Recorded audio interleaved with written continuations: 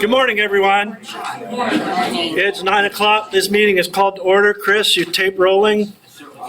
Ready to go? Okay. Ohio Business Enterprise Program, the premier career opportunity for Ohioans who are blind and the service provider of choice for its customers. We'll start with roll call. And as is my tradition, the question today is if all impediments allowed it to be done satisfactorily, where in the world would you most like to reside? And if you already reside where you most would like to, where would you most like to visit under the same circumstances? And I'll start to my left with Annette. Okay, Annette Lutz, Toledo representative, and I love living in Columbus, Ohio. So where would I like to visit? I'll be simple. Italy. Love to go to Italy. Frank Regassa, Cincinnati representative, and happy living in Cincinnati, and don't really have anywhere I want to visit. I don't like traveling. I can attest to that. I'm Keith Trammell, Dayton representative, and I'm a friend of Frank. I don't like to travel either, so I'm good at home. Yeah, Dwayne Burke Holder, Toledo alternate, and I reside in Bluffton, but I would like to visit Switzerland, Germany, and Austria. That's all. Tom Hocutt, and I'm training with this guy to my left. This is my last day, and then they're Like they can see who I am. and they're switching over, and then he's turning me over to Jose at 3 o'clock when I get on the ground. Bus to go back that way. I live in Brecksville, which is a suburb of Cleveland, where all the women are strong, all the men are good looking, and all the children are above average. If you know anything about Garrison Keeler, you know what I'm talking about. Where I would like to visit would be Hawaii, as a result of having watched Magnum P.I. for years growing up back in the 80s. We found somebody that speaks more than John. Wow. I don't know. John McNamara, Cleveland rep. I already have a second home in the Cayman Islands. Where he puts all his money. Mark Wood, Columbus rep. Been to Australia, so the place I'd love to go is New Zealand. Okay, Dean Hamilton, Acton Canton rep, and my daughter and grandkids like me to visit them in Florida. Dave Regassa, Cincinnati alternate, and I plan on visiting the burger place across the street.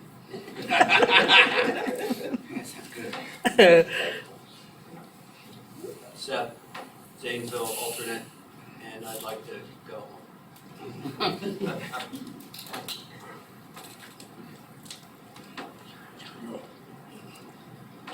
You're up. I'm not talking to him, you talk. Come on, Kathy. It's not Kathy, it's someone else. Oh. John, and she's my wife, and she wants to go home too. Oh, there. I'm John Diaco Giorgio. There's so many places I would not like to live in Columbus, but that presents me. So either Europe, Australia, or New Zealand. I'm Kathy, Giorgio, his wife. Any place that had weather like we've had the last couple of nights, like year round. Yeah. Debbie Garrett, and I would like to go to Ireland. Oh, cool. Julie Russell, and I'd like to live in Kettering, Ohio. Chris Saban, and I would like to live in Toronto. I actually have a specific place I would love to live, and it's very accessible. And also, as far as a place I'd like to visit would be Ireland or Rome, Greece, any of those locations, probably Ireland. Good chance, Japan. Cool. Lindsay McKinney, and I would like to go to Switzerland and New Zealand. Bless you. Bill Sharp, the area manager for Columbus, Cleveland. I'm sorry, Love of Cincinnati and Dayton, and I would love to visit Africa. I met out there. See you. Amy Seger, BSVI, Data and Budget Manager. I think it'd be pretty fun to live in the Florida Keys. Sally Nunes, BE Area Manager, and I would like to visit Greece. You're smart. But I'm prejudiced. Christy Halleck, Program Manager. I'd like to live by the ocean and on a beach. Derek Newfarth, Zanesville rep. I would most like to live in Manhattan. And where I'd like to visit is, I wish I could be a world traveler and visit everywhere. So I asked Amy before the meeting to just read out the names that she knows of everybody that's on the call, that's on the Teams meeting. So if she could do that, and then we'll ask if there's anybody else that we missed. Okay. We've got Christopher Douglas, Sabrina Hawkins, John Cannaday, Kelsey Burrier, Kat, is it Jacoby? Jacoby. Sorry about that, Kat. Tanya Koo, Michelle Kazar, Anne Marie Mosley, Scott Shepard, Kathleen Tidd, and Kimberly White. Did we miss anybody else that might be on the phone? Are there any other numbers you don't know? Nope, everybody. Everybody's accounted for, okay. Mr. Chair, we do have another person that came in. Okay. Matthew Garrett, And if you didn't live in Columbus, where would you like to live? Rockland, Maine. Rockland, Maine. Yeah. Welcome, everybody on the phone. Glad you're here. Approval of the 8/16/24 meeting minutes. Does anybody have any corrections for those minutes? Going once, going twice. The 8/16/24 minutes are approved. OVRC motions and BSVI responses. Anybody have anything? Mr. Chair, Seth? I'd like to talk about the original refusal to accept motion 12 by the Bureau, that has since been changed by the Bureau, and the everything behind it. Mr. Chair, did you call the Bureau and tell them that you would file a grievance if they enacted the thing voted on by the OVRC for motion 12? Is that your statement and what you'd like to present? That's a question to you. I won't answer it. I understand that. So for everybody to know, the chair, after having the discussion on motion 12, where the chair was arguing against what wound up happening, and that's fine, voted for it by unanimous decision, and then went behind everybody's back and took away the vote of the OVRC by threatening to file a grievance, that the Bureau accepted his threat to file a grievance, and that's why they originally denied motion 12. After further consideration, the Bureau has now decided to actually enact what the OVRC said for motion 12. But my problem is that we have the chair of the committee that is taking everybody else's vote away by voting for something in public and then going behind everybody and threatening the Bureau with grievances for something that he voted for. Okay, the only response I have to that is I have every right to speak with anybody I want about anything that I find grievous, and I did so. As an operator, I would have done so whether I was the chair or a member of the committee or not, only an operator. And it's my right and everybody's right to do such things. And it's more than what you said, but I'm not going to get into it with you. If other people would like to raise the issue of whether the chair should be communicating with other people or not, that's fine, but that's all I have to say about the subject. Mr. Chair. Yes, Seth? It's not a matter of that, it's a matter of you in open meetings, voting for something, and then doing the opposite, not in an open meeting. And if you would have voted against it in an open meeting, I would not have a problem. But the problem is that you voted for it in the open meeting, and then you went behind everybody's back and attempted to take away the rest of the committee, and therefore every blind operator's representative's vote. And all you had to do was vote no in the meeting. Okay, I'm not going to get in an argument with you. That's your So- statement. And if anybody else would like to speak on the subject, Mr. we may Chair, do so. I'd like to speak, because I think that it was my actions that are why we're here. And I had left early that day, and I didn't listen to it, I should have. And Seth, I hear you, and I think that you think that my decision was solely based on my conversation with Derek, and it wasn't. I'll tell you, I've been very frustrated with, as everyone has, with this rule. I didn't do the golden thing of just reading the rule. In my head was, we've had issues in the past with the Secretary of State. The previous rule was, at no time do you ever reconfigure a facility unless 2 are vacant. So, you know, my conversation with Derek, I listened to him just like I listened to you. And I'm like, you have good points too. But at the end of the day, I thought about that rule during the weekend, and I'm like, you know what? The rule still, it doesn't matter what the intent is. It is different than what it has historically been. You know, I know we have plans to fix it, which is good. And so I switched the motion. And it wasn't based off of what Derek said. It wasn't based off of what you said. It was, I went back to the rule and I read it, and I'm like, okay, it's not what I thought it said. And so I switched it, which I think is okay. And, you know, again, I have conversations with the chair, the vice chair, and operators like you. I know, you talk to Sally, and I pick up the phone and, still call Jeff when it has to do with budget stuff to get opinions, but no decision can be made without active participation. And there are times too where, I know, and it's not an apples to apples comparison, but a couple months ago, the committee unanimously voted to waive an opportunity in Cincinnati, and we did not adopt it. We posted it because we knew you were interested in it. So it's okay. I don't think that there's any harm in that. I made a snap judgment based off of like all the drama in the last 5-6 years over this rule and what I thought that you cannot reconfigure. And then I went and I reread the rule. Mr. Chair. Dave. Christie's explanation is fine. I think they made the right decision at the end of it. But I agree with Seth. It's not about what the Bureau did there. It's about you voting in public one way and then going behind everybody's back and undermining the committee's choice after the fact. If you voted no for it, I wouldn't think anything of it either.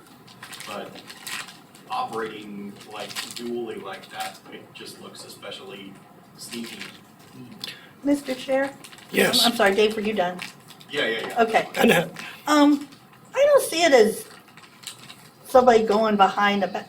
People can change their mind, like Christie did. She reflected on it. She read the rule. She said, I believe that the committee was okay doing this, and changed it. So any operator, any of us have a right.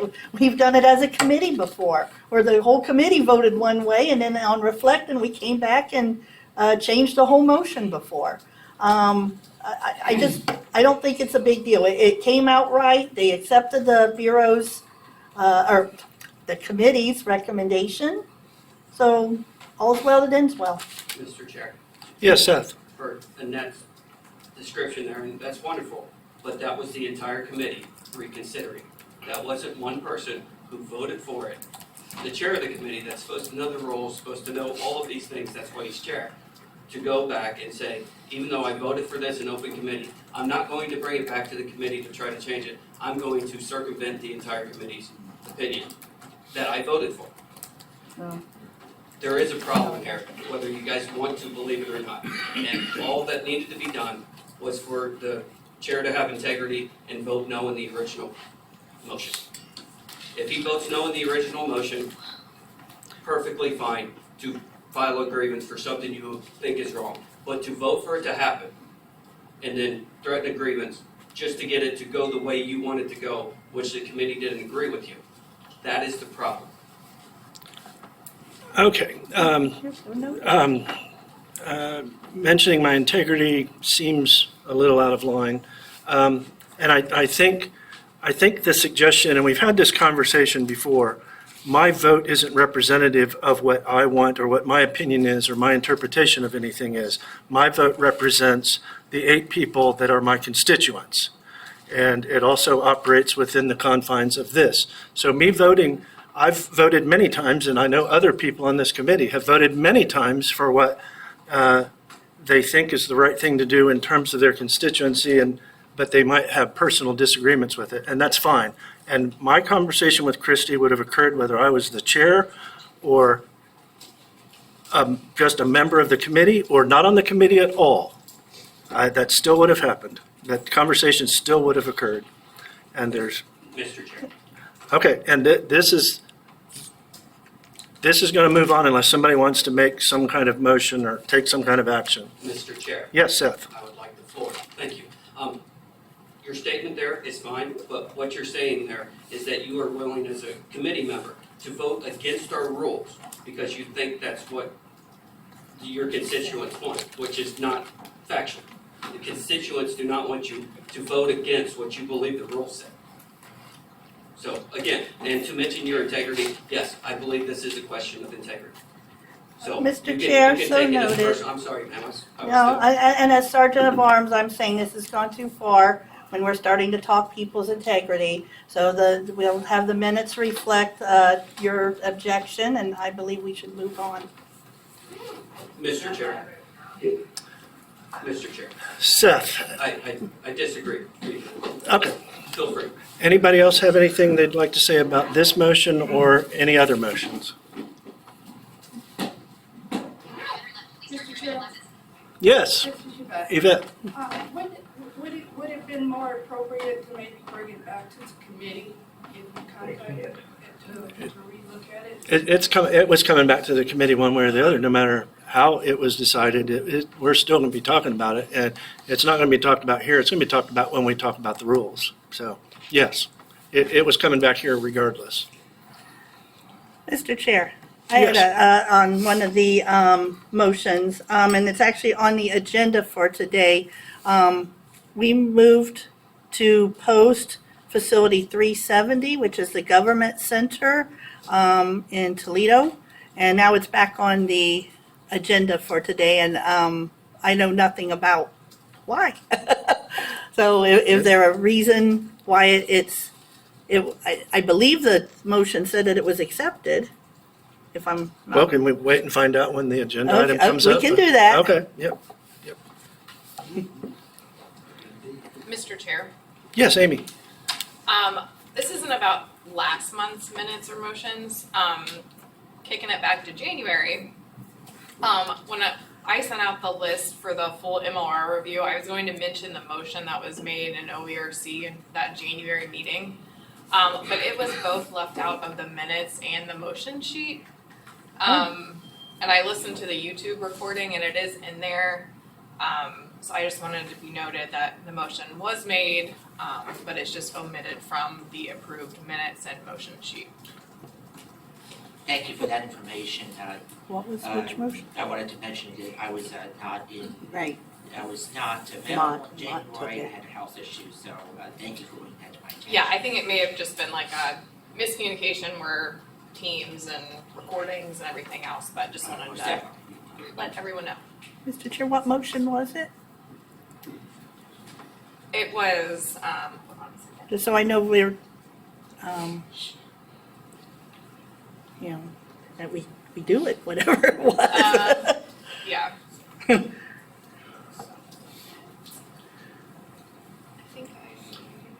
Mr. Chair. Yes, Dave. The reason Annette doesn't remember that motion is because both of those motions regarding the 35% variance policy were read by and likely written by Amy. Annette didn't make those motions. Amy read those and Annette just said that that could be her motion. Mr. Chair, I don't even know if that's the motions we're talking That about, makes is it? those motions invalid to begin with. Well, let's let Amy tell us what motion we're talking about before we get Yeah. into the weeds. That's all I'm asking. I don't even know what motion we're referring to. I mean, it could be to approve the minutes for all I know. I don't know. It wasn't. Okay, what There motion? was two motions about the variance policy. Okay. All right, now, hold on. We're going to give Amy a second to find this. It seems important, so let's give her the time to find it. Or we'll move on, and when you find it, Amy, jump in. Anybody have anything else about any motions, previous motions or BSVI responses from the last meeting? Mr. Chair. Yeah. Alright, the motion was made by Annette, Keith seconded. Motion was that we accept the recommendation of the baseline review of the operators' MORs. So it was spoke about in the meeting that the recommendation from the work group, not me, was that each operator would have a full MOR review once every 3 years. Which meeting was this? January 19th. The same meeting that the 35% variance Yes, vote it was made? That Yeah. was talked about first and then the 35%. So I went back and looked at the motion sheet and it looked like there was two motions about the 35%. So I don't know, it just got lost in translation or what happened. Is there a recording of that meeting? Yes, it's on YouTube. Yeah, And what's the significance of this, other than we want to make sure that it ends up on the record? Can we go back and change the minutes and motions? It's an Mr. interesting- Chair? And is it relevant? Mr. Chair, I would believe that we could just have it reflect in the minutes of today's meeting. Okay. Mr. Chair, Yes, Seth? if we have approved minutes voted on by the committee, no, we can't just go Yeah, back and yeah. add some minutes. That would be my take. Yep. And Annette's take too, because she said we can have it reflected in today's minutes. That the discussion was held, that doesn't make it official, and it's sad that that didn't happen, and it's an important object lesson, and this committee needs to be diligent about what they approve on the draft minutes when they're presented. And I know that's difficult, and I know we could frequently get in the weeds with the minutes for all the things that people might want to change or whatever. And we probably shouldn't do that. We can't spend that kind of time. But something as significant as that, we certainly need to be diligent about making sure that those things are there. Mr. Chair, Yes, Seth? could we just approve the YouTube video recording of the meeting? Approve it for what? Well, then we wouldn't miss anything that way. You mean moving forward, can we Yeah. let recordings be the minutes? Well, we could still have minutes written, but we can still approve the recording of the meetings as the meeting itself, and that way nothing is missed. Everything said in the meeting is recorded and part of the district. I don't believe so. But somebody would have to do research into that. Anything else with the motions or responses? And next is public comment, and I need to ask ahead of time, everybody that wants to make public comment. I already have four. So I need to know how many additional there will be so that we can allot timeframes for if there's going to be more than 6. So speak now or forever hold your peace. If you want to make public comment, you have to tell me now. The window closes after that. Yep, got John, Mike Russell, Frank Bergassa, and Christy Howe. Any others? Just those 4? Okay. John? All right. First, I'll speak for Mike Russell. This is Mike Russell comment, not John McNamara. He called and asked me to make this comment. Later today, we're discussing the stipend for the operators that are put out of work for temporarily. And he would like that if that stipend is approved, he would like that it's retroactive at least 1 year. That's his first comment. His second comment was, as an ordinary operator listening to these meetings, he's working today, that's why he's not here speaking for himself, but he said that The University of Cincinnati seems to manipulate the committee's time to the detriment of other facilities and the detriment of our business. And that he feels we should move on, and that's Mike Russell's comment. My comment, on a very positive note, have you guys seen the numbers for the commissary at Elkton Prison? Yes. 2,000 inmates that can spend $300 a month, and virtually every month they're maxing out their what they can spend. That means this facility is going to do $600,000 a month from the commissary. That's $200,000 a month for the operator. Spending is probably somewhere between $700,000 to $900,000. That's two of the best jobs in the state. Elkton Prison needs to be our #1 priority to get into this program ahead of everything else. That's my comment. Thank you. Thank you. Frank? Oh, boy. All right. Well, I'm going to read from I believe it's a Microsoft Teams chat transcript from August. And you want to make sure you keep your voice up, Frank. Yeah, I am. So, as you know, they were working with us, trying to get these receipts and everything worked out for, I guess it's fiscal or OBM, whatever agency it is. And Kim White sent a message to Christy. It says, Frank's taxi receipts are not filled out. He said his wife fills them out when he gets home. How do I handle this? And Christy said, yeah, I don't know what to do about that. Why can't he fill them out? Like, why would the taxi info not be filled out by the taxi company? And then Kim says, I do not know the answer to that. He just said he pays the person the same amount each time he comes in and is provided cards to fill out. And then, Frank, I believe people are having trouble hearing you. You really need to. so, sorry. And I'm trying to keep this straight. So, then Christy said that,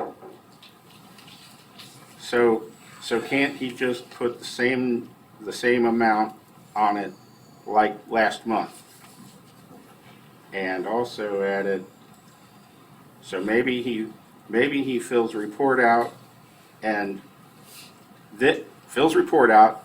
then Monday he emails you the taxi receipts. Feels shady. And Kim goes on to say, Christy, and I don't know if this pertains to me, this might be something different, something about, so at lunch we are going to legal conference room and call Berna, anyone over in legal. And Kim responds and she says, sounds good, and I agree, but I have always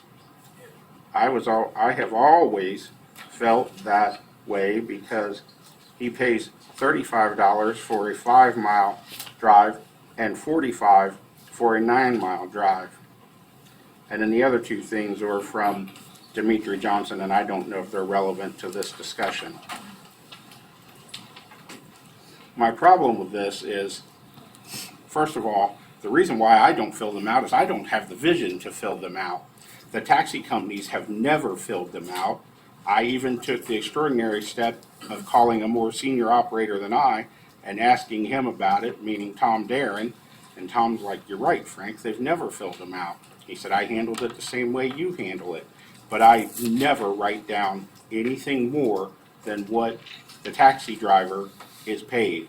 And I thought in August, I had even suggested to Kim that, hey, we can even call the taxi driver to verify if that's needed. Maybe she didn't hear me, maybe she didn't understand, I don't know. But to accuse me or my wife of doing something shady, I think is irresponsible and unprofessional and just offensive. And I'm going to even say this because I don't have the vision to fill them out, discriminatory, and I'm going to go even farther, libelous, to almost accuse me or of being a criminal or something. I work within the system. Also, the mileage that is referenced on there, when I was sitting in my hotel room last night, I asked Siri, how many miles is it to 845 North Wilson Road, which is the address for the Greyhound station. She said it's 7.2 miles. It was referenced that the mileage to here was 9 miles. I asked Siri last night, how many miles is it to 150 from 175 East Town Street to 150 East Campus View? She said it's 15 miles. I can tell you, when I found out these meetings were going to start, we were going to start having these meetings here, I remember talking to a cab driver and telling him, no, the meetings are going to be out here from now on. And he did tell me, he said it's roughly a $40 to $50 cab ride from downtown out to Worthington. And before I was using the same taxi driver, I had anytime leaving Greyhound,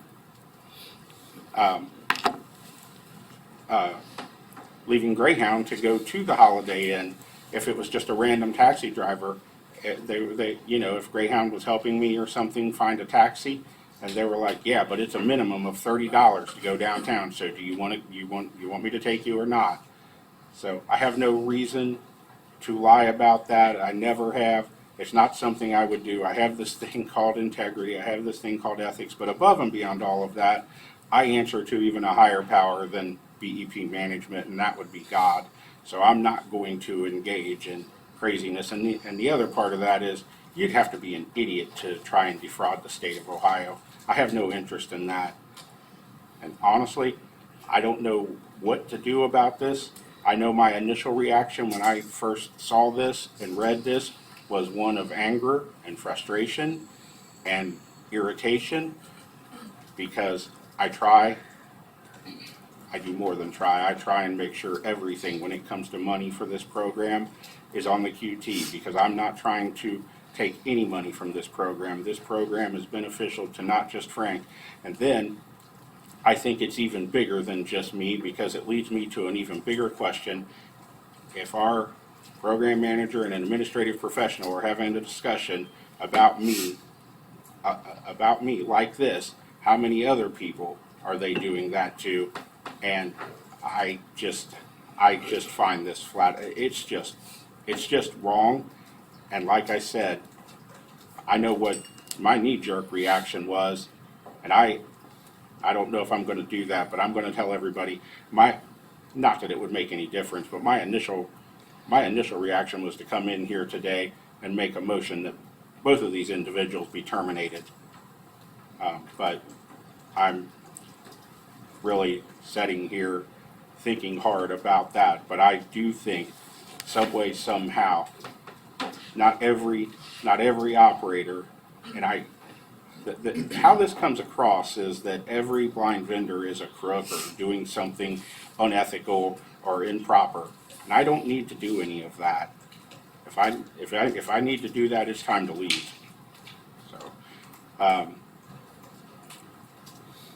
So,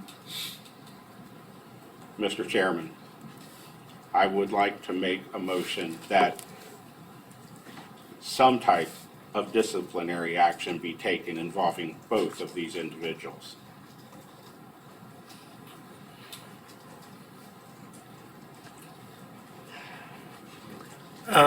Frank, can we finish public comment and then let you make your motion? That's fine. Is that all right? I mean, you as soon as public comment is done, you can make any motion you like. Is that all right? Yes. Okay. So you're done with your public comment? Yes. Okay. Christie? I don't have public comment anymore. Okay. Frank, you want to restate your motion? And so.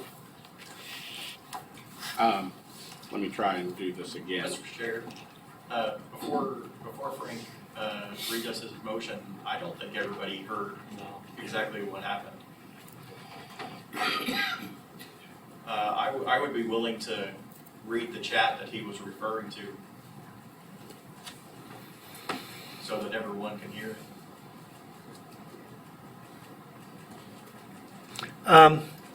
Do you have access to it, Dave? Yes.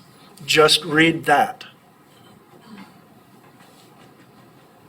As assistance to Frank. Yes. This isn't public comment or anything. This is assistance to Frank reading part of his public comment. I understand. Okay, all right. This was from, so this was chat from the last meeting.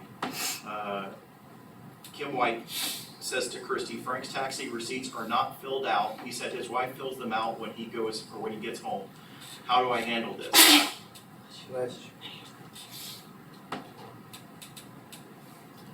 Christy's response to Kim was, yeah, I don't know what to do about that. Why can't he fill them out? Like, why would he, why would the taxi info not be filled out by the taxi company? Kim's response, I do not know the answer to that. He just said he pays the person the same amount each time he comes in and has provided the cards to fill out. Christy said, so he can't put the same amount on it like last month. And Christy, actually, let me make sure I had that right. Yeah, that was from Christy, okay. So Christy's next comment was, so maybe he fills report out, and then on Monday he emails you the taxi receipts. Feels shady. And Kim White's response to Christy was, sounds good, and I agree, but have always felt that way because he pays $35 for a 5-mile drive and $45 for a 9-mile drive. And that was the end of that discussion. And was that everything from that transcript in its entirety? Yes, Okay. About Frank, yes. Okay. Frank, would you still like to make a motion? And I know you're very upset right now and emotional. Do you want us to go to the next topic and come back to this so you can make your motion more effectively? That's fine. Are you sure? You can do it now, or we can give you some time to collect yourself. But I promise we'll get back to it. Okay, Frank, I'm going to give you some time. We're going to go on to the next subject, and then you speak up whenever you're ready to go at the end of any topic we continue with. So these are the 5 things that are required by Rule 12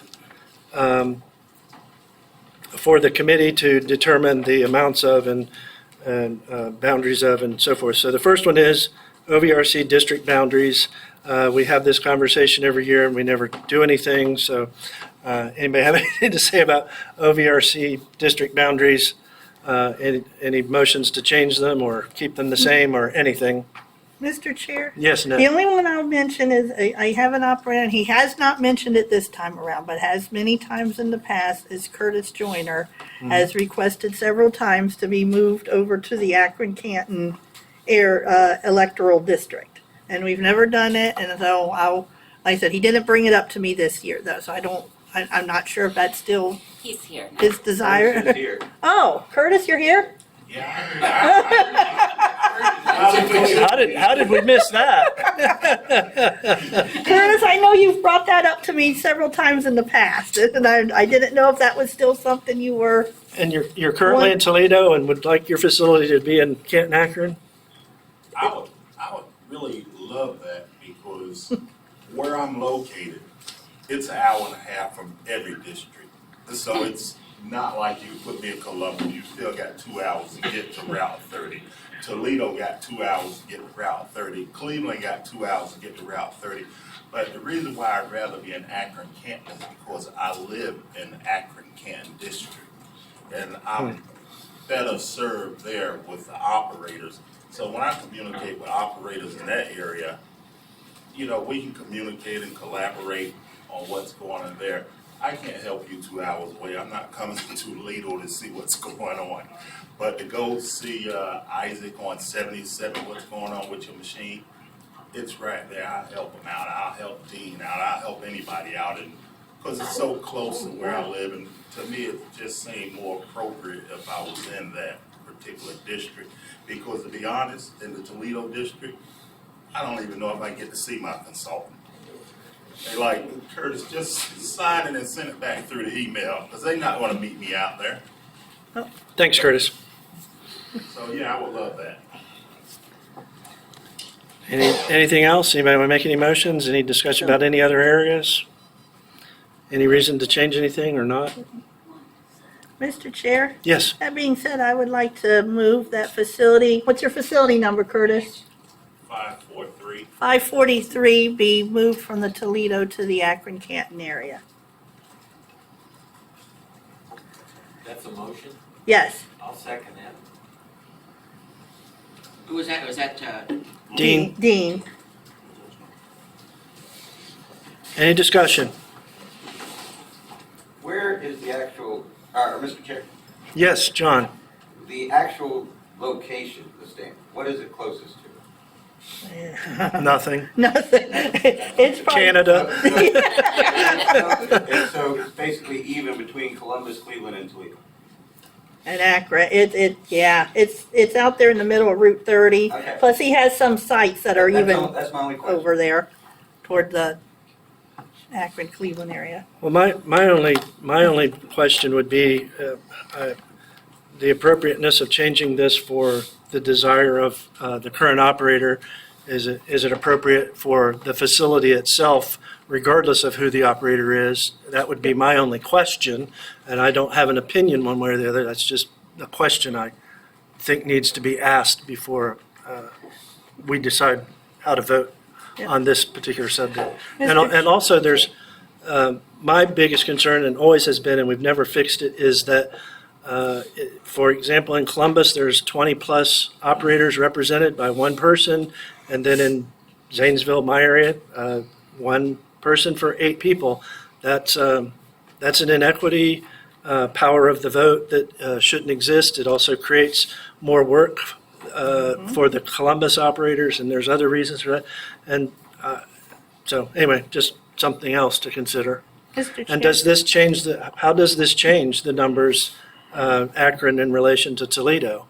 Does that create a greater difference between those two areas, or even things up, or? Mr. Chair. Yeah, Seth. To go along with your point, you will also have now, this will set a precedence that, no offense, Curtis, nothing against you, that an operator can choose which district they're in. That, I think that might be, Mr. Chair. might be hard. Sorry, go ahead. Yeah, no. I'm just gonna say that it makes sense, and I don't know how many people are in the Akron Canton area. But it does make sense for Curtis. I would not have made the motion if Curtis was anywhere near Toledo.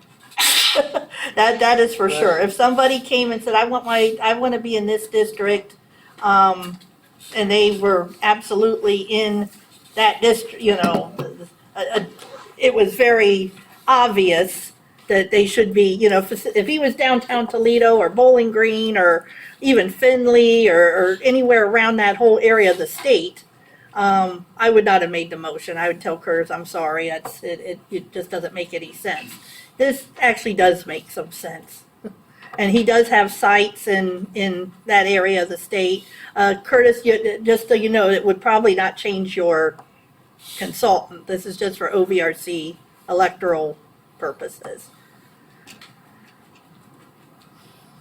Unless the Bureau decided to. Yeah, that's a consultants are up to to them. assign him to a different Yeah, that's up to district, because them. their districts don't always align with our OVRC electoral districts. And I wouldn't characterize it as Curtis making the choice. I would characterize it as Curtis advocating for himself and asking the committee to do something on his behalf. And I don't have an issue with that at all. And Mr. Chair, I'll also bring up that Curtis, because of the distance to Toledo, just even from his facility, he has felt, that he can't participate as fully in that geographic area and stuff. And that's based on his facility. That's where it's just a far ways away. So it actually does make some sense, and it's just, it just works out that that's what Curtis wants as well. But it is the facility, not Curtis personally. Anybody else? Mr. Chair, Yes. so I don't have any issue in any way with that at all, but it just goes, I mean, you have three people, three facilities in Columbus that are represented by another district that's quite far away as well. So I mean, this whole process just doesn't make sense. Yeah, John, when you speak today, you got to keep that voice up. I caught about every other word. Are you serious? Yeah, my ears are getting old. Sorry, buddy.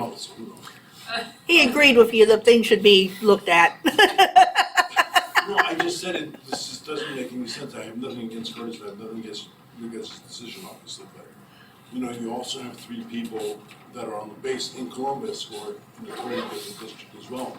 And their argument can be made with those people as well. I cited my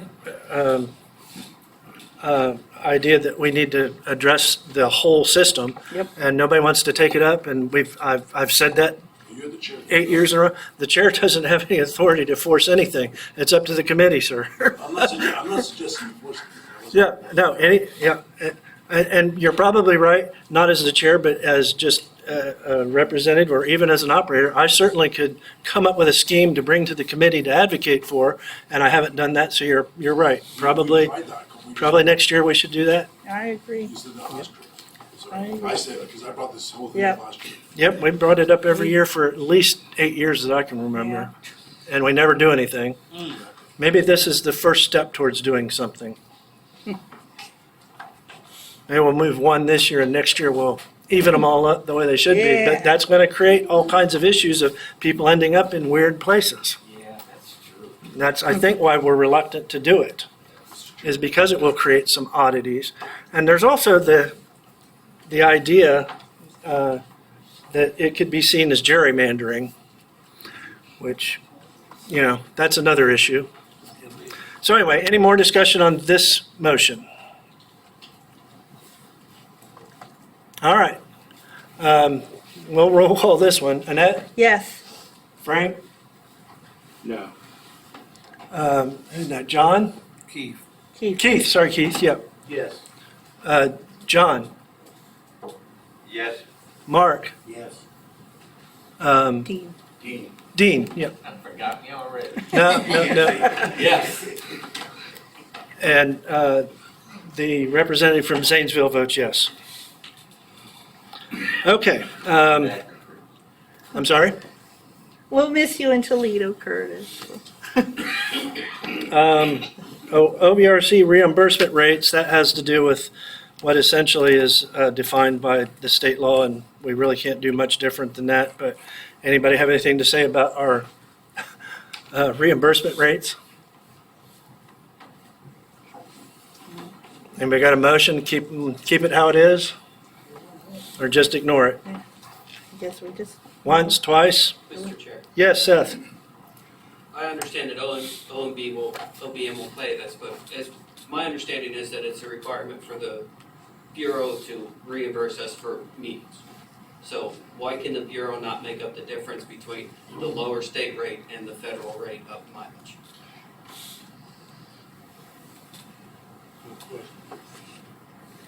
Mr. Chair, this has always come up every year, that the rule and the state law does say actual and necessary expenses. So if someone's actual and necessary expense is higher than what OBM says should be paid, then, and so it's not covering that, then the state of Ohio is in violation of not only the rule but the law. Because it does say that people should be, for regular meetings, reimbursed for actual and necessary expenses. Mr. Chair, Yes. Seth, I thought that that's what it was. Like, what's the issue? I need to know the specific issue. Mr. Chair? Yes, Seth? Federal reimbursement is 65.5 cents a month. Whereas OBM, I think, is 59 cents or something. Is it 65 or 62? Is it 62.5 or 65.5? We use the state rate, but we pay for the actual, what they're getting for the state rate. Right, so, sorry, Mr. Chair. Yes. Seth, what you're proposing is that you guys are able to use the federal mileage rate instead of the state. Yes, ma'am. I'm Except- asking if that's except- a possibility. I will ask our fiscal department, because I know that, I think last year it was motioned for actual necessary expenses. And we do like make an attachment, because I think the hotel rate for you guys, is your actual expense instead of the state rate. So I will see if we can do that with the mileage as well. And I know that it's in line with the OOD council too. Right. That they try to make it the same. Seth? Just so you know, the rate is like 141 regardless of what we pay for a hotel. That is the maximum that OPM allows. Mr. Yes, Frank? Mr. Chair, it's, I know my hotel bill comes out, the state rate, I believe, is 122, and with taxes, it comes to 143.35. And you've been reimbursed at that rate before? Yes. Yes, okay. Okay. Any motions or further discussion? Mr. Chair, Yes, Keith? the rate of pay for the drivers went up. Yeah, that's good. Neat. That, I mean, I'm saying that the other stuff didn't. That's my point. Well, Mr. Chair, I will say that the rate of pay for the drivers needed to go up. It had been at $9 since I don't know, going all the way back, maybe even beyond 2008 or 2009. And they finally got it up to, I believe, $13. So it needed to go up a long time ago, and for whatever reason it didn't. But that was a good thing. Okay, anything else? Mr. Chair? Yes, The, Annette. the point is that if somebody pays their driver $15 an hour, and I don't know how to draw the line on that. If it's an actual and necessary expense, and that's what the fee is, then that's what they should get paid. Putting us in these boxes, and I'm not saying there shouldn't be some limit, because, we don't want people, taking out the presidential suites and, eating at the Capitol Grill every night and, things like that. I get that. But if someone has to pay their driver $15 an hour, which is not unheard of, then that is the actual necessary expense. We should not be subjected to something that is not, and just because somebody else says that's the rate we think you should be paying. If it can be shown that it's actual and necessary, then it should be reimbursed. That's what the law says. Is there some way that we can do some research into all of this, whether we have the authority as a committee to actually set our own rates or not, and all of the, is that, Ms. Kazar, is that something that you would be capable of researching on our behalf as our AAG? If you can send me an email with the specifics, I'm happy to look into it. Okay, can the Bureau do the same? Okay, anything else?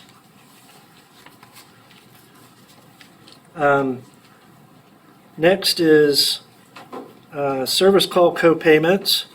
We haven't done anything with that for years and years, and I don't think we intend to do anything with it today. There was a fascinating email by Jim Cyrus, who is dead right. Yep.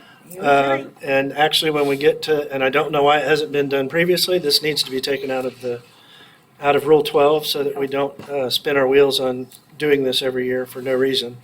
So anybody have any motion to make, or leave it at zero? Leave it at zero. Or just ignore it, move on? Being Mr. that it's Chair, illegal, Yes, I Frank. think we should I'll leave. make the motion that we keep it at zero. Give it a zero. And that it be removed from the rule at the earliest opportunity. I'll second that. Any discussion? Mr. Chair, Yes, Keith? for the sake of people not knowing what the rule, that part of Rule 12 is, can somebody read that? So that everybody in the room knows specifically what you're talking about. It'll take me a minute, but I can pull it I'll up. try to pull that up. I mean, essentially what it says, Keith, is that at the meeting immediately preceding October 1st, the committee shall set these following parameters, and one of them is service call co-payments, which we used to do years and years ago. We haven't done one in at least 10 or 12 years because it's a bad idea anyway. And it's also under the current structure of how we collect set-aside isn't allowed. It is allowable, but not under the structure that we've set up to collect service, to set aside. So we're just merely suggesting that we take the requirement to set service call copay out of the rule. So we don't even have to talk about it anymore for when there's no reason to. But do you got it? Okay, go ahead, please. At the meeting immediately preceding October 1st of each year, BE will actively participate with OVRC and contingent on the availability of BE funds shall determine the next federal fiscal year, the amount of co-payment per service call, payments assuring a fair minimum return pursuant to 34 CFR 395, benefit payments, and rates of reimbursement for actual and necessary expenses for OVRC reps and alternates to attend regular meetings and other official duties performed on behalf of OVRC. That's wordy. Reimbursement for expenses incurred for attending special meetings is prohibited. Is that good, Keith? Yeah, I just want other people that might not know that. Any other discussion? Okay, Annette? Yes. Frank? Yes. Keith? Yes. John? Yes. Mark? Yes. Dean? Yes. Rep from Zanesville, yes. Okay, the next is the fair minimum return or stipend. Benefit amount is currently at $250. Any motions or discussion about leaving it the same, changing it, anything? Mr. Chair, Yes, John? make a motion that we move to $350 a week. Who's that speaking? Was that Mark? John? John. Your motion is to raise it from $250 to $350? Yeah, Okay. we've had the discussion on this before. Second? Anybody second? I do. Keith? Any discussion? I'd like to discuss Mike Russell's talking points, Mr. Chair. Yes. I appreciate what he was saying and stuff, but I can't agree with it, because if we go back a year, then we're just opening a can of worms that people are, well, I lost money 5 years ago, 10 years ago. It's just- We make our rules and then we move forward. That's my comment. Yeah, Derek wants the floor. I think it's a nice idea, but I don't think it's practical, and I don't know that it's allowable. It would be interesting to look into, but I don't think it would work. I don't think we could make it happen. It's a nice idea, though. It's a nice thought. Mr. Chair. Yes, Seth. You're referring to the back payment, not the motion that John's making. No, I'm just for clarity. Yes, correct. Okay.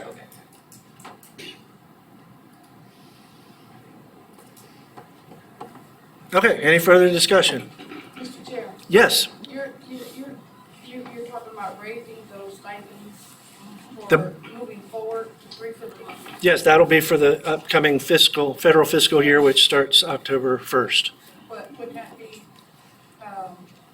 like disenfranchising people who currently receiving it and they're at 250? No, it will go up for them as well. If you're currently receiving it, starting October 1st, it will raise for you as well. I believe that's correct. Is that correct? I don't think if they're getting it in September, it's 250, and then we raise it to 350, and they're still getting it in October, they don't get the raise? No. I think, am I right, Amy? That's, yeah, it goes up no matter who's collecting it, beginning October 1st. No matter whether they have been collecting it or will start collecting it. Any more discussion? Mr. Chair? Yeah, Frank? Well, the one thing I will say is, I don't think even if we wanted to, and even, I don't think that by the budget, the way it goes through the state and even through the federal government, I don't think they would let us go back a year and do that because the previous fiscal year is gonna be done and over with. But the one thing Mr. Chair, I am going to, when it comes time for the vote, if I need to step out of the room, I will, and if Dave's comfortable voting, that's fine. Okay. Any further discussion? Mr. Chair? Yes, John? I honestly feel Frank doesn't need to recluse himself because we're voting on this for the entire program and it will affect all operators, not just Kennelly operators. Oh, This is just a special Kennelly thing. Yeah, This is for all operators and yeah, I feel yeah. Frank. That's Frank's decision, and I don't think we should argue with Frank's decision to do something as a representative. Anybody else? Mr. Chair. Yeah, Keith. What Frank just did, I know it would affect a few more of us, not me. But so would you also allow your alternate to do the voting, or would you vote for yourself on this particular issue? Are you asking You, me personally? you, Annette, anybody else that's in that category down the road? That's all I'm saying. Let's be honest with ourselves and fair with the rest of the committee. Mm-hmm. You know, because if you vote for yourself, that's selfish. That's just me. I could be wrong, but I'm asking a question. Mr. Chair? Go I'll answer ahead. that. It was my intention to abstain. Thank you. Mr. Chair? Yes, Seth. Do we have, from the Bureau, do we have an idea of just the stipends? I understand they're for everybody, but I'm assuming it's mainly Kennelly's because they close them down so often. Is there many operators not in Kennelly's that use this fair minimum? Mr. Chair? Yes, Sally. I don't think so. I think you're spot on that it's typically the rest areas that close.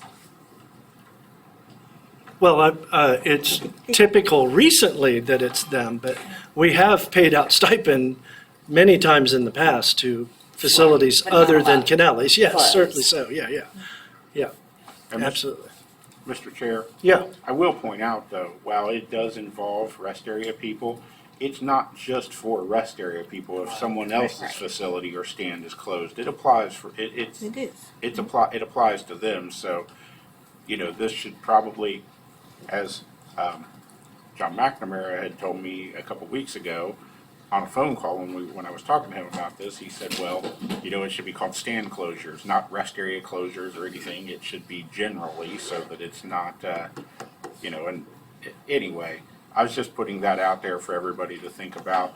And I'm not saying people have to recuse themselves, and I did tell Keith this a few minutes ago that in my case and in Derek's case, there's a possibility it may not even affect us or Annette until down the road, until maybe maybe next federal fiscal year. So I don't know.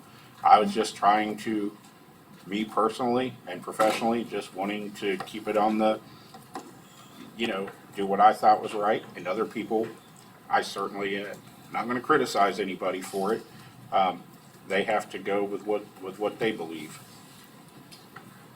One thing that could be an interesting result of this is if, for example, with Annette, if she recuses herself, then Dwayne also, who is eligible for that, he has to recuse himself. So now Toledo's not represented at all. Is that a good idea? And in the case of Frank, then it goes to Dave, but Dave has an interest in that it's his brother. And then if he chooses to do that, he may not, and I don't want to say whether he should or shouldn't, but if he does, that leaves Cincinnati unrepresented. And is that right? I don't know. Yeah, just a second. And the other thing is that the motion that's made is reasonable and not outside of the normal changes that occur from one year to the next, because it is based on available funds. It has, for the last 20 years, it goes up and down every year, and nobody's making a motion for anything that's unreasonable. So anyway, that's that. Seth, go ahead. Just for everybody, it's a matter of the person voting whether or not they recuse themselves or not. So I don't think anybody can, I understand both points of it, of if you're voting for something that you might be able to take advantage of later, that some people might want to recuse, some people don't, that's, Right. really just get on with the vote, that's just my opinion.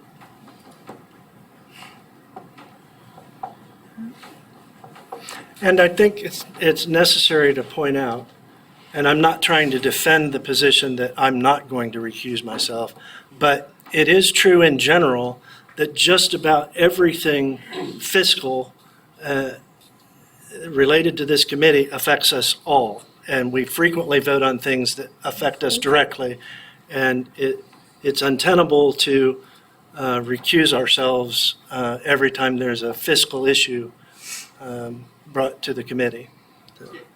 Chair. Yeah, Dave. I agree with you completely. Nobody, it affects everybody. There's no reason anybody would need to recuse themselves. There's no way anybody could question whether somebody should be in that vote. So it affects everybody. There's no special interest involved. So, you know, I don't feel like if they feel they need to, that's perfectly fine. But Yes, absolutely. There's no need. I would not fault anybody for not doing it, and I would not fault anybody for doing it.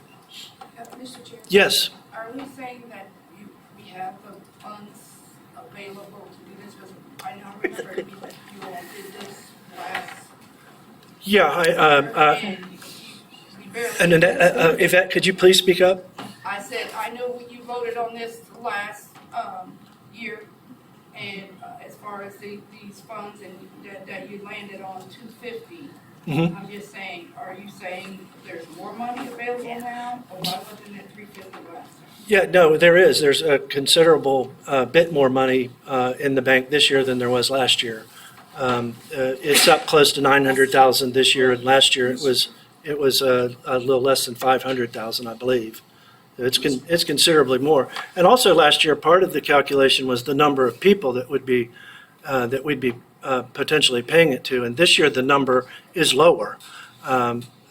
For example, 3 of the Kennellys that will be closing this year are not assigned. I mean, they're about to close October 11th. There's 3 that are closing October 11th. They're not assigned, so there's not going to be a stipend paid to them. So there certainly are more funds available now than there were last year. And less people going to be collecting it as well. Okay, anything else? Annette? Abstain. Frank? No. Keith? No. No. Dwayne? Yes. John. John? Yes. Mark? I'm trying to keep track who's coming behind the 2 that abstain. Mark? Yes. Dave? Dean. Dean? Poor Dean. Yes. Dave? Did Frank abstain? Yes. He walked out of the room. This is to raise to 350 a week, correct? Then yes. And representative from Zanesville votes yes. Motion carries. Okay. Temporary opportunities for displaced operators. This ended up on the agenda because of an operator that reached out concerned that he is one that will be closed October 11th and and he doesn't have any attachments, and he's concerned he'd rather work than collect the stipend, and so I put this on the agenda in case we wanted to have a conversation about the possibility of any temporary opportunities that might be available for him. It's Gary Black in Dayton. Is he northbound Miami County? Or Yes. Northbound Miami County. He is actually closing. His facility will actually be closed October 11th. It's official. And he's concerned he'd like to work, and I just wondered if there was anything we might be able to do. And part of the discussion became, can we create, if something needs temp, certainly we have to find an operator for it, but is it ever appropriate to have something that doesn't necessarily need to be temped before it's put out, but could we for the sake of a displaced operator? I personally think no, but it's worthy of discussion if anybody wants to discuss it, or we can move on. Mr. Chair? Yes. We will have an opportunity at Ray Pat, because I believe, Trent, you accepted another facility, right? Yeah, so we will have one open there. Yeah. Interesting. Yep, absolutely. And are there any other opportunities coming up that we know about? Not necessarily, I don't think, not in this area of the state anyway. Yeah, I was trying to think Dayton I and mean, Cincinnati. Stark State might be soon and. Cincinnati yeah. State. Unfortunately, Gary, I don't think is able to get access to the base. Oh, okay. Yeah. Not him personally, but his staff. Gotcha. Yeah. I'll keep an eye out for Yeah. things that open. Cincinnati State. Anybody else? Okay, let's move on to the next. Camp Perry. Sally asked to have that on here. Mr. Chair? Oh, and before we get on to the next subject, Frank, are you ready to make a motion of any sort, or you want more time? Mr. Chair, can we have, discussion? Oh, I meant personally, I wanted to talk to you a little more before I'm willing to. You want to wait till after lunch, Frank? Yeah, we can do that. Okay, wait till after lunch, and first thing back from lunch, you can make your motion or not make your motion, and, okay? So, Port Clinton. Mr. Chair, Camp Perry is an extension of what Dwayne has at Guam Air Force Base, so this is another branch. Port Clinton is basically halfway between Toledo and Cleveland, so Curtis, it would be great for you. It's not near anything. Just kidding. But this is a site that we had asked in the Toledo area, I think, if anyone would be interested in temping. Anne Marie sent a note out. We didn't get any interest, and then on the local call with Cleveland, we were talking with John and Tom, and brought the site up since it is halfway between, and their suggestion was we just put it out there and see if there's any interest. And has there been? We talked about posting it, just putting it out to post to gauge it. the interest by posting it Yeah. rather than reach out to people in Right. the area. Okay. I heard somebody. John. Yeah, on that call with Sally, we feel it should be at least tried. I think there's some potential there. They have the National Guard weekend and then 2 or 3 other weekends every year. They have people there. They have 35 staff permanently. I mean, it's not gonna make you rich, but I think it'd be a nice site attachment. And if nobody else tempts it, I certainly would. At least try it. I'm always for trying before we just say no. I guess my question is, are we suggesting post it as a site attachment Yes. before it's established, or? That's Okay, correct. we're not going to establish it and then pray that somebody responds, right? Right. Okay. Yeah, Yeah, this is Dwayne. So as Sally said there, I run the Long, this is specifically the Red Horse location there at the Long out in Mansfield. And just to kind of give you all an idea of some financials of it, I think that Red Horse portion does about 10,000 a year. And, when I initially talked to the people there requesting the Red Horse up there at Fort Clinton, they said that's actually a larger location than the one in Mansfield. So just kind of give you a little bit of an idea. I think it would be a good site attachment. Unfortunately, it is far away from everyone. Everything.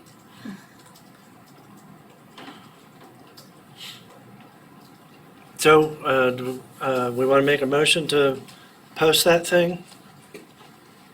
Post that thing. I'll make a motion to post the Fort Clinton as a site attachment. I'll second it. That was Camp Harry at Fort Clinton? Yes. Any further discussion? And who seconded that, excuse me? Mark. Mark. All right. Annette, Yes. Frank, Yes. Keith, Yes. Dean, Yes. Mark? Yes. John. John. Nah, okay. I was trying to leave him out of it, since he said that he'd be bidding on it. He gets to decide. No, I'm joking. It's his decision. Yeah, absolutely. Yeah. And Representative from Zanesville votes yes. And then the next one, the Facility 370 Government Snack Bar, that's the one we thought we last time said post, and we wondered, and you did, Sally, you did reach out to me and say, please put this on the I agenda. did. So what's up? So I must have missed that there was a motion to post this one, and I was just gonna We miss motions all the ask time. for the okay to Yeah. post it, so. We miss motions that's all the time. All right, good, okay. So the discussion now is, there is no discussion, we're gonna post it, right? Yeah. if Yeah, everyone's okay we with already that, we'll moved post it, yeah. Yep, because we did actually make that My motion. apologies. All right. I love when they're easy. Me too. Summit Behavioral Center, did everybody see the information that went out on that? No, What? I knew about it, but I didn't see no information. Oh, well, Frank and Dave had the information, right?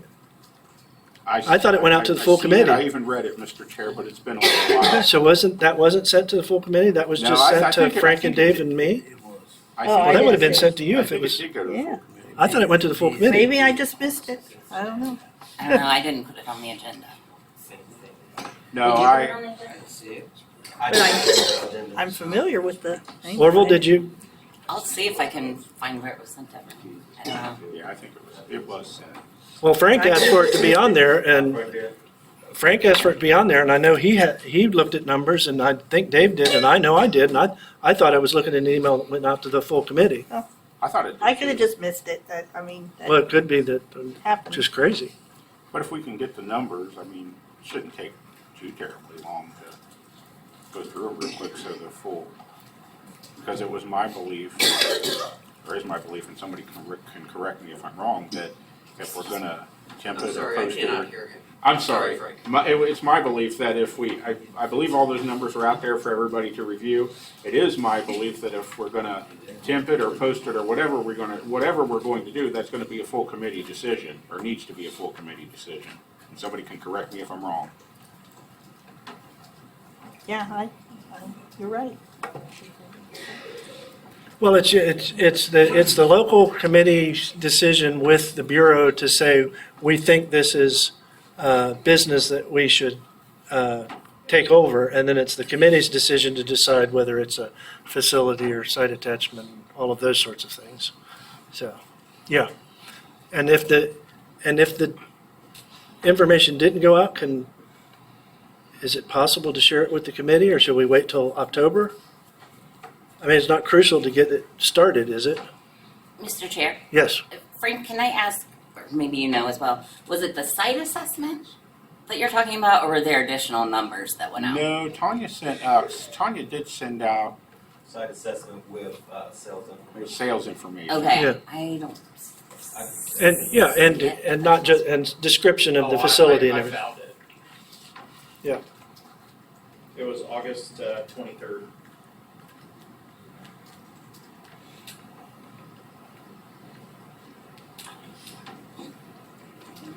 Okay, so maybe we need to put together a package of better information and make sure that the full committee gets it before we try to make any decisions about it?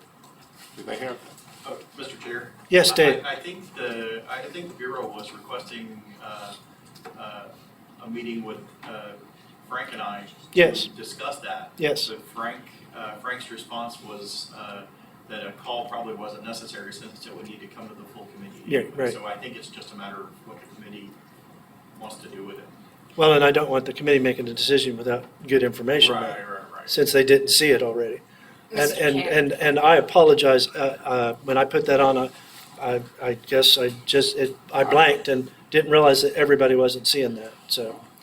And which is another reason why I always argue that the best communication protocols is that these kinds of things should go to the full committee regardless, just so more people have eyes on it. Mr. Chair, in all fairness, it may have, I just may have missed it. No, I don't think it did, actually. Okay. Mr. Chair. I don't think it did. Okay. Oh, okay, I thought it did. I don't think it did. But if the protocols were always that these kinds of communications go out to the full committee, this wouldn't become an issue. And I think it's better to have more informed committee members than not, regardless of whether they currently, when the communication is made, have anything say about it or not, it's still good information for them to have. Mr. Chair? Yes, go ahead, I just Dave. noticed you were actually copied on this email. but Yeah, no, yeah, absolutely. Like not the full committee. Yes, yeah, absolutely, yeah. And I assumed, I guess, that because I was seeing it, that everybody was seeing it. And I wish that were the case. I assumed In that all was cases regarding any business that we want to take on, that should always be copied to the full committee, regardless of whether it's at the local selection panel level or about to become, or going, at the facility, committee level, full committee level. Mr. Chair. Yeah, go ahead. Dave, if you could send me that, I can send it to the full committee, if you don't mind. Okay, you just want me to forward you that email? Yeah, that's fine. There was a couple of them. There was one from Tanya to us, and then I think Orville followed up on that also. Okay. Or if you want to But send it to Tanya's the- actually has the attachment, so I'll send you that one. Annette, did you have Mr. something? Chair, all I was gonna ask is this timely as far as with the grantor and trying to, make it, are they They're- looking for us to get in there, or could we wait? They're in till- no hurry to have us on That board. was Sally, correct? Ah, okay, yeah. They're in no hurry to have us sign up. Well, are they in a hurry to get for us not to sign up then, so they could try to move on? I just want to know if we're in a Oh, yeah, timely yeah. situation here, where we need to give them an answer. Okay, you should have that. Because I don't want them to go and move forward with another vendor if, That gives you. we want this. All right, would the committee like to hear the numbers Please, now? I and- think we should. And go ahead and do something? That's fine. Who wants to present the numbers? And the structure of the, Yeah, facility? tell us all. Mr. Chair, I'm about to pull up the Tanya sent. As far as her initial site assessment, the building population is 700, normal work hours, 24 hours, 7 days a week. There's no storage available, no on-site deliveries are available. There is an area where 2 machines are located, which is secure. Currently, there are services being offered, which is vending. There is commissary in the center for patients and staff. Tanya estimated equipment needed: 1 5-wide snack, 3 pop machines, 1 5-wide cold food machine, 2 6-wide snack machines, 8 cantaloupe press bar readers, 1 4-wide snack machine. They asked for snacks, candy, pastries, pop, energy drinks, milk. Estimate of sales, none available. The grantor info is that the enterprise is currently running the location based on a 10% commission paid to the grantor. The estimated sales is around $6,000 a month. There is 3 areas for vending, 2 areas for staff, and 1 is for staff and patients. The location also has a commissary that patients use. The patients are given $10 a week to spend at the commissary. The center staff is currently running the commissary. I'm recommending BE enters into agreement for the vending and discuss the opportunity for the commissary. The prices are extremely low, and I'm requesting sales data. I'm gonna pull up the sales.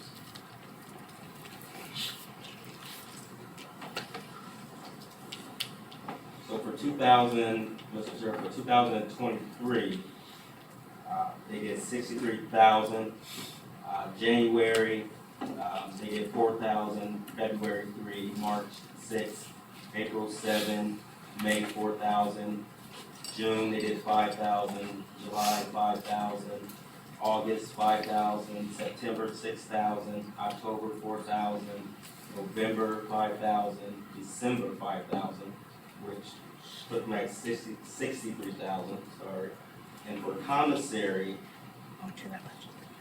the numbers seems all over the place. I didn't really see where, I know they said that they are running commissary, but for the year they're at for 2023, they were at a negative 2,000. But their total expenses came out to be 170,000. I think we need to collect more information with that. But when I was looking at commissary, I was thinking of what we're doing at Central Ohio Behavioral Health. And she brings in money there. I mean, she just increased the prices. I know Tanya said that they want to keep the prices at where they're at. I think if we do go in there and we share with them that the prices do need to be increased, then, yeah, we can make money there. I believe that it's the case that they're running it themselves and they're not pricing at any kind of markup. Correct. They're providing everything from Sam's Club and they don't mark it up at all, just pretty much sell it at cost. And that raises an interesting ethical question for us, because all those people that are accustomed to those prices, if we take over, will not have those sweet deals anymore, certainly, in order for it to be an opportunity for us. And and we have other facilities like this around the state where the prices are in line with what they should be. So, but it's an interesting discussion point. Mr. Chair. I personally think it's something that we need to pursue and have somebody very knowledgeable in this temp so that we can establish whether it's going to be a facility or site. Go ahead, Annette. Mr. Chair, I just wanted to ask, where patient staff population-wise does this compare to the one in Columbus? Mr. Chair. I just want to get an idea on the numbers. And do they have a prison or is it just a hospital? Well, the total number of staff patients, patients especially. Well, if you have a collection of patients and prisoners, that can Yeah. change the calculus too. Yeah. Yeah. Mr. Chair, I know for our initial site assessment, she said population is 700, but I can get more information and send that out to the full committee. If that's. Well, I believe we should go ahead and go in here. Make a motion. and temp it. I move that we go ahead and take this over and temp it to see what it can do. Well, So that was a horrible sounding motion, but. We knew what you meant. well, and there's no chance that if we say we want to pursue it, that we're going to need a temp before the October meeting, correct? It's not likely that a contract will be signed and we have to put somebody in there anytime soon. So do we really need to Oh. say? No, I think we just need to pursue it. Just pursue it and, yeah. Okay, I move that we pursue this opportunity at the, what's it called again? Summit. Behavioral Health place. I'll second. Any further discussion? Mr. Chair. Yeah, Dave.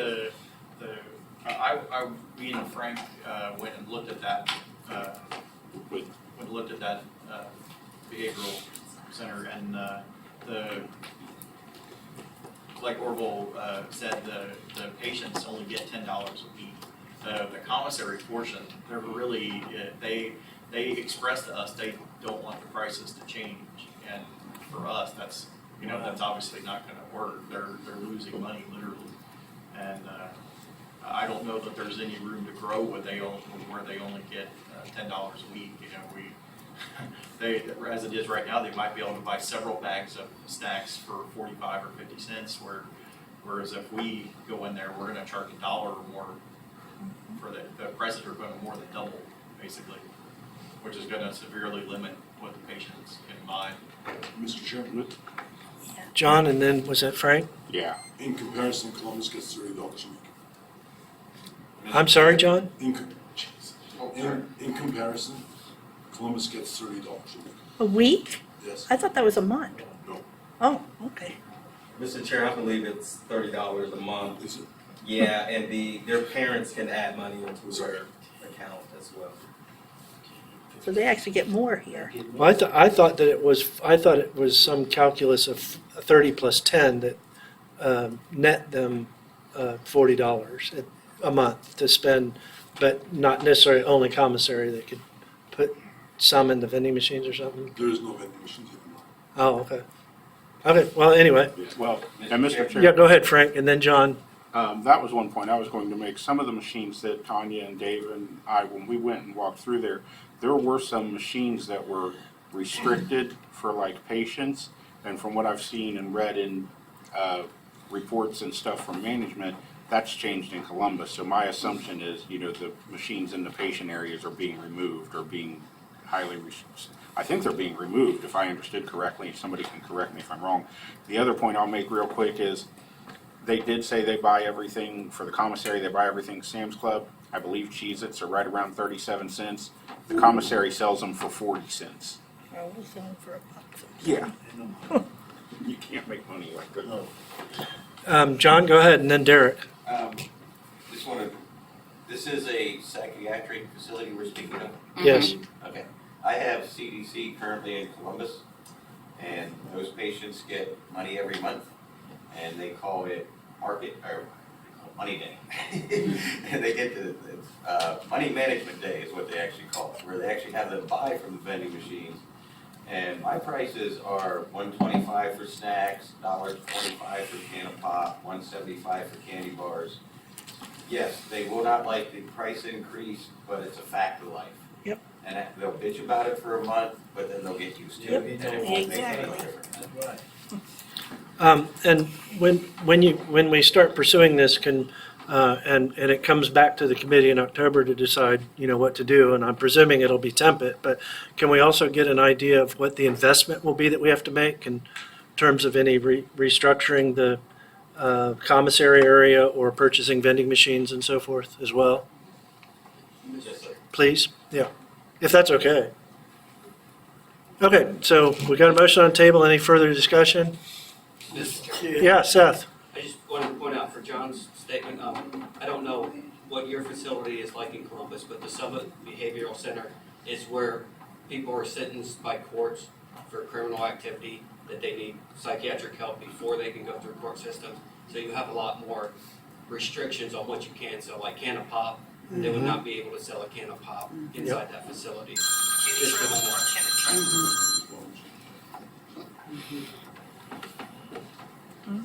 And currently, just so everybody knows, an operator of one of those facilities has a court case to fight that, which I personally believe is absolutely ridiculous. Why would we even think that a court was going to agree that they couldn't set restrictions on whether psychiatric patients could have metal cans or not? But anyway, food for thought. Annette? Yes. Frank? Yes. Keith? Yes. John? Yes. Dean? Yes. Skip. Mark? Yes. And Rep from Zanesville, yes. What are you laughing at? You skip a random person each time. What? He hasn't You shared skipped the me love. yet. I'm It's just special. funny. I don't want anybody to think, well, next time I might go the other way around the room. It's fun. Yeah. That's funny. Maybe I'll start calling out you guys and see whether you want to vote or not. Okay. Sally? Yes. Cool. NASA? Yes. Cleveland and Sandusky. I wasn't aware until recently. We quite a while ago did have NASA in Cleveland. It was run by Tom Neal, micro markets and vending and stuff. And for some reason or other, it didn't work out, and we're back to looking at it again. But there's also a NASA facility in Sandusky. So. Put that on there. I know you guys have done some research and looked into numbers and what the lay of the land might be currently. Anything to report? Mr. Chair, I believe that we did look at that and we had waived it. Their current contract expires in 2027. Okay. So we can absolutely pursue that, tell them that we are definitely interested when that contract expires. Mm-hmm. Is that something? But I think that was just the Cleveland one. I don't know about the Sandusky one. Yeah. I don't think we've ever looked at the Sandusky one. And Tom Neal told me that they have NASA has their own. What are those called? All the militaries have them too. Oh, the PX or the exchange. The exchange. Yeah, NASA has its own exchange, and they do operate on both of those facilities. And he said the woman that's there that runs that is militant about the one in Sandusky. She did not want us having anything to do with it, and but that doesn't mean we shouldn't go look at it. So, and my question is, since it's not up until 27, would it be smart to let them know now, or should we wait closer to end of 25 before we say we're coming?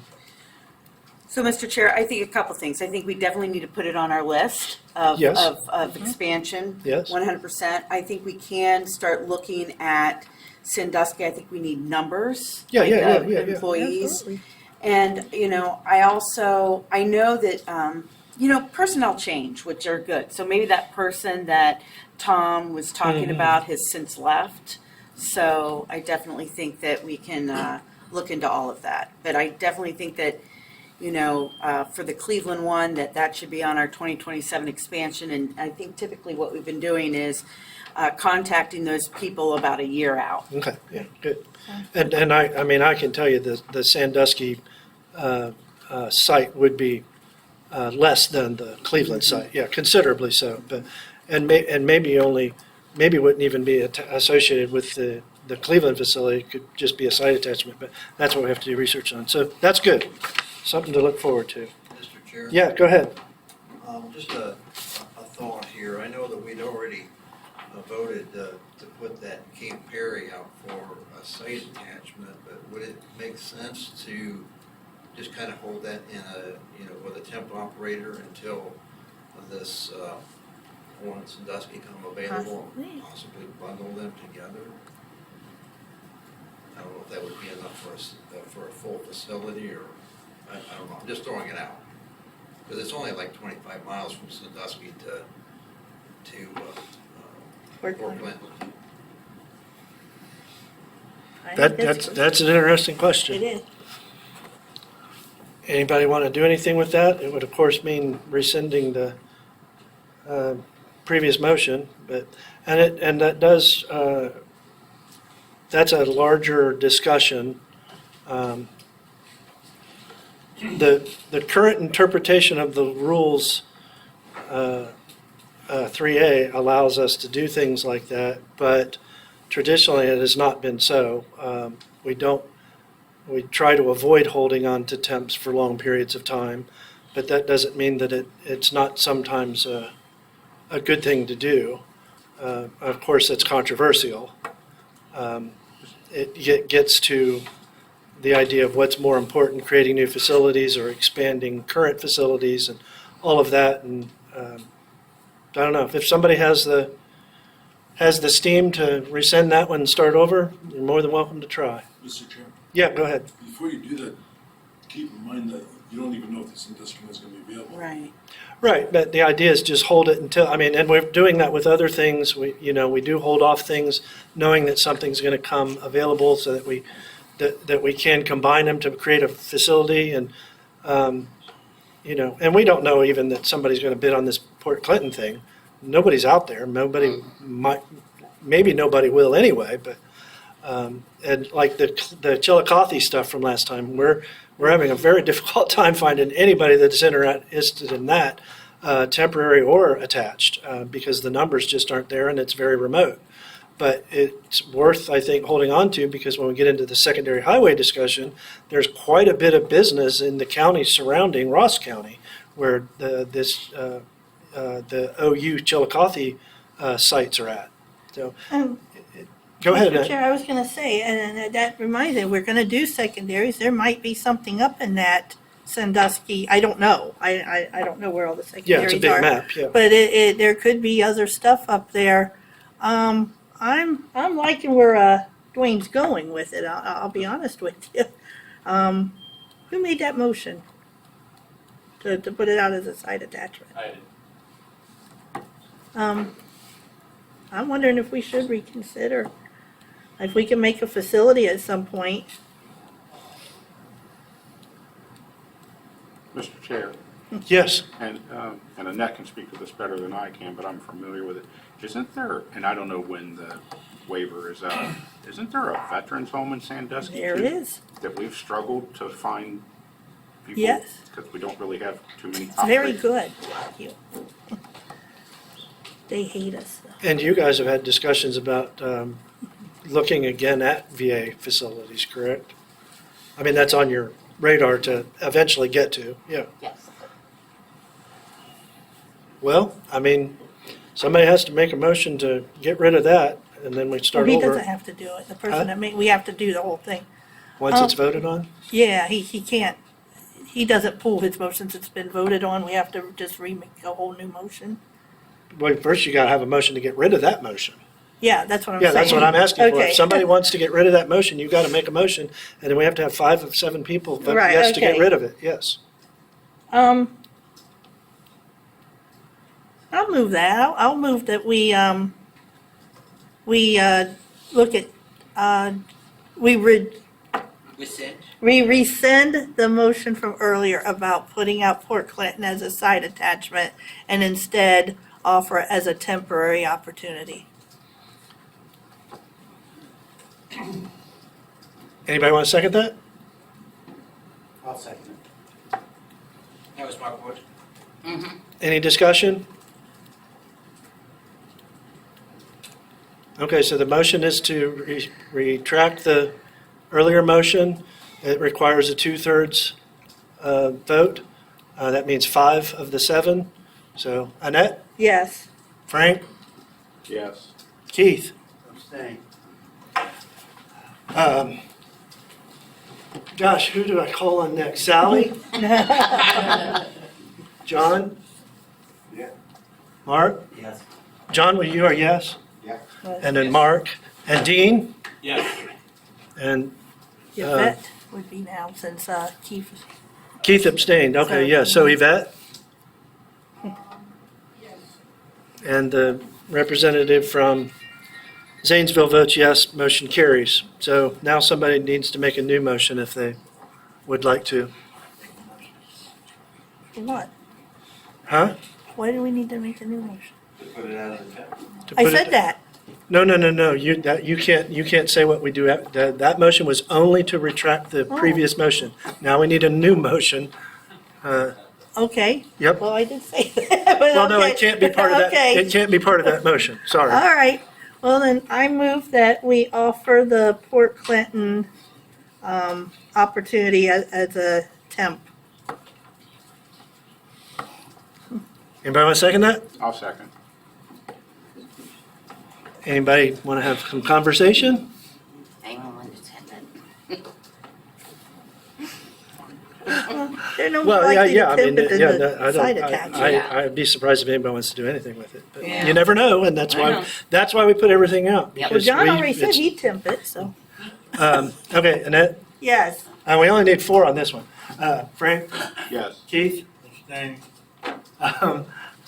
are you unhappy, Keith? I wasn't in the room there. Huh? Oh, he doesn't know, he stepped Oh, out. Okay. smart. No, that wasn't sarcastic. Mark, Mark, Yes. Dean, Yes. John. John who? Yes. John Matt, No more donuts for you. Yvette, and the Zanesville rep votes yes. Okay, We're gonna cut you off for the donuts. I'm about to pull out another one. Elkton Prison. I wonder if anybody has anything to say about this. We should have been there years ago. Yeah. All right, we need to catch up. Yeah. Sorry, Mr. Chair. Mr. Chair, Yes. I think I said at the last meeting, we kind of were at our end of getting information from our contact at Elkton Prison. They gave us the sales for the vending, which I sent to you guys. But as far as the commissary, they didn't provide us anything. So I did do a FOIA request for the contract of whoever is servicing the vendor and the sales information. On their website, it does say that contracts can take up to 12 months to get the information. I don't know if that's just kind of like an extreme, but we did reach out to obtain that information to see when that contract ends and the sales of the commissary. And I think it will probably be well, we've already made the motion that we want to go after that, certainly. And there's a lot to it, clearly. And there's, I think we need to also do some research with, in other states where the federal prisons are being run by BEP programs, to reach out to them to see what's necessary and what's involved. I've previously had thought that perhaps we would need a partner teaming partner so that we could learn the business, so to speak. But if we can avoid that, it would be great if we could get ourselves trained by other people already doing it and avoid that prospect, so we can jump right in making a whole bunch of money instead of just a paltry salary from. Incidentally, for people that don't know the history of it, that's how Lenny's Place came to be. We did a partnering agreement for the troop dining at Wright Pat, and he when he took over that facility, the deal was he got a $50,000 a year salary for essentially being a figurehead, and the partner made all the money. And Lenny, who is just a genius, sat there every day looking, watching carefully, and decided, I can do this. What the hell do I need them for? And within 2 years, he had that place up and running, and now it's the best facility in the state. And Elkton has the same and probably greater potential than that, and we can probably skip the teaming partner. I think we can. Yeah, go ahead, John. There is a company that works with the prisoners and the BEP programs, and with the commissaries in the prisons, they give and actually rent iPads to the prisoners. So you're also making money on the rental of the iPads, and the iPads are used to place the orders for the commissary. I'm in contact with that company to look at putting them into what was Twin Valley as well. For that reason, I don't know if it's going to work, but they're willing to come and talk to us if we need to. Christy? Yeah, Mr. Chair, a couple of years ago when Vicki was here, we worked with a company from Kentucky that were involved in prison jail commissaries. And we did an RFP, they came up, we did a presentation, it was to Lucas County. Because we did do commissary there, but we paid a commission. We told them we could no longer pay a commission, but we still went after that and we still presented it, and they had it all. It would have been a partner with them. It would have been great. It goes to visitations. It talks about phones, everything. Unfortunately, the jail chose a company that could pay a commission, but I know that there's companies there that we could absolutely link up with where it wouldn't even be a teaming partner situation that would absolutely be perfect for this when the time comes. And I forgot to mention that we actually have somebody in the state who has run a county prison, not a federal prison, which is a different animal, I'm sure, but still Jim Cyrus has some expertise we could, but I still think reaching out to other BEPs in the country that do this, we should talk to them as well. Mr. Chair. Yeah, go ahead, Keith. We used to do something with a local prison in Dayton, BE, and I don't know why we stopped. Was it the county jail? Yeah. No, MEPRC. Oh, okay, yeah. Up on Gettysburg. Yeah. But they have two prisons up there, and I don't know why we didn't go after the other. Well, there are a ton of non-priority prisons all over and jails all over the state. So, I mean, that's certainly something we can look into. Mr. Chair? Yeah. I think this one's federal, this one's ours. If we want it, it's ours. Oh, They yeah. can't, they can try, but they won't be successful in keeping us away. We should go for this, and then once we get established there and successful, even though the state prisons are non-priority, we're excluded in the law for the priority, not excluded from doing them. I think once we show we can do something, then we could definitely open it. Maybe the state and county prisons would be interested in this. Yeah. I doubt that, though. I bet there's all kinds of money going this way and that way. Yes, I'm sure there are. Which we can't do. So. Yeah, I'm sure there are, but a girl can dream. We don't need to make a motion here, right? It's No, we've already. Yeah, okay. Anything else on that topic? Secondary highway locations. Mr. Chair? Yes. So our Coke contract, it expires next March or April? 4:30. Huh? April 30th. April 30th. Oh. And DS has already reached out to me. We have extensions on that, like we can do 12 months, 24 months, and they've already sent me a thing saying, do you guys wish to do an extension? Do you wish to let it expire? And so I told them, I said, we needed to talk as a group. I know there's been discussion of us taking it over. I'm totally fine with us letting this expire and take it over. My only concern, and I've stated this before, my only concern is that we need to be able to take them all over and find a way to take them all over, because we can't just say to ODOT and, Extension Tourism and the governor's office that that a few of these are not going to be served. And when I say that, and Coke's not going to just take one or two that we can't find someone. Now, with that being said, I still think, and how like Dwayne does it with the federal properties, if someone wants to subcontract it, a couple of these, I think that that's totally fine. Like they could bid on a couple locations and choose that, it's not worth going to this place for it and we want to subcontract it. We do have some data from Coke that I know that I think Amy has shared out. My recommendation right now is that in the next couple weeks, we send that out to all operators and just gauge interest and just say, hey, if this comes out, would you guys be interested in these, this and what locations? Again, no guarantee that whoever says, yeah, I'm interested, that they would get it. No guarantee at all. We would make that clear. But we need to gauge some interest. And then to take that data that we receive and bring it back to you guys in October to have a conversation. Because after October, I do need to inform DAS what we're going to do with this contract. And I would suggest additional information about the structure of the facilities currently, because the idea will be to add snack machines to the pop machines. At each of the locations, is it possible? Is there a pad that would support that? And all of those sorts of things we also need to look at.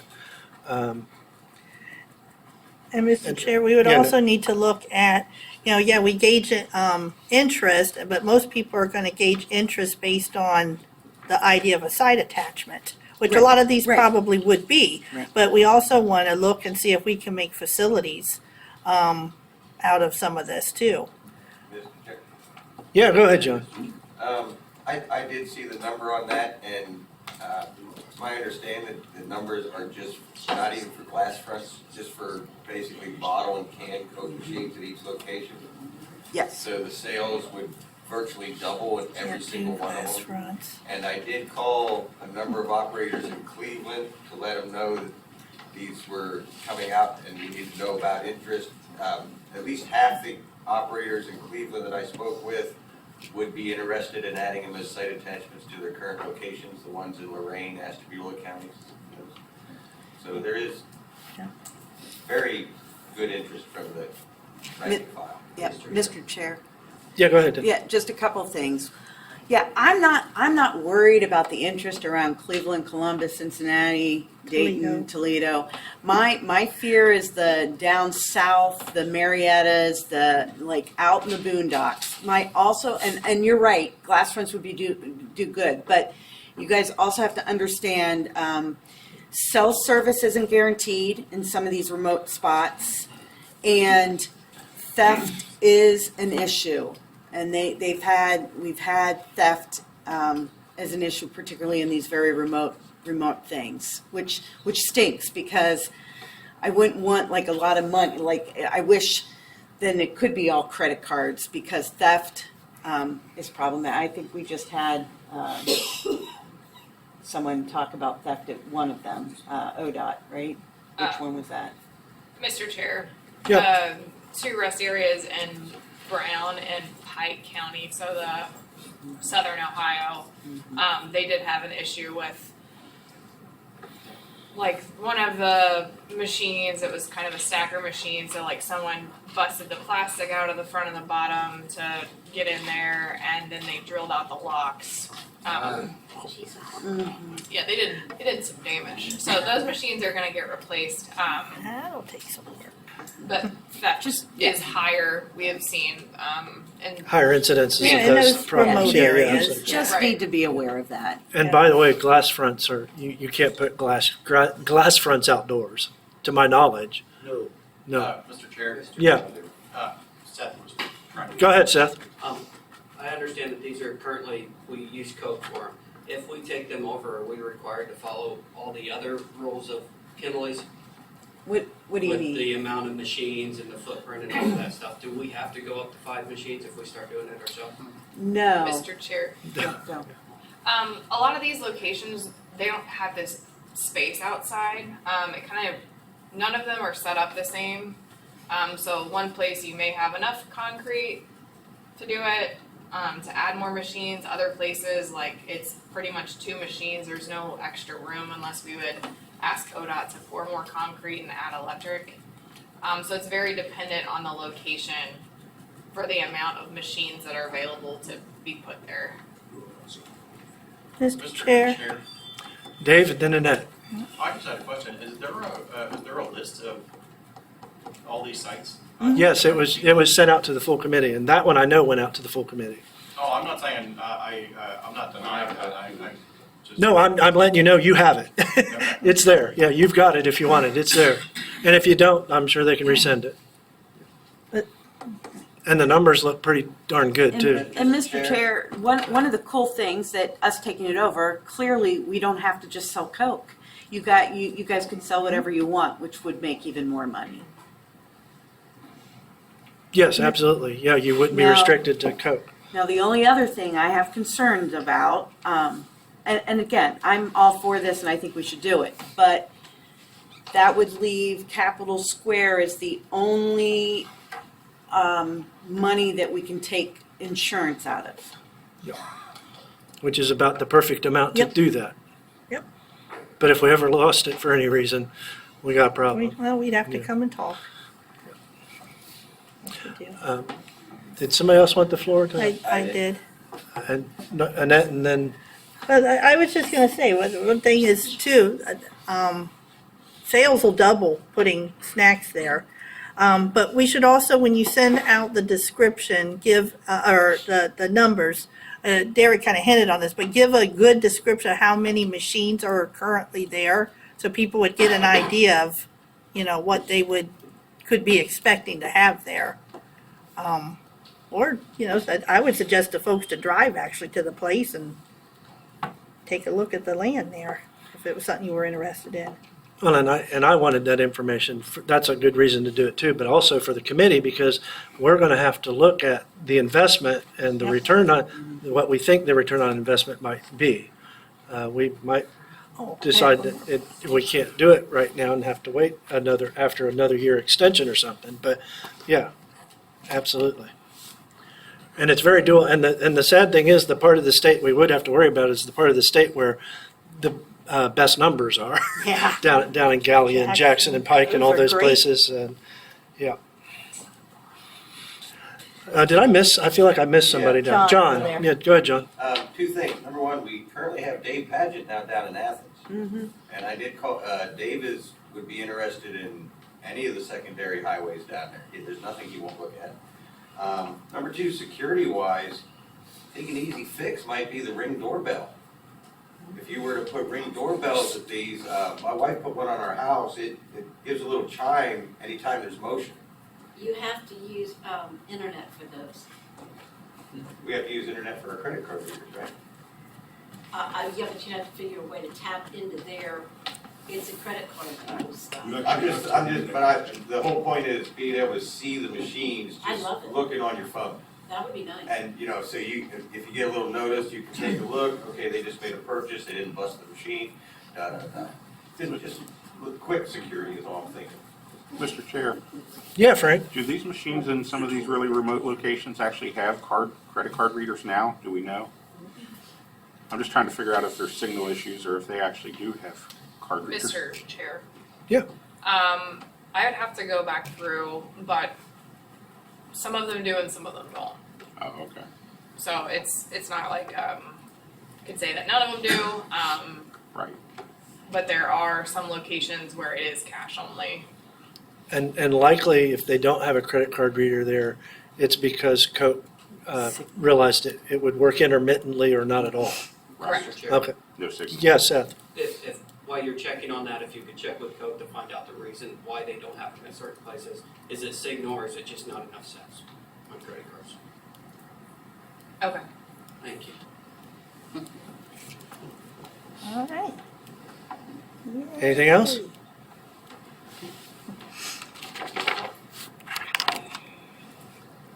That was way more fun than I thought it would be. Lunch? IVR progress update. Dean will be happy to hear this. Mr. Chair. Yes. Amy show right now. So I met with CBTS, IVR, and OVG, and they are ready to start the project, hopefully the week of October 14th. So with all of the work being done, they're set to be estimated to be completed in January and then have the IVR wallet available on February 1st. With that, the way that it'll work, users will have to set up the wallet initially online for it to be able to be connected by the phone. So anytime, the initial would just have to be set up online, and then anytime after that, if there was any change, you would have to go online and update your wallet. But the users will also have the availability to still enter their account and their routing number if they choose to do so. Just out of curiosity, was this set up exclusively for our users, or are they going to transfer this ability to other IVR users in other areas, other agencies, and so forth? Mr. Chair, I do not believe that many other agencies have the IVR. Have IVR, yeah. I only say that because OVG had come, I think it was 2 years ago, asking for us to do away with it completely because it's just not used widely. So they are setting up this process just for our program. And we do still have a considerable number of operators that Yes, we use do. it. Yeah, yeah. It is definitely utilized. Yep. Yep. Well, that's all good news. Mr. Chair, Yeah, go ahead. do you know if there's gonna be any big changes as far as using it? Mr. Chair, I do not believe so. The only change would be at the end if you do have the wallet set up and it's linked to your account. I think you will have the option to say, yes, use my wallet, or I want to enter the information. Don't quote me on that, Jean, though. I'll find out what exactly it's gonna say, and I will let you guys know once they get that programmed.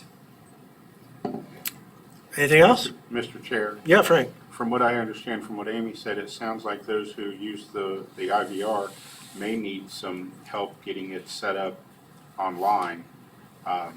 So I hope we have somebody that can assist them with that or help with that, because the reason they're using the phone is because they don't have the vision to navigate a computer or, navigate that website or whatever you want to call it on the phone, or on the computer or on the phone. And then one other question I had is, I know a few months back we were told about a deadline in November of two-factor authentication or something like that. Does anybody know, and I don't know if anybody knows or not, is that still the case? I know it seems like the notifications on Gateway have kind of disappeared that I was seeing before, so I don't know what the plan is. Mr. Chair, I had it on my calendar to send you guys an update as a reminder. It got pushed back to December, Oh, okay. so it just kind of keeps getting pushed back. But they say that this is the last time.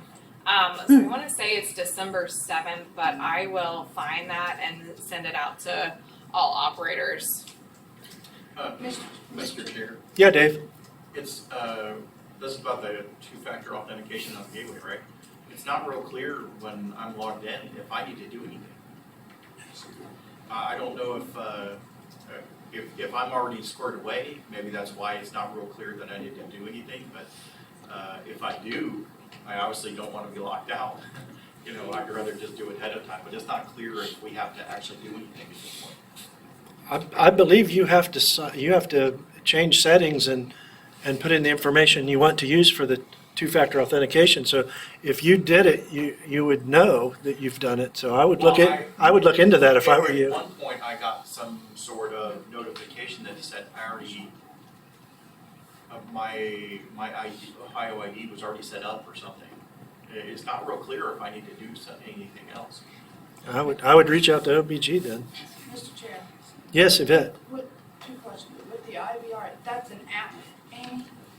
The wallet with the IVR, that's an app? Because you said it was a wallet. Usually that's like an app. It was that. It's an app. Mr. Chair, are you talking about OBG or? Oh, yeah, IVR. I don't believe it's You a. call it a wallet, so usually that's kind of like, you know, like the Apple wallet, you know. Mr. Chairman, can I speak up? It Yeah. sounds as if this is it's not an app necessarily, it's just an online portal where you have to set up your information to use with the phone system, with the IVR. Is that correct? Right. That's what it sounds like. Okay. It's not, would be an app. And then with the two-step verification, it was popping up when we go into OBG to do it. Now, it's not. So I guess you have to click on something special to be able to set it up. I'm sorry, Yvette. I had a hard time hearing what you were saying. It- Is there something I should respond to? Yeah, no, I was saying it was popping up for us to set up the two-tier verification or whatever. It's not showing up, because I still need to do it myself, but I was gonna do it, but it's not popping up in order what to click on to do it. Sounds like we probably need to reach out to operators and see if they're struggling with this, and maybe even Lindsay can set up a training or something. But we definitely need to get some communication out there, because if people are having this much trouble with it, we need to assist with that. I mean, Lindsay, Amy, is that all? Can you help us? Mr. Chair. Did Lindsay fall asleep over there? She, I think, went to the restroom. Oh, or something. good. I'm okay with it. I will work with Lindsay to set up a training based on the job aids that were sent from OBG. Or if you want, just send out information that if you are struggling with it, give us a call and we'll help you or something. But Okay. sounds like it's not an isolated incident. Mr. Chair, Yeah, Dave. somebody spoke up. Mr. Chair, are just directions on step by step on how to do it? No direction? Yeah, absolutely. Mr. Chairman, may I interject? Yeah, and then Dave. I need to interject. I feel like as secretary, as a screen reader user, a lot of this OBG IVR stuff too is very. I'm an OBG's user, and I found by using it that it is very screen reader specific. In that you have to be able to not just be familiar with the what two-factor authentication is, but the context of how the system was originally designed and how it works with screen readers, especially if you use JAWS. I've heard other individuals who use different types of assistive technology. It may not be as involved, but it really had you almost need somebody to do the training. It is at the very least intermediate or advanced user of JAWS, and ideally somebody who is familiar with how that system was designed. It is. I've been a JAWS user for 20 years. It took me several hours to figure out how that system worked, and that was with sighted systems. So you guys will reach out and help people that need help, figure out who needs help and how to help them? Mr. Chair, yes. And the Okay. deadline is December 2nd. Okay, so we got time to help people if they need it, and awesome. Anything else? Well, Mr. Chair, just for my part, I don't so much need training. I just, I need to know if there's something I need to do. If I'm If I'm already set up, great. If not, that's okay too. I just need to know. It's not real, that's what I'm saying. It's not real evident either way. Mr. Chair, we aren't able to see your account, but if you go into your account, you should be able, like it says like account settings, and there's a little box that says two-step verification. So you should be able to click that and know whether you have it. Okay, all right. I never really looked that far, so. But I will send out all of the job aids, the date, and then let people know that we are here to help if there is Perfect. anything else. Thank you. Anything else on that topic? Okay. Open Meetings Act training, scheduling. Ms. Kazar did reach back out and found somebody to do some training. She suggests a 1 hour, not in this meeting, time for a representative of the AG to come and interact with us. And she wanted to know what timeframes were good for us, and I suggested afternoons since that's mostly when those kinds of meetings are scheduled. And Ms. Kazar, do you have some times to suggest to us so we can get this scheduled? I have not heard back from Ms. Buchanan yet. I did send her an email. Okay. Giving her the ideas, but as soon as I hear back, I will let you know. And if you get that information, is it appropriate for us to, via email, schedule such a meeting without having to wait till our next October meeting? Since it's a training, I believe it would be okay, but I will double check that with her as well. Well, it'd be the same as us scheduling this meeting, right? It's appropriate to, or not necessarily? It's a training, so it's not. Okay, we're scheduling a training, we're not scheduling me. Okay, good. Well, when you get that information, I'll contact everybody and we'll figure out a time to get that done. Thank you. Anything else on that subject? Was it appropriate to suggest afternoons?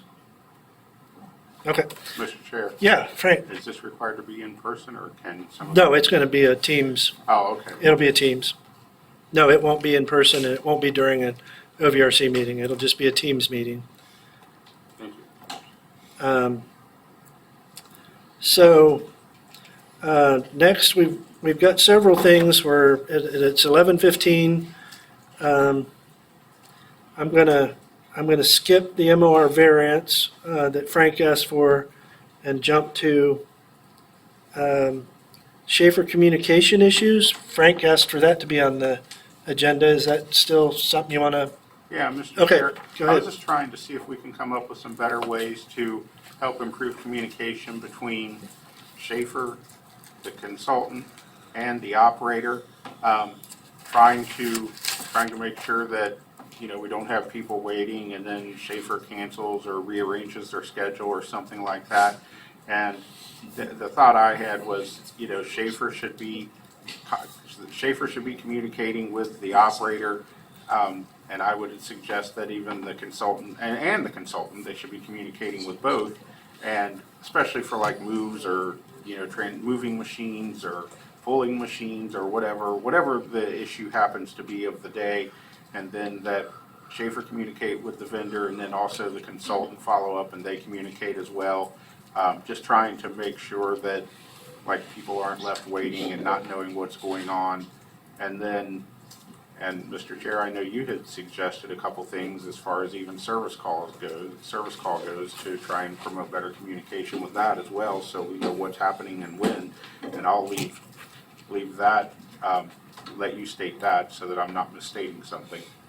And maybe there may be other people around the room who will have even better ideas or more ideas, so thank you.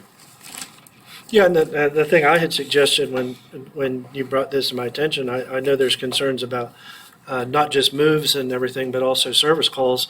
And what happens currently is, an operator calls their consultant, and then the consultant takes the ball from there, and there's communication with Schaefer and everything. And generally, it's via email, and I don't see any reason why the operator that requested the call shouldn't be copied on all those communications so that everybody can remain attuned to what's happening and supposed to happen and all of that.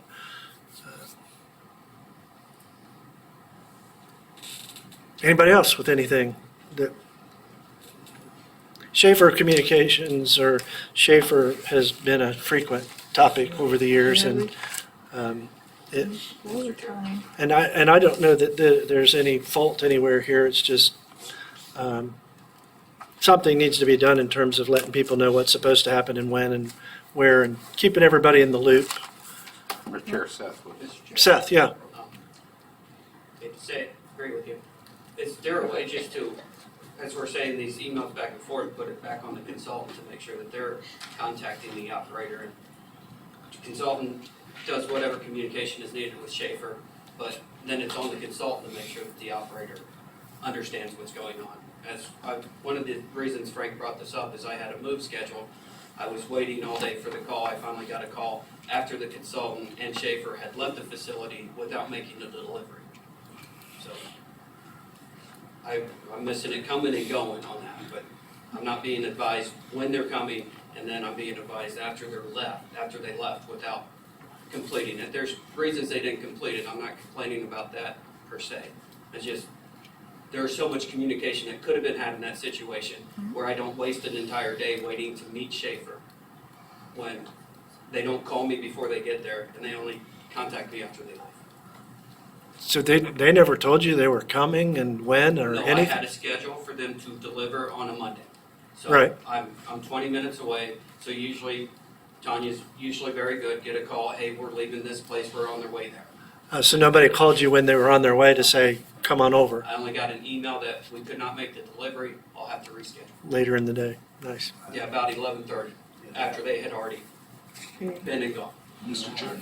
Yeah, John. Part of the problem is that the scheduling manager refuses to call us, requires us to schedule appointments, because I very specifically said a few times, I need to be contacted before you can make the appointment. And when they've just shown up, when I was on the base, they just showed up on the base, and the base turned them away because they can't just show up on the base.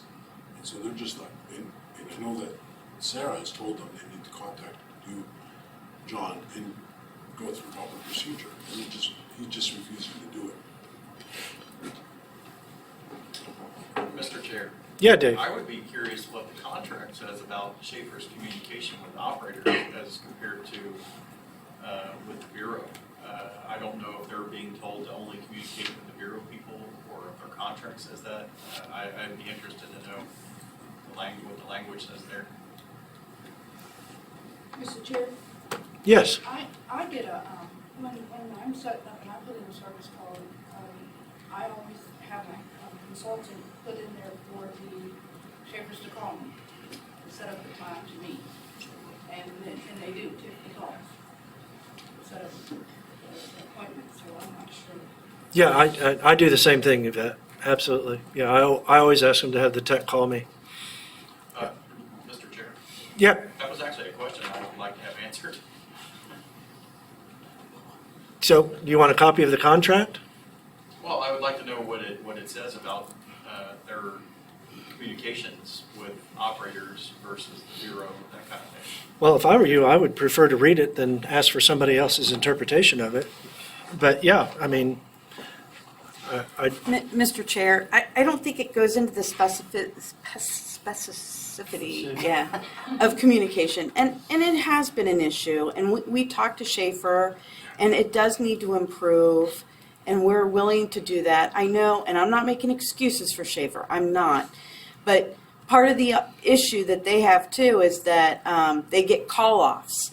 But even if they get a call-off, communication needs to be better, 1,000%. So we will meet with Schaefer, we will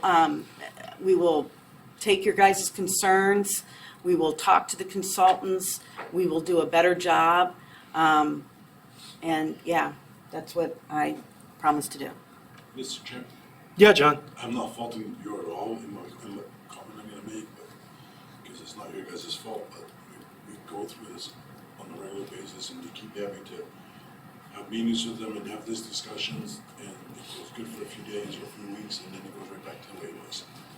And I am not blaming the Bureau on this. Mr. Chair, I agree with John, Mr. Chair. everything you said. Seth? So again, is there a way just to cut Schaefer out of communication with the operator and put it back, the onus back on Schaefer having proper communication with the Bureau, who they have the contract with, and then the consultant is the one that is setting times and So, Mr. Chair, I hear you, Seth. I agree with you, Seth. But in the past, they've wanted just the, for that arrangement with the operator for Schaefer to talk to the operator on, we're on our way.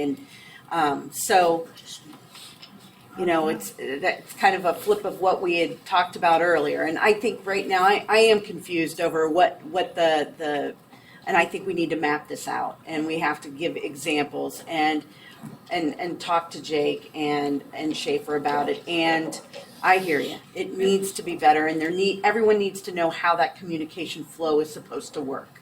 Mr. Chair? Yes. I would prefer to communicate with Schaefer. Me too. Directly. Yep, me I too. don't want someone setting a time for me. Yeah. Consultant setting a time for me to meet out there, because they don't know what my time frame would be. Seth and then Derek. Yeah, Mr. Chair, that's wonderful. I agree. Having a conversation with Schaefer seems to be the best. But as we can tell from this discussion here, some of us get calls, some of us don't. I don't know if it's the way it's being communicated to Schaefer by the individual consultants. Is there a way to fix that? Is there a standardized way that consultants can set appointments or things along those lines that make sure we all get contacted? Because yes, it makes more sense for the driver of the truck to tell me when they're going to be there than it is for them to call Tanya for Tanya to call me. Right. Which is, but the problem is that it's not happening. Right. Mr. Chair. And it's Left and right. I'm sorry, I'm done. Sorry. Derek and then John. I don't think it's fair to say that it's not happening. It may have failed in this case, and we don't know, but my experience has been, based on what's happening, service calls, necessarily the consultant doesn't call the operator to say when it's coming, that the service technician does. And in cases of moves where the operator is required to be present and the consultant's required to be present, usually the communication does come from the consultant. But certainly it's true that we need to look at this again and make sure that we have standards and protocols to make sure that everybody that needs to know knows in a timely fashion, so everybody can be where they're supposed to be, when they're supposed to be there. Yeah, and Mr. Chair, the point of this discussion was to say, hey, there's a problem here. Let's work together and see if we can fix it. And it's, it is Schaefer. It'll be fixed for a while, and we'll be back here probably in 6 to 9 months and have the same discussion all over. Mr. Chair. Yeah, John. So since it was brought up, the problem is not with service calls. The problem is specifically when Jake is involved, because Jake is involved. Now we're getting down to the nitty-gritty. Mr. Chair. Yes, In response to yours, I have received notification of one service call. I get Cameron, good guy, since he's taken over, I get text messages, this is done, on service calls. I do not get notified before he's filming, I do not get notified when he's there, I get notified afterwards. So, as you say, to say that it doesn't happen, in your opinion, it might not, but in my opinion, from everything I've done in this program, it does not happen. have you ever requested that that the technician contact you? Why would I not? So you haven't? No, yeah, seriously, then I mean, when you've placed service calls with your consultant, have you asked the consultant to relay the information that you would like the service tech to contact you before or during or after the service call? the service call that I'm requesting, Yes. yeah, if I go to McDonald's and I order a Big Mac, I don't ask for a bag. It just comes in, because that's part of the process. And the process of me putting in a service call to have a machine that I'm working on be fixed is in fact that I want to be involved in it. That's why I'm putting in the service call. So no, have I specifically asked for it? I don't think that's a need. Okay, as Yvette pointed out, and I agreed, I do it the same way, we both ask to be contacted by the service tech when there's a service call. Now, if we want to make that a policy that happens every time so we don't have to ask, that's another discussion. Mr. Chair. Yes, I know at one point it was decided that the tech would notify the operators after the call was done. So we can certainly ask if they can send you a text or give you a quick call when they're on their way, Mr. Chair. if that's helpful. And Mr. Chair, when Seth is done. Seth and then Just Dave. to verify, I don't care if I get notified when Cameron shows up to fix the machine. He does it well. I have no problem with that. I'm just stating that the statement was that this doesn't happen. This might have happened once. It's not true. It does happen a lot. It happens to me. I'm sure it happens to other operators too. I said perhaps that, and I don't want to get in arguments with you, Seth. This is silly that we argue about these points. I was merely suggesting that this might not be a universal problem currently. I haven't heard any other instances of people not being notified that there's going to be a move and unable to be present for it. Maybe it has happened rampantly, but I haven't heard of it, and I don't hear anybody else speaking about that it hasn't happened. But I did agree with you that we certainly need to address the problem again and make sure that there are protocols in place and being followed currently, period. And that looks like that's going to be done. But the point that Yvette and I were making to you, sometimes, even though the policy is in place, you sometimes need to make sure that it's going to be done that way by mentioning it. There's nothing wrong with following up to make sure you get what you're supposed to get. That's all that Yvette and I were suggesting. Mr. Yeah, go ahead, Dave. So my experience with Schaefer has been much better, probably. My only complaints about Schaefer is they don't level machines that they install. Yeah. But 100% true. that being the case, the communication failures here don't rest solely with Schaefer. I think a lot of the communication failures are partially because we can't call in our own service calls. We used to be able to do that. At one point we couldn't, and then for years we did, and now we can't again. And the more people a particular problem goes through, the more chances there are for communication issues. And if we can call in our own service calls, Schaefer's going to be dealing directly with us about that service call. And I'm not saying these other problems aren't happening, they are, but I think part of the cause is because we're forced to have the consultants call in our service calls, and if there's scheduling things, we're not scheduling it with Schaefer, there's a consultant in the middle, and there's just a much better probability that communication's gonna fail somewhere, there's gonna be a lapse, you know. Mr. Chair. Yeah, Yvette. I think what will solve this problem is when the consultant email Schaefer for a date, that they CC the operator on all communications. That way there's a string of, happening. And again, Seth, I wasn't saying anything besides, I specifically request that the tech contact me.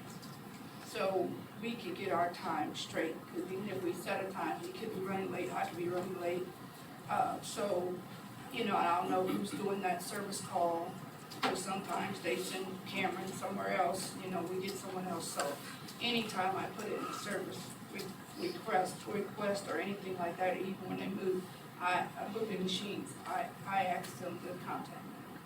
That's just so we can be all on. But I think that would solve the problem of any issues that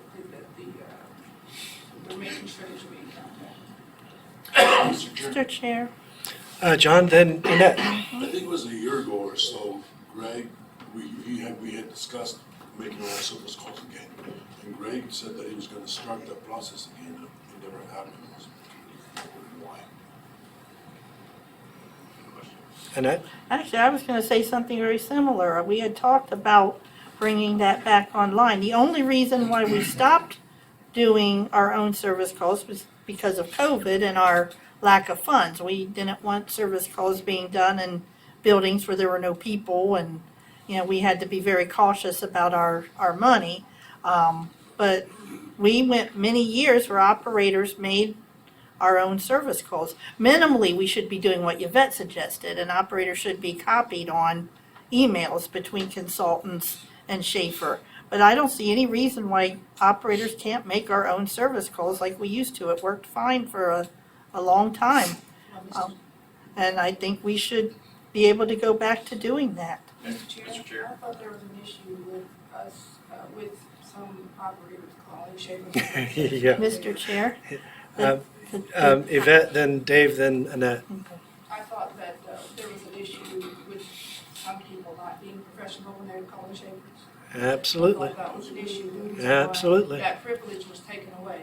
Correct. Because I agree, it did make it a lot easier for not having the middleman, but because we were, some people were not being professional when they called Schaefer's, that Schaefer's did not want us calling them. Because it is better for us to be able to do that, but. Mr. Chair. Dave, and then Annette, Yes, then Christie. I was gonna say that, I fully agree that we should be able to call on our own service calls. I don't remember COVID being the reason that stopped. I remember Schaefer had some negative experiences with one or two operators. Yeah.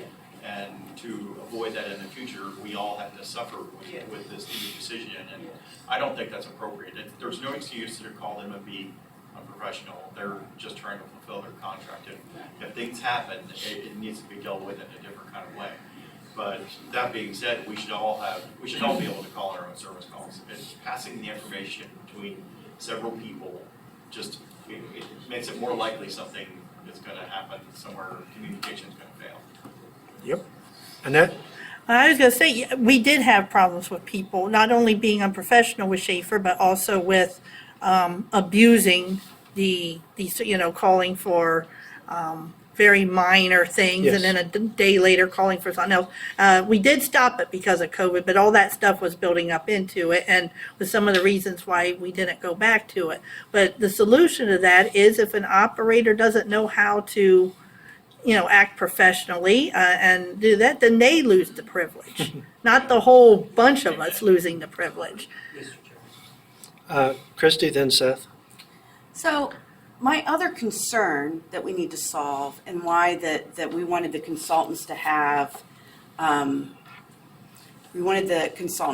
more of a pulse on it, is for callbacks, warranty, making sure that they're not, if there was an issue, are they coming back that we should be charged with, and keeping a real track on that. Because if we don't have a track on that, and then sometimes are they having a callback where it is a callback, but then there's another issue, and kind of keeping track of that. I think that was also a main reason, right, Amy? Mr. Chair, yes, the way that the service calls are entered is actually through a Teams form on Microsoft. And then Schaefer has all of those kind of input into a Excel spreadsheet, so we can see what service calls were made and when. So it also helps with invoicing. There are several times where Schaefer bills us for a recall or warranty thing, and we have the documentation to say here, we put this in on this date.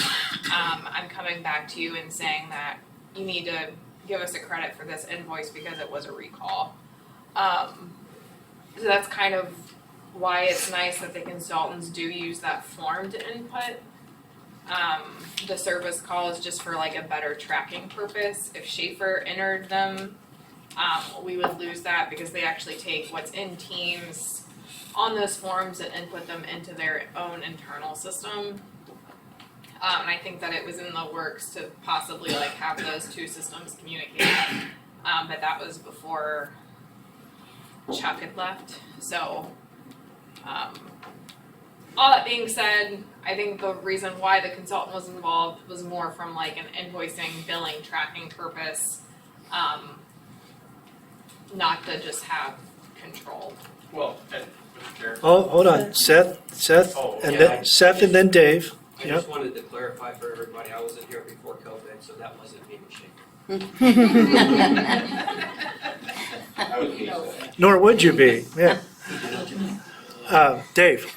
I was going to suggest that couldn't Schaefer enter that information into Teams? Apparently, there's something prohibiting that. But in either case, I don't mean to suggest that the consultant shouldn't be involved in any service calls. I only mean to suggest that that we be able to call them into Schaefer and coordinate with Schaefer ourselves for our service calls. I've never had any communication issue with my consultants about like warranties or callbacks or anything like that. If there's been a problem where I feel like they need to come back at their own expense, I've communicated that with my consultant. So I don't think that's a really big concern. But if there's having a Teams form, that kind of excludes all of us from being able to call in our service calls. I don't know why Schaefer couldn't put that information in some way that accommodates both systems from their own system and the Teams. Mr. Frank? Yeah, Mr. Chair, I was gonna say that, management can correct me if I'm wrong in this. I thought when we did call in our own service calls, a copy of that service call went to the consultants anyway for approval. And I don't know if I'm right about this or not, I would assume that it had all the information on it that was called in. But like I said, don't know if I'm correct. So I would hope that would, and if the agency wants to keep track of that, they should still be able to, I would think they would still be able to fill out that Teams form. Speak up, Frank. I would think they'd still be able to fill out that Teams form, I would hope. But I don't know if I'm correct. The other thing I'm going to say. You are correct, Frank. Please? You are correct. The other thing I'm going to say is, there was an issue about operators being unprofessional, but there was an individual that used to work at Schaefer. Now, that person was never unprofessional with me, but I've heard horror stories from other operators in which that individual was very unprofessional. There's been various protocols over the entire life of the Schaefer contract, certainly. And it changes how we interact with them, how operators do, consultants do, all of that changes every 3 or 4 or 5 years.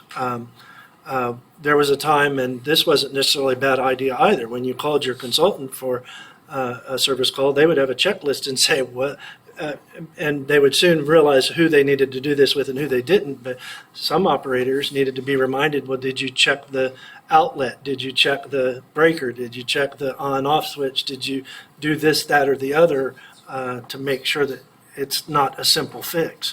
There also was a time when we could call Schaefer directly and ask to be connected to a tech to say, yeah, I can fix this right now over the phone. We don't need to do anything other than you just have to flip this switch or punch this series of numbers and we're done. So there's lots of things that have been done over the years and they come and go and all of that. So maybe it's time to take a hard, deep look at it again to make sure that everybody's interests are being served, so that we get the very best from Schaefer and we're not overbilled and we're within warranty issues and we don't have unnecessary calls and all those things. Who'd I hear? It's John. John, and then, yeah. So, first of all, we can still do that, because I just did it on Monday. I do it all the time. Yeah, I do it all the time too. You just did what? I just called it Schaefer and asked to speak to a tech. Okay, so we can still do that. Yeah. Well, yeah, well, maybe we need to make, The problem also is when we're calling, giving the information to our consultant, there are certain consultants who don't write down the information properly. And so the technicians are going to, when they deal with that consultant, they've gone to the point where they question everything that they've written. And a lot of times it's not even what the actual problem is. So that's another reason we should put in all this stuff. And I'm not trying to, Seth? We've asked Schaefer enough in this conversation. I just want to say, much like everybody else, I call Cameron directly and, what's their sequence when my picker cup is stuck. He just tells me over the phone. I don't have to print a service call and all that stuff. Sends it to me in text so that I can not have to call him next time. My communications with my individual service rep, Cameron, is great. So it's not in everything.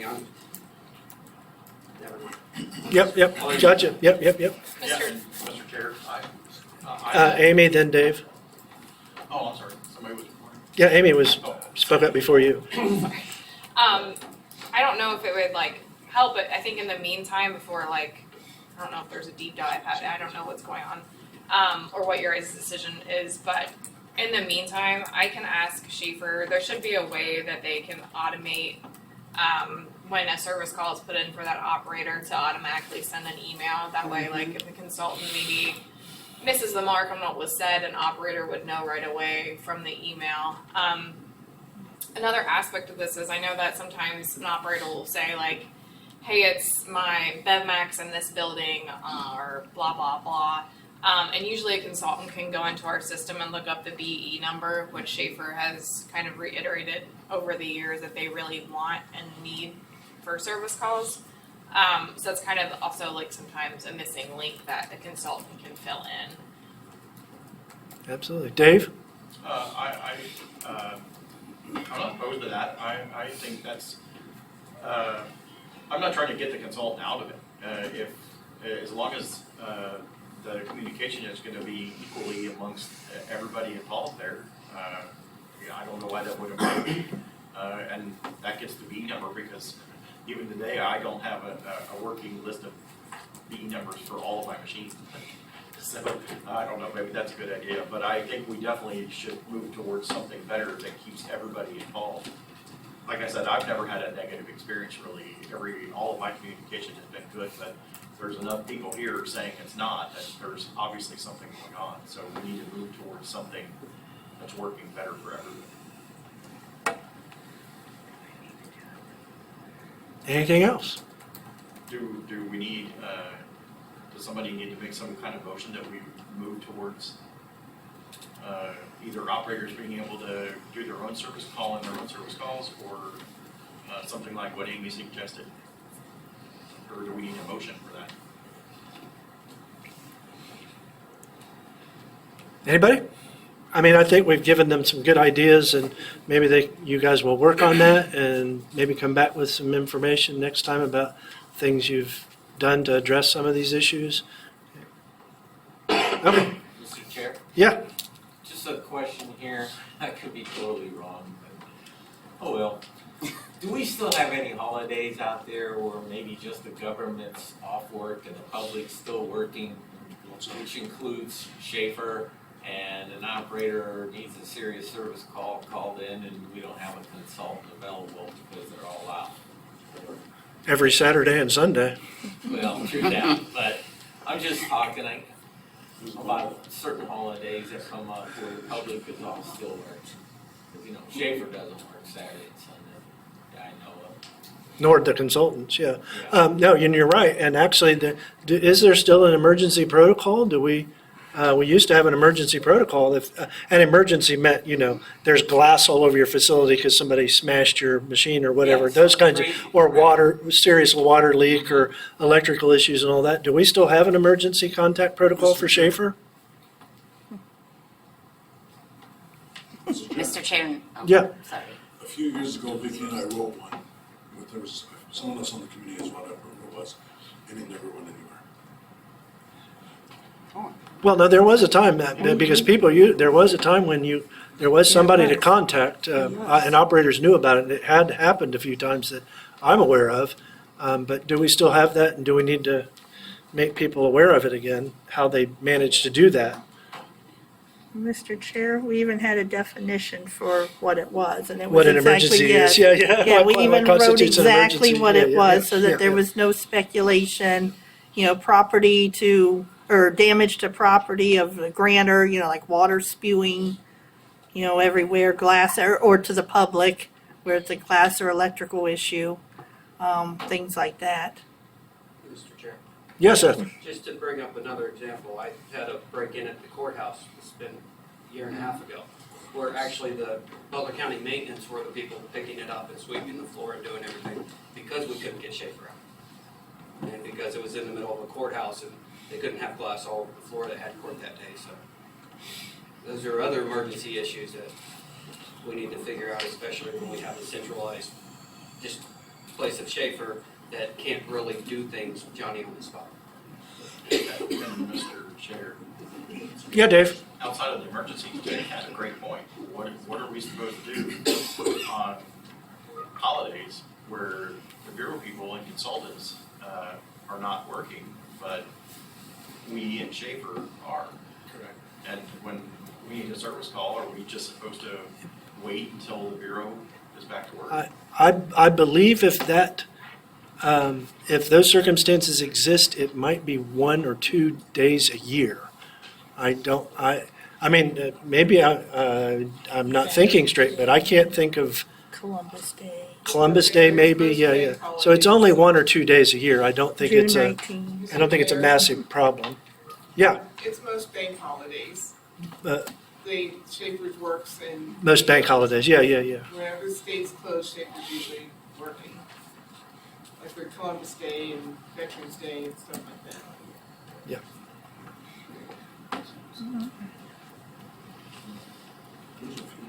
Well, stuff to work on. Well, and if we have it so that we can call direct, then that doesn't mean you're gonna get service that day necessarily, but it'll speed up the process a little bit, absolutely. And I don't think it happens that often, but yeah, another thing for Amy to dig into. Yes. Yay, go for it. And it's true, I mean, that could, even though it might be rare, it's still important, so. Anything else? So it is 11:45. Let's go ahead and get into the inventory discussion before lunch. What? Nobody laughed. No. So quarter to 12, we're back at 12:45 sharp.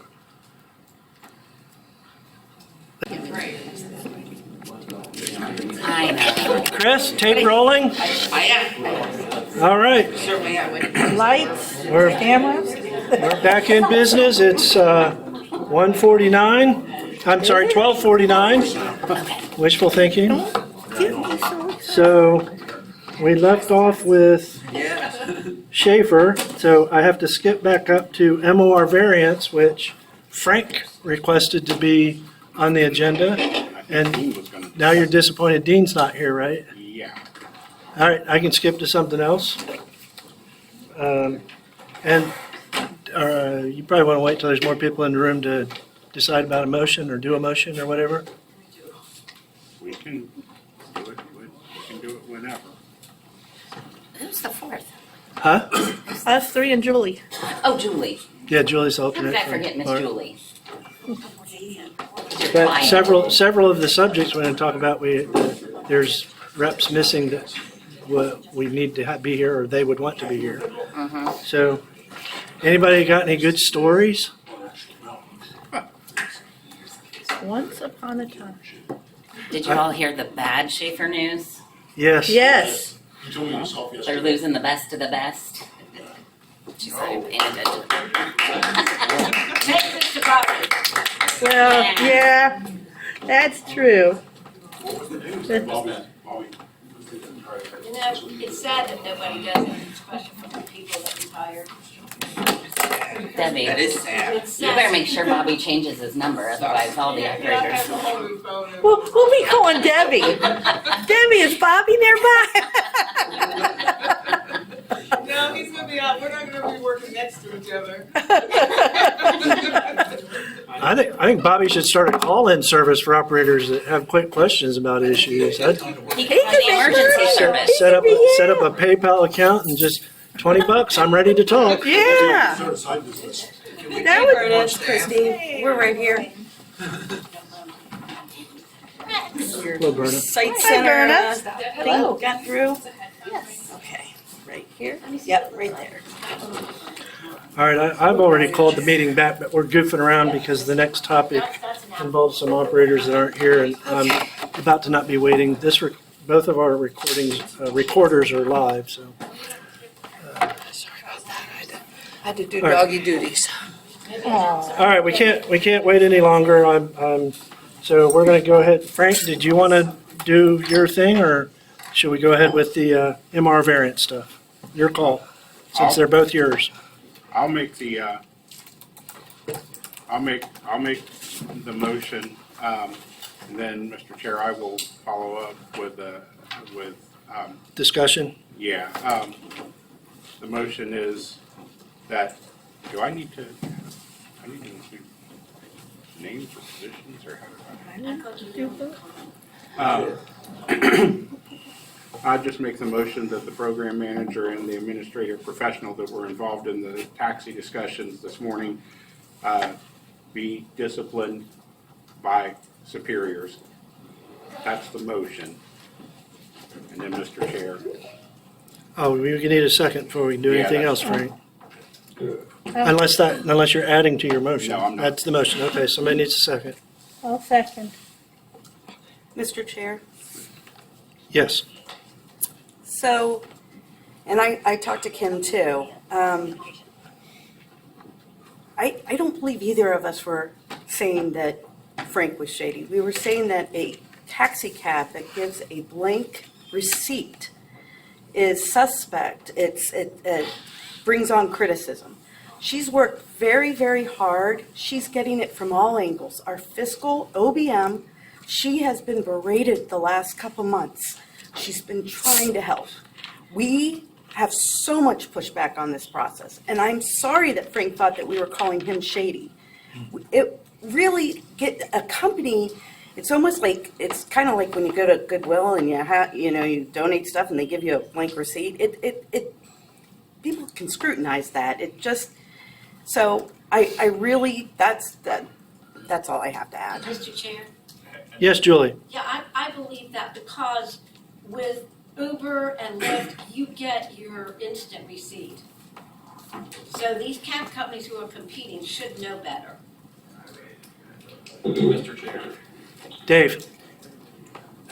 that all being said, did I understand that correctly? You went and talked about the public meeting stuff privately on lunch? She heard it. Kim was online. I understand that, but, so you guys had a private meeting about the public meeting stuff, correct? Oh, No. but yeah, no, they're not, I don't know. If you know where that's inappropriate or illegal or anything, I don't think that there's anything that says they can't have conversations whenever they want about whatever they want. Then They're not a public body, we're the public body. They are a public body, Mr. Chair. No, they're a public They're a public office. That makes them a public body. Okay, And, I'm not touching that the with a 10-foot pole. context of- There's lawyers in the room, I hope they'll speak up. the context of those, yeah, I hope they do. The context of those messages, nobody would interpret that they were talking about the taxi company. They were talking about Frank specifically and all of that chat. We could read it again, but I think everybody would come to the same conclusion. Mr. Chair? Go ahead. Go ahead, Frank, since it's his motion, and then Annette. Mr. Chair, I'm not the one who would determine if there was discipline, what that would be. That's not for me to do. That's for superiors to do. So that's all. I'm going to leave it at that and go forward. Annette? The only thing I'm really concerned about, and maybe the word shady in that context was meant towards the cab drivers, but the questioning was of the amounts, and the receipts were empty. So, yeah, and we can all discuss whether cabbies should give empty receipts. So the question had to be on Frank, not on the cab drivers, because it was being implied that he was putting down whatever amount he chose to put down on an empty receipt. And I'm thoroughly disappointed in that. I really am. Frank is probably the most integritable person sitting around this table. Known him a long time. He doesn't even write off his labor. Pays more service charge that he needs to pay into this program. And for his integrity to be even sniffed at hurts. It hurts me, and I know it hurts Frank. And it hurts me as his friend. And I'm very disappointed in that. And Mr. Chair, Yeah, Dave. I also think it's important to point out that discussion was had in private during the public meeting, during the last OVRC meeting, while it was being talked about in the meeting.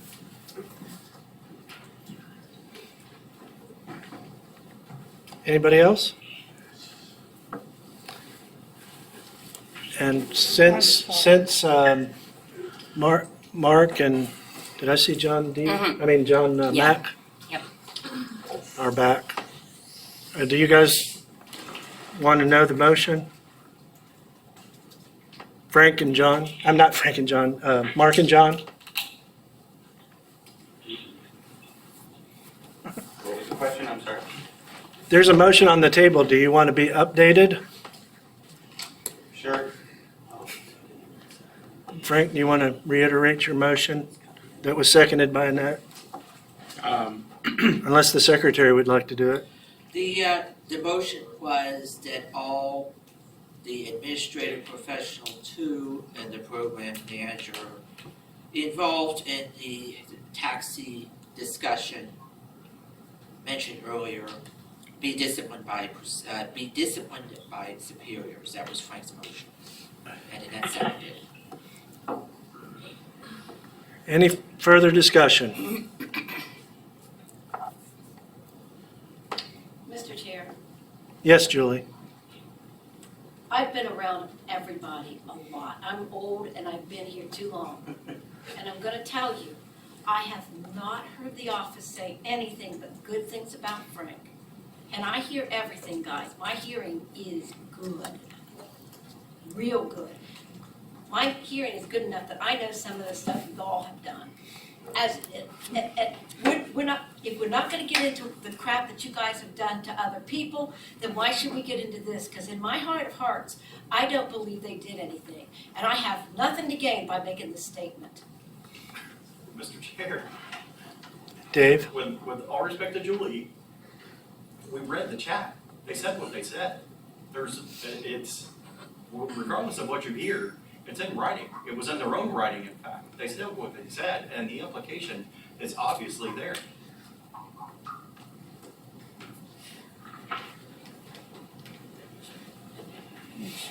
Anyone else?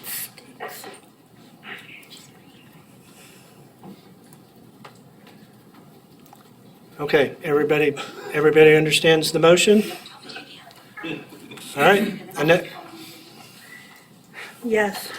Frank? Yes. John? I'm gonna abstain. Abstain. Mr. Chair? No. John? Did you vote, John? I abstain. Abstain. Oh, you abstained. I And so apologize. did I'm Mark. sorry. And Mark, you abstained as well? Yes. What? Okay, there was an error earlier in the vote that we had earlier where Annette abstained. Abstention is different than recusal. Oh. And in that case, the alternate does not get to vote. And I apologize for making that error. So I will ask you guys, do you prefer to abstain or recuse? If you recuse, Mark, Julie gets to vote. If you abstain, nobody votes. Recuse for me. I'm gonna And it doesn't abstain. matter with John because he doesn't have, It don't John matter. doesn't have an alternate, it doesn't matter. All right. Julie? I'm gonna abstain. So John abstained and Mark recused? Yes. And I'm gonna abstain. And you're going to abstain. Keith and Dean, or Dean and Keith here? Hmm? Keith and Dean are not here. Keith and Dean are not here. Okay, So that's 2 yeses. and all abstains, and then you, Is Keith back? No. no, or Yvette, is Yvette here? I don't think Yvette's coming back. Okay, that goes I to you. abstain. The representative from Zanesville abstains. So with 2 yeses and 3 recusals, or 3 with abstentions, I might have to ask our attorney about Robert's rules, whether that's a motion passed or a motion failed. Ms. Kazar, are you on the line? She's not. Okay. I am. Give me about 5 minutes. Okay, all I would right. say. We'll move on. Yep. It's a motion passed, they can vote no, and then the motion will not pass. I'm sorry, Seth? It's a motion passed, the voting members of the committee voted in unanimously to pass the motion. And what evidence do you have that the abstentions don't affect the count of the vote? Because there are abstentions from. Okay, voting. I want to see it black and white. That's why I asked the attorney. I'm not gonna make that decision without evidence. I'm not gonna make that decision without evidence. Mr. Chair, Yes, Seth? are we going to redo the vote from earlier? where you're now calling into question the vote that you took and passed? No, because it wouldn't change the outcome. Mr. Chair, Yes, John? with all due respect to Frank, I think he should be abstaining because it's directly. That's. No, that's- not going to have that that's up to- discussion. Yeah, Not- that's up to Frank. Not going to have that discussion.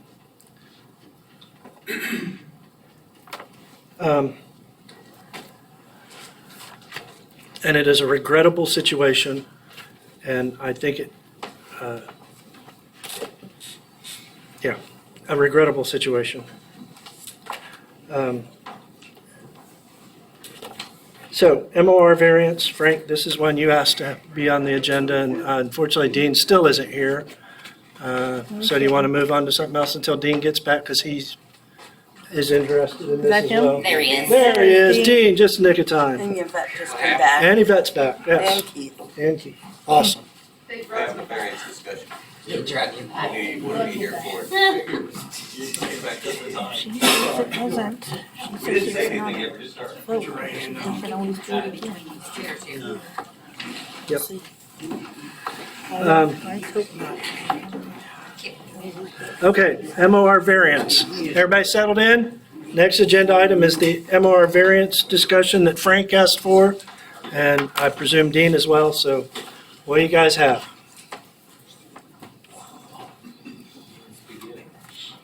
Ian? Did you have anything, Dean? Well, I mean, the one thing I just wanted to say right now is, first of all, there was a lot of operators very surprised calling me about the, the MOR review and the way it was all just put out there for everybody. And, Excuse me, Mr. Chair, who is that speaking? Dean, I'm sorry, what? Oh, he just. I just wanted to. Secretary was identifying you. Our apologies. Okay, sorry.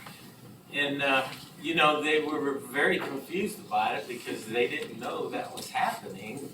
And, earlier we talked about a motion, and I'm not 100% sure on that motion. So it was out there in January? Is my big question to the committee, because I wasn't on the committee back in January. That's my first question. And my second question is, why are they putting everybody's personal home address out there? Okay, that's off topic, but as soon as we finish this topic, I believe that they would like to address that. Amy wants to address that, so as soon as we're done with this topic, Amy can remind us that she has some information about that. Go ahead, guys, with the MR variance. It's here, you got the floor. Go ahead. Mr. Chair, I thought Frank was going to add something. For my part, since I asked, considering the MR variance policy is involved in at least 3 grievances and probably some unofficial grievances, I think someone should make a motion that this policy gets put on hold until those are resolved. This was suggested a meeting or 2 ago, maybe both meetings, that it be put on hold. And I think it should be put on hold until resolved. They obviously are moving forward with it, even though in the last meeting, they said they couldn't talk about it. If they can't talk about it because of the grievances, they shouldn't be trying to implement and enforce it because of the grievances either.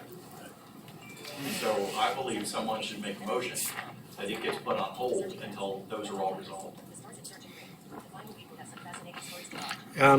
If somebody'd like to make that motion, that's fine. The motion last meeting that passed was actually to terminate it, and they declined to accept that offer as well. Yeah. It's unlikely they would accept the offer to put it on hold, but if somebody wants to make the motion, go for it. Mr. Chair. Yeah, Seth? It is, it's unreasonable for the denial of terminating the 35% variance from the OVRC. It's unreasonable to say that you cannot terminate that because there's a grievance out and you don't know if you can or not because of the grievance.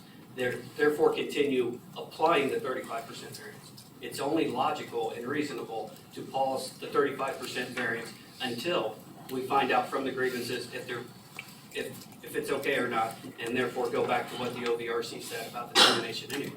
To apply the rule, when you're telling us, when you're saying you can't terminate it because of the grievance, is contradictory.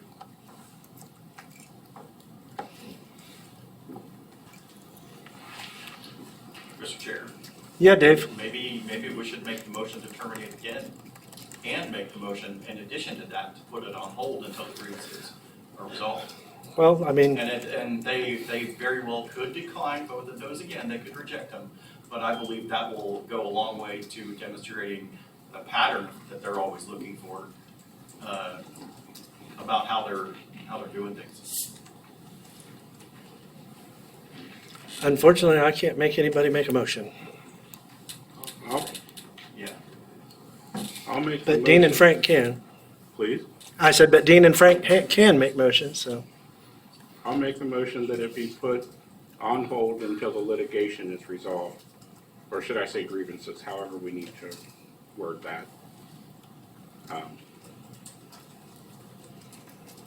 Yes, I would use the term grievance, not hearing. Yeah, Yes. grievances. Yes. That would be until all grievances are resolved. Correct.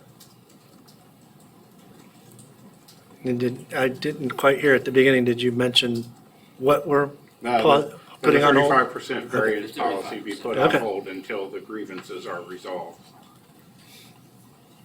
And did somebody second? I'll second. That was Dean? Yes. Any further discussion? Mr. Chair, John? shouldn't we specify what type of grievances, instead of saying all grievances? Oh, yeah, you're suggesting it should state all grievances related to the 35% variance. I mean, that's up to Frank if he wants to change it, and up to Dean as the seconder if they want to amend the, Mr. Chair. yes, I Seth? would also offer that with this motion to also state that once the grievances are, and if they're found to be, the 35% found to be unfounded, that it's immediately terminated as per our last vote. Oh,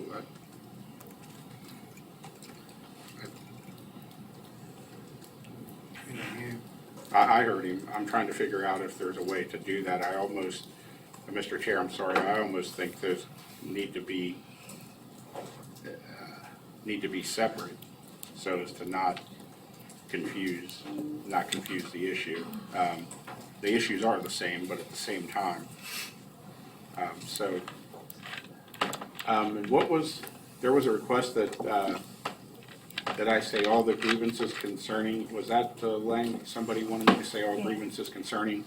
That was John. Yeah, concerning this, not all grievances. Yeah, Here okay, is, yeah, this is yeah. what- Well, we can amend it, as long as Dean's comfortable with it, that all grievances concerning the 35% policy, wait a minute, I need to reword this, that the 35% policy be put on hold until all grievances concerning the policy or rule, whichever you want to call it, are resolved. I second it. You agree to the amendment, Dean? Is that what you're saying? You agree? Yeah, I second what he said, yes. Okay, well, you're actually agreeing to an amendment, and now I have to ask, is there any objection to the amendment to the motion? Okay. Any further discussion with the amended motion? Mr. Chair? Yeah, Nat? Just real quick, I'm usually for putting things on hold when there are grievances, because sometimes there can be significant harm inflicted that can't be counteracted if a grievant is, victorious, if they're successful in their grievance. I'm concerned on this one because I don't see the harm inflicted on anybody by continuing it, but I'm still concerned about the harm that could be inflicted on the program by holding off on it. So I'm just worried about that. Mr. Chair. I wondered which one of y'all would get in first. Was that Seth and Dave and Yeah. Dean, or just Seth? I mean, y'all went at once, so. It was Seth and Dave. It's just Seth and Dave? Okay. I'll And yield to Dean. Seth. I guess to the vice chair's point, there is no damage being done to the program if this is an illegal act. So That's to true. use that, it may be damaging to it if it's okay at the end, but right now, if it's not in place, which the grievances state it shouldn't be for numerous reasons, then you're incurring no damage to the Bureau by stopping something that is being called illegal or out of line, where you would be incurring it if someone is taking time away from their workday to get paperwork that they shouldn't have to give to begin with, because it's an overstep by the Bureau. Dave? I would also add to what Seth said, that there is damage being done to operators while this is in place, because they're trying to take hard copies to keep them for who knows how long, because that records retention policy on that hasn't even been established or conveyed to us yet. And there's no reason to keep hard copies for as a use that's as yet undetermined. And so there is damage that won't be able to be undone regardless of how the grievances play out. So it should absolutely be put on hold until the grievances relating to that policy are concluded. Mr. Chair, Yes. plus the fact, back in January, it's my understanding, nothing was put in writing, and things kept getting modified and changed with this policy. I mean, this is just crazy to me that this committee would vote on something like this that is not totally written, so all the operators understood everything. I listened to so many people telling me, I didn't think they were gonna do this total review on us and all, so they didn't get what this whole policy is all about. And the way it was implemented from the beginning has been horrible. And Mr. Chair. Derek, then Dave. Oh, okay. Sorry. No, and I just now called for the floor. I agree with you, Dean, that whether you believe this should be implemented or not, it has been very poorly implemented from the beginning. Lack of communication and understanding of everybody involved as to what the expectations are and so forth. And that's been a slow process, certainly headed in a better direction, but still not even quite there. And so on that, I agree with you. There still remains the debate as to whether it's necessary under the circumstances with OBM involved and all of that. And I think that's what Annette was referring to earlier, the damage to all of us being the interactions with OBM and any adverse reactions if we don't do what they have asked us to do. Dave. Mr. Chair, first off, OBM cannot take any type of action against us if we don't do what they recommended the Bureau do. That would cause all kinds of other problems. There's no damage that can be done to us by OBM. That's been threatened, we've been threatened with that multiple times in multiple public meetings over multiple years. And there's absolutely nothing OPM can do to us as some type of punishment if we don't go along with their recommendations. Secondly, the argument that OVRC voted for this in January, something they've never even seen. I just want to say amen to Dean's comment. The committee has no business voting on something it's never seen in writing. And as an operator that this committee represents, that's inexcusable for one thing. For another, everybody, the meetings are up on YouTube. Everybody should go listen to that January meeting, and you'll hear Amy read those recommendations and then probably likely wrote them. Listen to that meeting. Listen to the fact that I objected that she was making the motion for us, and Annette went along with it. Listen for yourselves. You don't have to take my word for it. Go listen to the meeting yourselves. Those motions that the committee voted on should be completely invalidated. And more than that, the Bureau has stated they will no longer participate in work groups because they don't believe they go along with open meetings law. And if that's the case now, it was the case then. You're getting off topic, Dave. No, I'm on the same topic. No, you're not. Excuse me. I was My determination is that you are off topic. You're just trying to block me from. I am not. We're gonna talk. We're We're gonna not talk gonna about what you wanna talk- talk about at some Well- point. This is off topic. It's not. Stick with the 35% variance. I will not recognize you again. I've made a determination. This is off topic. You may continue to speak, but on the topic, please. That's all I ask. It's absolutely on topic. It's in regards to the variance policy. In regards to what? It's in regards to the variance policy. The Open Meetings Act has to do with the 35% variance discussion that we're having now, the motion that was made? It absolutely does. Okay. Okay, I made the determination that it's not. Further discussion? Mr. Chair. Yes, Seth? Per the open meeting policy, any discussion held in a meeting that was not open is therefore invalid. Section H of the policy that you called the Attorney General on. You have to read the whole law. Section H of that is any determination that was made or any recommendation that came out of a meeting that was not open presented to this board is invalid. When did this committee meet and make a recommendation that wasn't public? 35% was a recommendation. I'm sorry? From a worker that met in private with all voting members. Yes, In presence. absolutely. So all of those things are invalid. Only if you get them invalidated by a court of law. No. Only Yes, it's- absolutely. No, I'm being serious. Absolutely. I agree with you.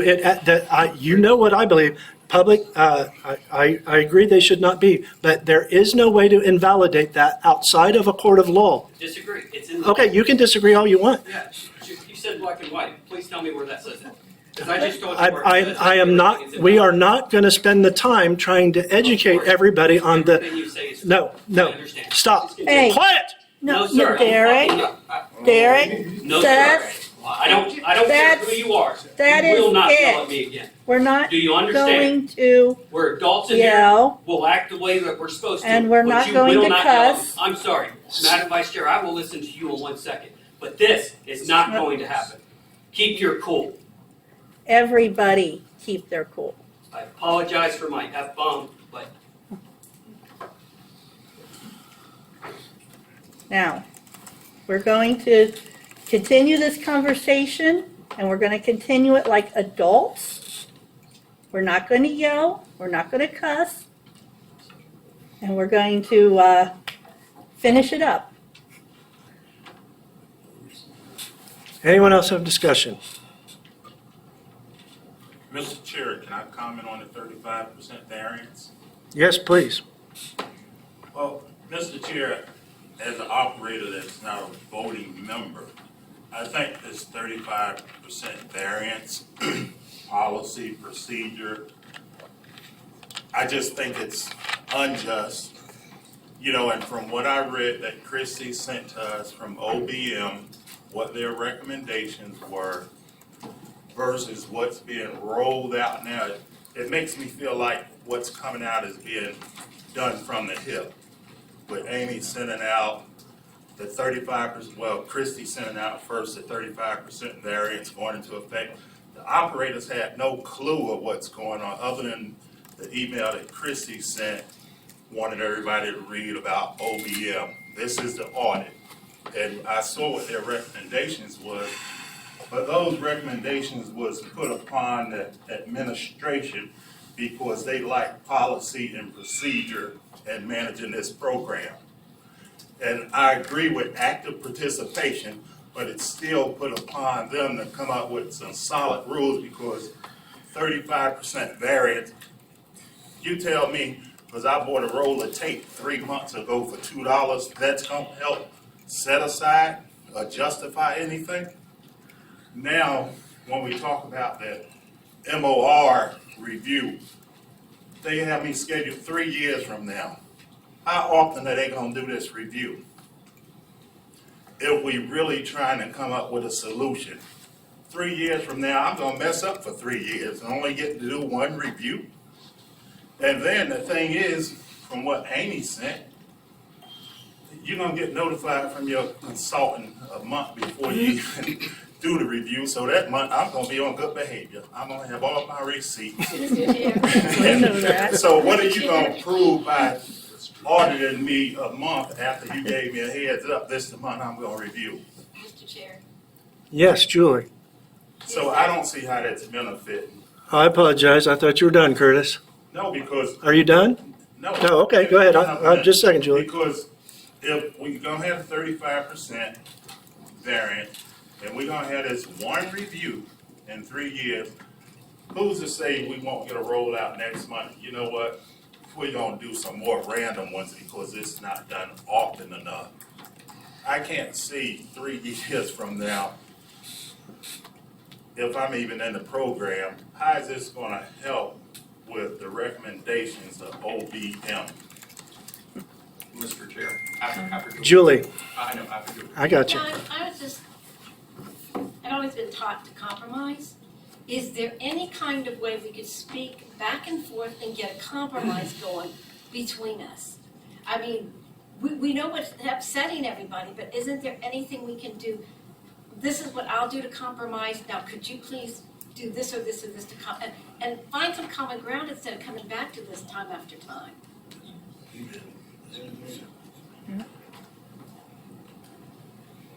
Dave. In regards to what Curtis was saying, there's absolutely nothing in the rules that says anyone has to comply with those MOR reviews. There's nothing in the rules anywhere, not a single word, that applies to a 35% variance policy anywhere. So you do not have to comply with those, nobody does. If you choose to give them all of your records and you don't mind them taking pictures and hard copies, that's totally up to you, but they cannot force you to comply with it. Mr. Chairman? Yeah, John. We've been having this discussion for 2 years now. At the peril of doing stuff to make our program better and bigger and getting other work done, did we need to move on? Mr. Chair. Seth. I agree. We need to drop this 35% that they should I be didn't doing say that. anyway. I know, I am. I'm saying that. We just need to drop it and move on and do things to better our program. I agree with John. That's the motion. Any more discussion? Mr. Chair, I have a question. Yes, please. Did anyone check with OBM and see if this 35% would be acceptable to them? Because if it's not, then we've spent a lot of time on stuff that's a waste of time. Could you speak up? I couldn't hear you. I said, did anyone check with the OBM office to see if this 35% policy is, which we're hanging our hats on, is acceptable to them? Because if not, we're gonna have to go back to the drawing board anyway, and I agree with Julie that there should be a way wherein I understand the Bureau's obligation, because they do, but I also understand what we're talking about as far as, I don't think the 35% thing really checks a box for any audit. Right. Auditor's office anyway. So I think that, I'm just wondering, did we get anything from the OBM office, said this is what we're doing, does this check that box? Mr. Chair, Yes, Curtis. I believe with what Christie sent us with that audit and what was submitted to OBM and what their response was that what was submitted was not fully accepted. And they did put recommendations for them to get with their IT department and come up with whatever spreadsheets or documentation where they can document their findings. So what they submitted was not totally accepted or approved of. And that's based on what Christie sent out to all of us to read. But the other thing, if they think I'm gonna turn over my documentation to consultants, that's not gonna happen. But I am willing to go into any OOD building or any location, my facility, and sit down and we can look at them together. I'm willing to do that, but I'm not turning over any of my documents because I'm held accountable through other agencies for that retention of my own documentation, taxes and everything else. Mr. Chair? Yeah, no. There's a little history. At least we were told, and Bureau folks speak up if we're wrong, that OBM was fine with the 35% thing, fine with the baseline thing. Personally, I think it's silly. I don't think it tells us a darn thing. I think it's kind of a ridiculous thing, but it's to check the box that OBM put in front of us. Those baseline things, I 100% agree the rules do not allow for them. 35% thing, we can probably debate that all over the place. But we have grievances there to figure that one out. But all I know is that whether we like to believe it or do believe it, don't believe it, could be true that OBM has no authority to do anything. Dave, you could be 100% right in that. I just don't know. I don't know. I don't know if all of that stuff could happen, but I'm personally not willing to take the chance. But that's just where I fall on it. And I would love to come up with another thing. If this one is so egregious, and I just don't see how I don't see how it harms folks. But if it is egregious, I have no problem with coming up with something else that we can all agree with, like Julie said, some kind of compromise or something. But nobody's putting anything on the table to compromise. It's either do it or don't do it. Those are the only two options. It's been, I mean, a couple folks have said, let's do a yearly review. I think that would be a lot more invasive and harmful to operators than this is. But we just got to check this box. That's all it is. It's not, it just doesn't seem to be this bad that it should be causing us so much angst as it is. Madam Chair, or, I'm sorry, Mr. Chair. I won't take that as an insult. Go ahead, For Seth. some reason, I was addressing Annette, because that's what I wanted to, I apologize. That was not meant, so don't take any offense. I'm joking. I'm sort of. What you just said, I agree, but the problem is that the box to be checked is for BE. It is not for operators. I agree. And Mr. Chair, Yes, Dave. I also agree with Annette to a certain extent. Something that we all came up with, or helped to come up with, that included active participation, this 35% policy didn't. And it's been going on for almost 7 years now. We all know that, under different names and different ideas, but it's been going on that long.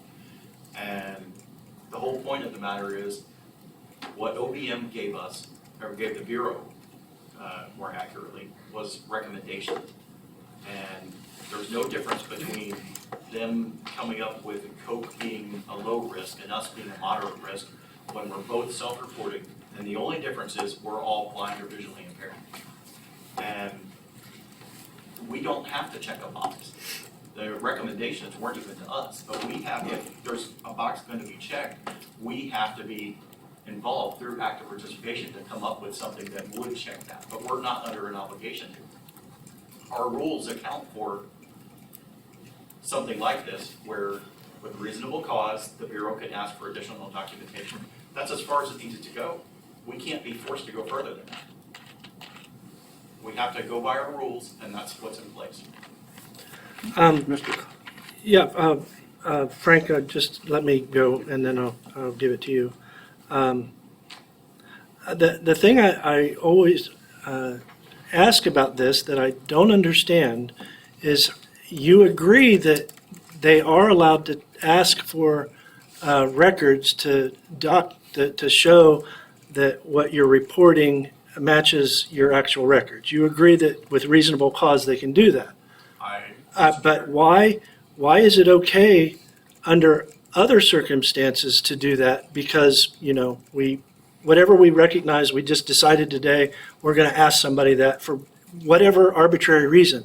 But it's not okay to define what the reasonable cause is. Why is it wrong to say 35% is what triggers us to say that's a reasonable cause for us to ask a question, for you to report your records to show they're in line with your document?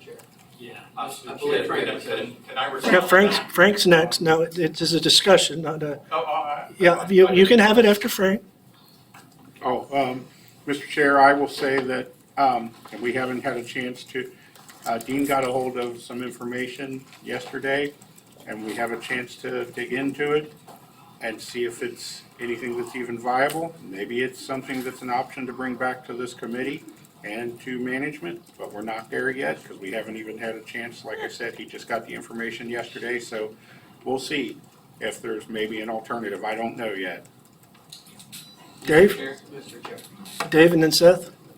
My response to you about that is reasonable cause has at least some burden of proof to be behind it. I don't have a problem with reasonable cause being defined, but it cannot be defined with a blanket policy that just suspects everyone with no articulable suspicion behind it. As we were talking about earlier, there is a blanket suspicion that everyone here is shady. Right. And that's offensive and all kinds of other words that I could apply to it. Reasonable cause cannot be a blanket 35% across the board on everyone. It can't be done like that. Our rules say with reasonable cause, and that implies there would be a specific reason that someone, an operator, did something very specific that could be justifiable to ask for additional documentation, not a blanket policy across the board. Seth? Mr. Chair, as a secondary answer to you, the 35% is not being used reasonably because we have certain instances of 35% where we have a facility reconfiguration. That 35% doesn't matter. So by their own rule that they're trying to force upon us, they're saying that 35% is not reasonable cause. It's reasonable cause on spending in this category, in this time frame, but not in this other category. So if you're not going to apply 35% across the board, then you don't have a 35% as a trigger for a review because it's unreasonable by their own admission in some cases. So then we need to define that. And second of all, your thing about reasonable cause is any paperwork or anything required by an operator to get to BE has to be actively participated with on the committee. So anytime that anybody is going to have to turn paperwork into the BE program, the committee needs to actively participate to define the reasonable cause that causes them to turn it in. Mr. Chair, I call for the question. We had Dean waiting, After Dean, but he then. was the last one. Okay, Mr. Chair? Dean? Okay, I just want to say, most definitely there's a better way of doing this. And like Frank was just saying, we're looking into it right now, and I have a good feeling by October, we're gonna have something that's good to put out to everybody. Good. And I just want to say, well, that's it for right now. Go ahead. I call for the question. And the question is, Mr. Secretary? The question is that the 35% MOR variance policy be placed on hold until all grievances are resolved. All grievances related to the MR variance are resolved? All grievances related to Yes. the policy are resolved. Okay. Everybody got it? Yep. Annette? No. Frank? Yes. Dean? Yes. Gosh, who am I forgetting? Mark? Yes. John? No. I'm missing somebody. Keith? He must have stepped out. Oh, he stepped out. And Yvette's gone too. Julie? Oh, Yvette's gone too. Yeah, that's right. Okay, and the Zanesville representative votes no. So what is that, a three? tie. Is that a 3-3? Yeah. Motion fails. Doesn't Yvette get to vote? Yvette's not here. Oh, I'm sorry, I thought she was. Okay, motion fails. Moving on.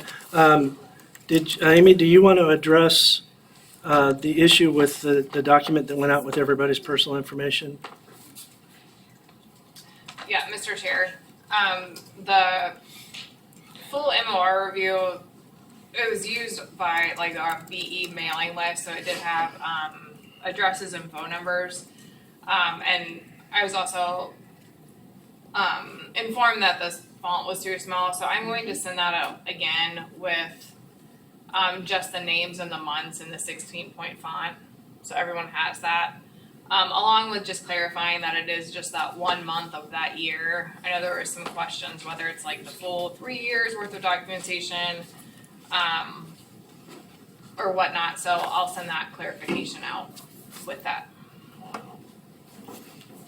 Mr. Chair? Yeah. I would just say, please be more careful about people's personal information, because that's exactly why folks are concerned about receipts and everything, because of information like that being, I mean, that was a public records leak is what that is. And we hear a lot about things like that in the news and all of that. So I heard from several operators about this issue, and I realize it was an error, but it was a pretty egregious one to have everybody's personal information out there. So, and that's exactly why folks are upset about the picture taking and all of that of receipts, because they don't want their information to be inadvertently shared with people whose business it is not.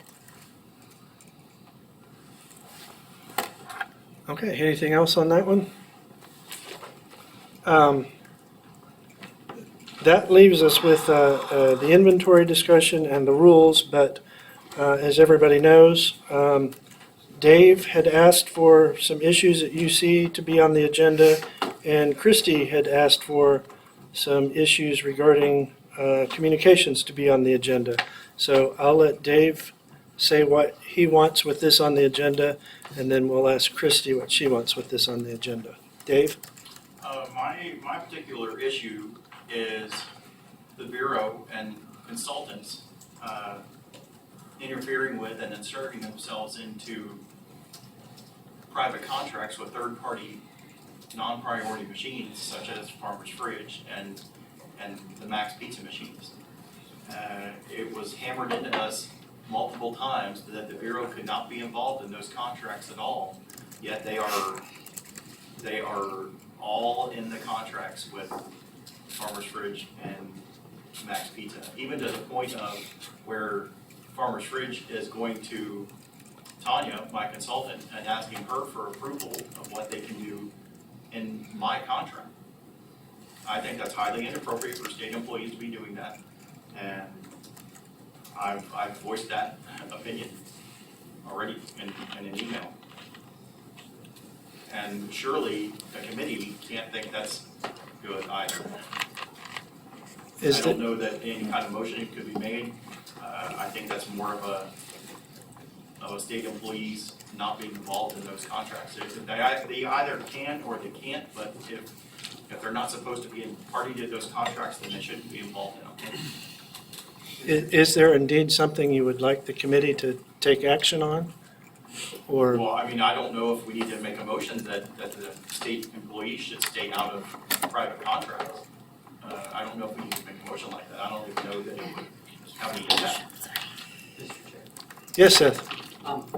As we all learned in our training coming into the BE program, I assume it hasn't changed that much over the years, that the difference between self-employed and being a subcontractor is that we are, with UC saying we want a Max Pizza and a Farmer's Fridge, and with BE installing a Max Pizza and a Farmer's Fridge without the consent of the operator, they are making us subcontractors as opposed to private entities. Because we now have to, from Christie's ill-thought-out email, saying you can waive it and we can let UC do it, it shouldn't be there to All right, begin with. I'm gonna stop you right there, Seth. That's an inappropriate comment to. No, it's not. It's a statement of fact. Read the email, sir. That it's an ill thought out. Yes, That's just no. like your statement earlier. where the We're person gonna- filing the law Please, All right. was please.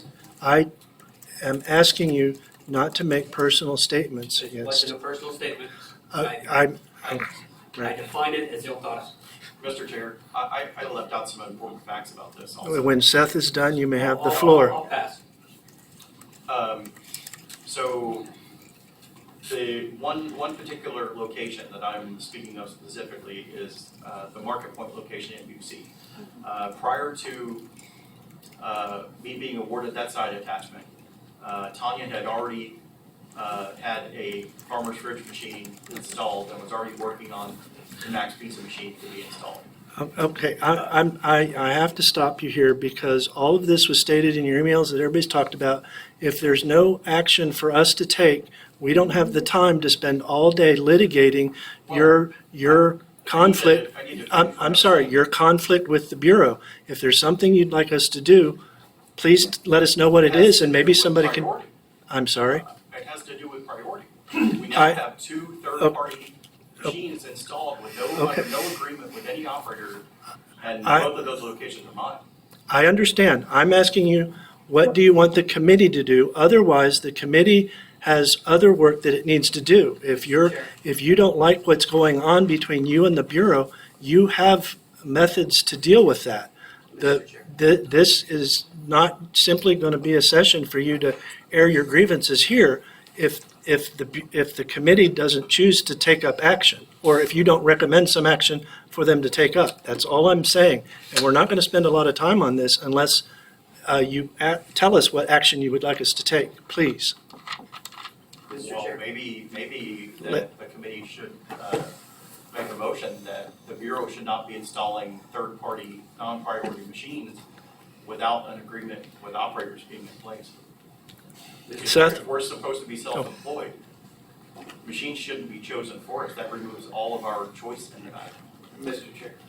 Chair. Seth and then John. John. Again, the Bureau has no right to install a third-party machine and then require us to either waive, which is in the email, whatever you think about it, whether to waive it or to sign a contract. That is forcing us into a contract with the third party, which the Bureau cannot do. They've installed these machines and now they're making it, either you accept the machines where they are or give it up. And that is something that this committee should be against. The Bureau coming in and installing something in any of our facilities and saying either sign a contract with them or sign it or we'll waive it and let the facility run. That is the issue here, and that's what the committee should be concerned with. It's not the Farmer's Fridge, it's not the Max, it's not Dade, it's not UC, it's the rampant overstep by BE to install machines that we are required to sign contracts outside of BE to run. And those cases have been made to the committee, and unless the committee wants to take this up and make some motion or take some action, we need to move on from the discussion. John? I withdraw my comment. I don't want.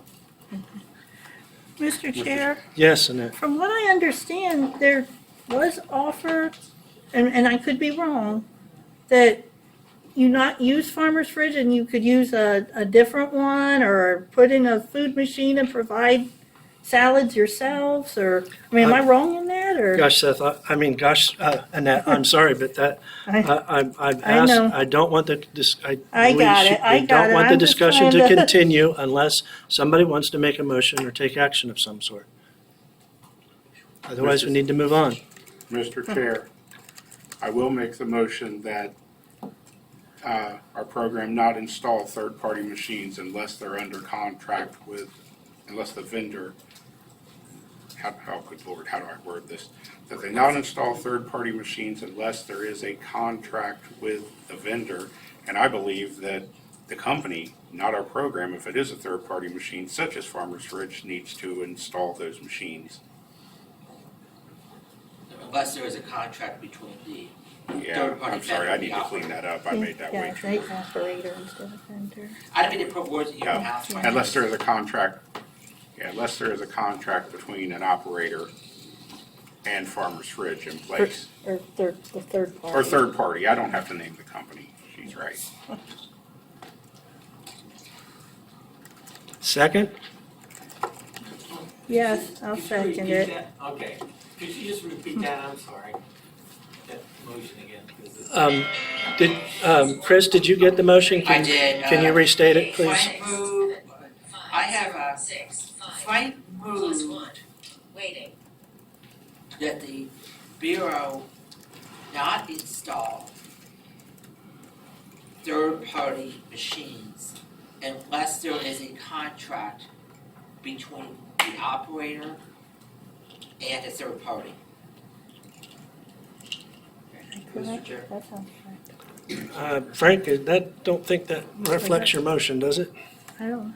Well, that's kind of what I said, but I think I still need to clean it up. Okay, well, that's what I have. I think we need to fix the wording of that. I can fix the wording, unless there's a. Let me, Mr. Chair. We're in the motion process right now, Seth. I'll get to you in a second.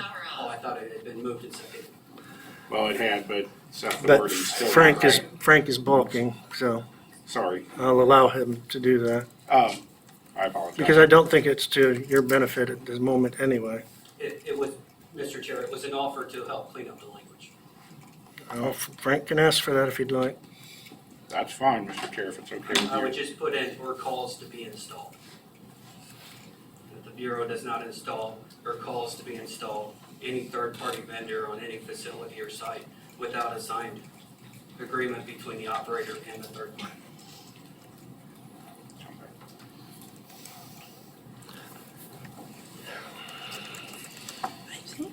Is that it?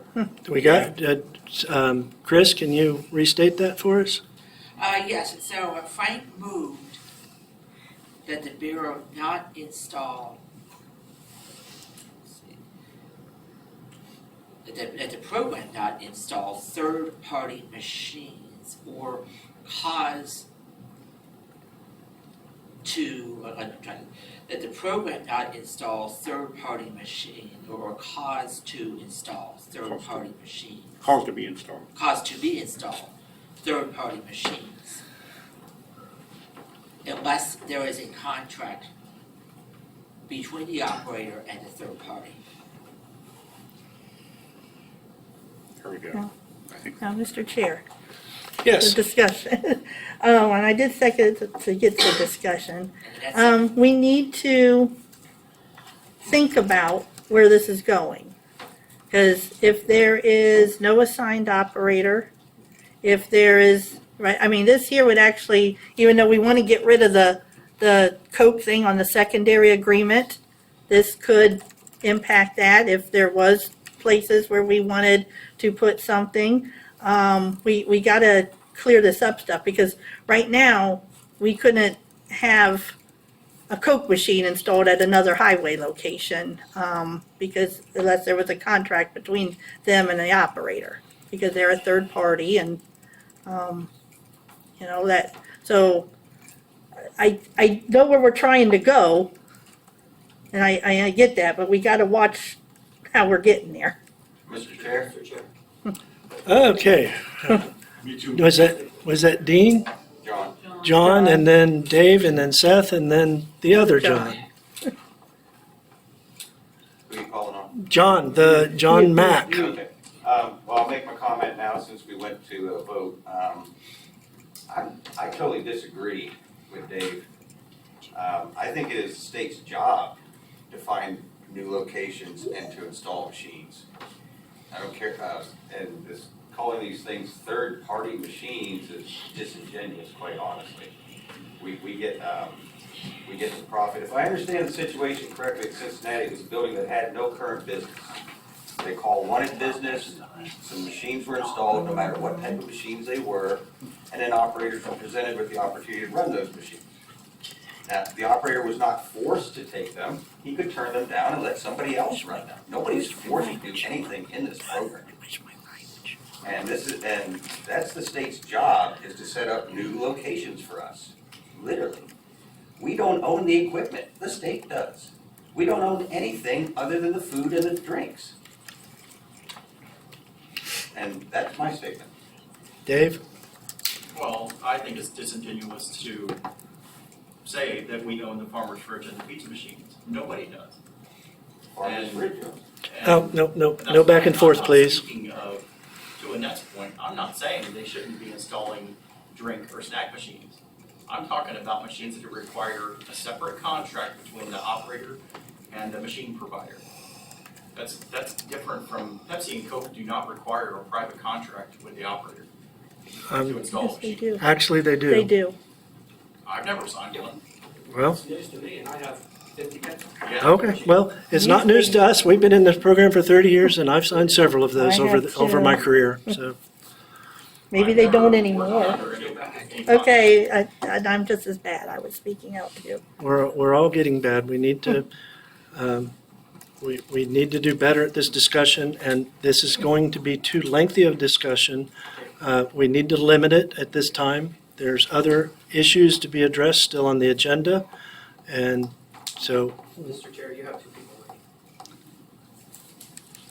I'm aware of that, sir. I understand. Okay. And it And we would appreciate our state officers. okay. Everybody who can vote and every alternate gets 2 cracks at this, and we're moving on. That's not fair. Yeah, that's not in the rules and you cannot make it. I can make a motion and have a vote and do it that way if you'd like. But you can't because we have a motion on the floor right now, sir. Actually, that's a secondary motion that can be All made, right. but let's get this done with, please. I understand, and we're wasting All right, time. you have the floor, Seth. If Dave was done. Thank you very much. Was Dave done? My comment was that, to the vice chair's point, yes, I have Pepsi machines, I have Coke machines, or, I'm sorry, I don't have Coke machines anymore. I have Pepsi machines, I've never signed a contract to have them. The idea that the Bureau cannot have a Pepsi machine delivered, set up under a BGA that we have with the location is wrong. So it would not affect anything else. These are, as Dave No is back saying, and this forth. is simply for third-party contracts that are signed for by operators. They should not be installed before an operator is agreed to. That's my second cry. John D. You guys are talking about machines. Well, this also affects contracts like FUTA, for example. The Bureau signed a contract with FUTA before there was an operator there. They agreed to have the operator paid every 3 months. And that needs to be addressed as well. Mr. Chair, Yes, Ned. I was not referring to Pepsi machines, Coke machines that operators run, even though in the past it was their practice to have people sign contracts, but they may not do that anymore. But I was referring to places where there is no operator, such as our secondary highway locations, where the Bureau does have a contract with Coke.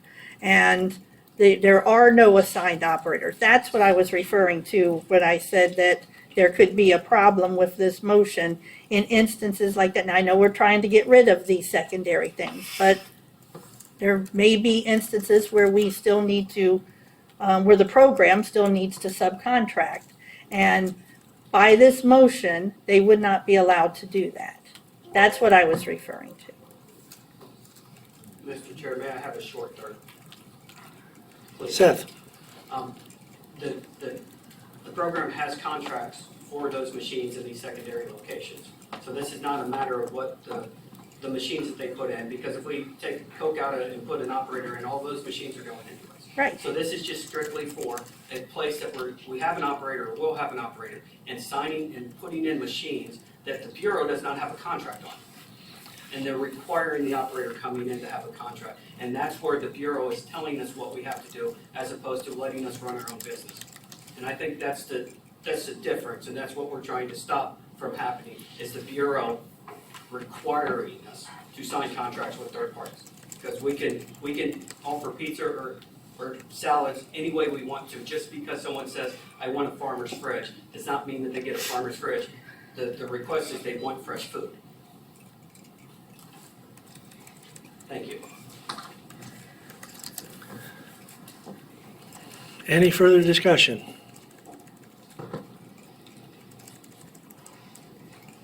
Annette?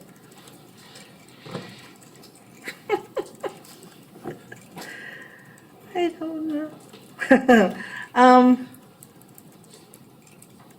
I don't like the way the motion was worded, so no. I can't, I know, yeah, no. voter, don't. No. Frank? Yes. Keith? No. John? No. Mark? No. Dean? I'm really on the fence about this. I have to vote, can I say something? You have to vote or not vote, and you can say something after the vote. Okay, I'll say I'm voting yes then. Does that just leave me? Yeah. Zanesville representative votes no. Motion does not carry. Did not pass. I'm sorry, Chris? Motion did not pass. Motion did not pass, no. Dean, do you want to say something briefly? You know, in Anchor Canton, I don't think we have the farmer's fridge anywhere. I could be wrong, but I don't think we do. It's starting to move across the state. Yeah, I'm talking Akron Canton. So, you know, I'm not real familiar with them, but I just think about myself and other operators. If I am an operator and involved with a certain facility, and I being pushed, to do a contract, there better be wonderful communication with me about everything if they want me to just go follow through with the contract. Does that make sense, what I'm saying? And Mr. Chair, Yeah, Dave. there was zero communication with me. And there's two pizza machines operating that I Okay. have no contract with, and the consultant that had those machines installed on her own has never bothered to get me together with the guy that provided those machines. I strongly encourage anybody that has an issue with this on a contractual level or an administration of the program level, take action. And Well, Mr. Chair, respectfully, that's what we were asking the committee to help. yes, yes, and they clearly it did not succeed. So there are other means, and I'm suggesting you avail yourselves of those processes. They would go further than any recommendation this committee would make anyway, because the Bureau at any time they like can say no thank you. And they have before, and they will continue to do so. The best means to settle these things is through the methods that are available to us, through the USC 20 and CFR 395 and our very own code and rules. So, next on the, I'm sorry. It's all right, it's a losing conversation, go ahead. I can't fight your fights for you, Dave. Fight them I yourself. don't expect you to. Okay, that. Inventory discussion. This is our ongoing discussion of how we're going to deal with the new. Mr. Chair, Yes. respectfully, you don't have to fight this fight either, but. Oh, you want? Yeah. I told you that I had added something to the. Christie had another part of that. Yes, absolutely. Christy, did you want to talk about why you wanted this on the agenda, or? Well, Mr. Chair, Or perhaps Berna would like to? Yeah, we've talked about this specifically, this space for, again, over a year. My concern is, we all can have good debate, we can all disagree, and I'm this isn't going to come out right. Even when we have communication that's very spirited here, I can deal with it. My issue, Dave, was you copied UC and Ames from Farmer's Fridge on that, and it was, we had another operator at another college and university that had a meeting this week with Ames, and he was taken back by that. And the other thing that I'm worried about is we've done so much to grow our college and university presence. We are miles ahead of any other state. And if we lost colleges and universities, it would devastate this program. It really would. And it's a balance. It's an absolute balance, providing these universities the needs that they have, but also growing great, wonderful jobs for all of us and for you guys. So we need to be conscientious when we're emailing with our grantors on the copy line and outside entities, because it reflects on all of us. Yes. Mr. Chair, Yes, Dave. not the least of which is, I'm self-employed. I'm confused. I'm not sure if you were saying the other operator was taken aback or Ames was taken aback. Both. I'm not really sure that matters to me that much. But as far as I know, I don't work for the Bureau. I certainly don't work for you or anyone else in here that might have been taken aback. I can copy whoever I want. There's nothing you can say or do about that. And I didn't say anything inappropriate to anyone. I was very direct considering the agreement is between me and Farmer's Fridge, and Ames is apparently the person handling that account. I had every right to email him, and he kept going back to my consultant to get approval for what I was saying, and that's what I was unhappy about. And apparently my consultant was not only communicating with Ames at Farmer's Ridge, she was communicating with UC without me being included in any of that. Mr. Chair. Just as inappropriate as me commenting. And he's finished. Yeah, all right. Is that it, Dave? Berna?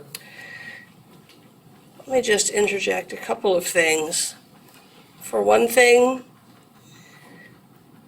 when we put things in writing, sometimes they come off differently than when we say them out loud. And so all of us, myself included, need to take a second look at our emails before we send them out, make sure they're saying what we want them to say, and saying our opinion. Nobody is trying to tell you you cannot or you must not copy people, but think about how the entire program is affected if a third party or someone that we're trying to work with for the benefit of all operators is offended to the point that they don't want to work with us or you. It wasn't even about us, it's about you. So I'm just encouraging you. I am not saying you can or cannot do something. I am just saying that it is worth it for the benefit of all to consider who sees and what you say when you're putting out written communications. Mr. Chair. Yes, All Dave. of the people I copied on my email were people that I should have been included with in any communications installing a machine that I was gonna have to sign a contract with. There was nothing inappropriate about that. If they don't like what I had to say, they shouldn't have excluded me from the communication process to begin with. Tom Neal is the operator that Christy mentioned, and I spoke with Tom Neal about this, and I have permission to talk about this on his behalf. And when he saw the communications that were sent out to Farmer's Fridge, he immediately said, great, I've got a meeting to discuss doing business on the following Tuesday. And he was very concerned about that. And I understand that you don't want to be told what to do, but I think what a lot of us would ask you to do, including Tom Neal, is be cognizant of, just as Berna said, the effects that what you say can have on relationships with others than yourself. That's all that we're asking, is that you be cognizant of effects that what you say and how you say it might have, and the detrimental effect it could have on relationships with other operators around the, and not just with contractors, but with grantors as well. Mr. Chair. Yes, go ahead, Dave. I'm sorry? I'm not responsible for other relationships other operators have with anyone at Farmer's Fridge. If they choose not to work with them, that's totally between them. I can't be responsible for that. I'm only responsible for the contract I have with Farmer's Fridge. And if Ames doesn't like what I had to say, he doesn't have to work with me. I'm fine with having that machine moved out of there. I never initiated that install to begin with. That's it's a priority.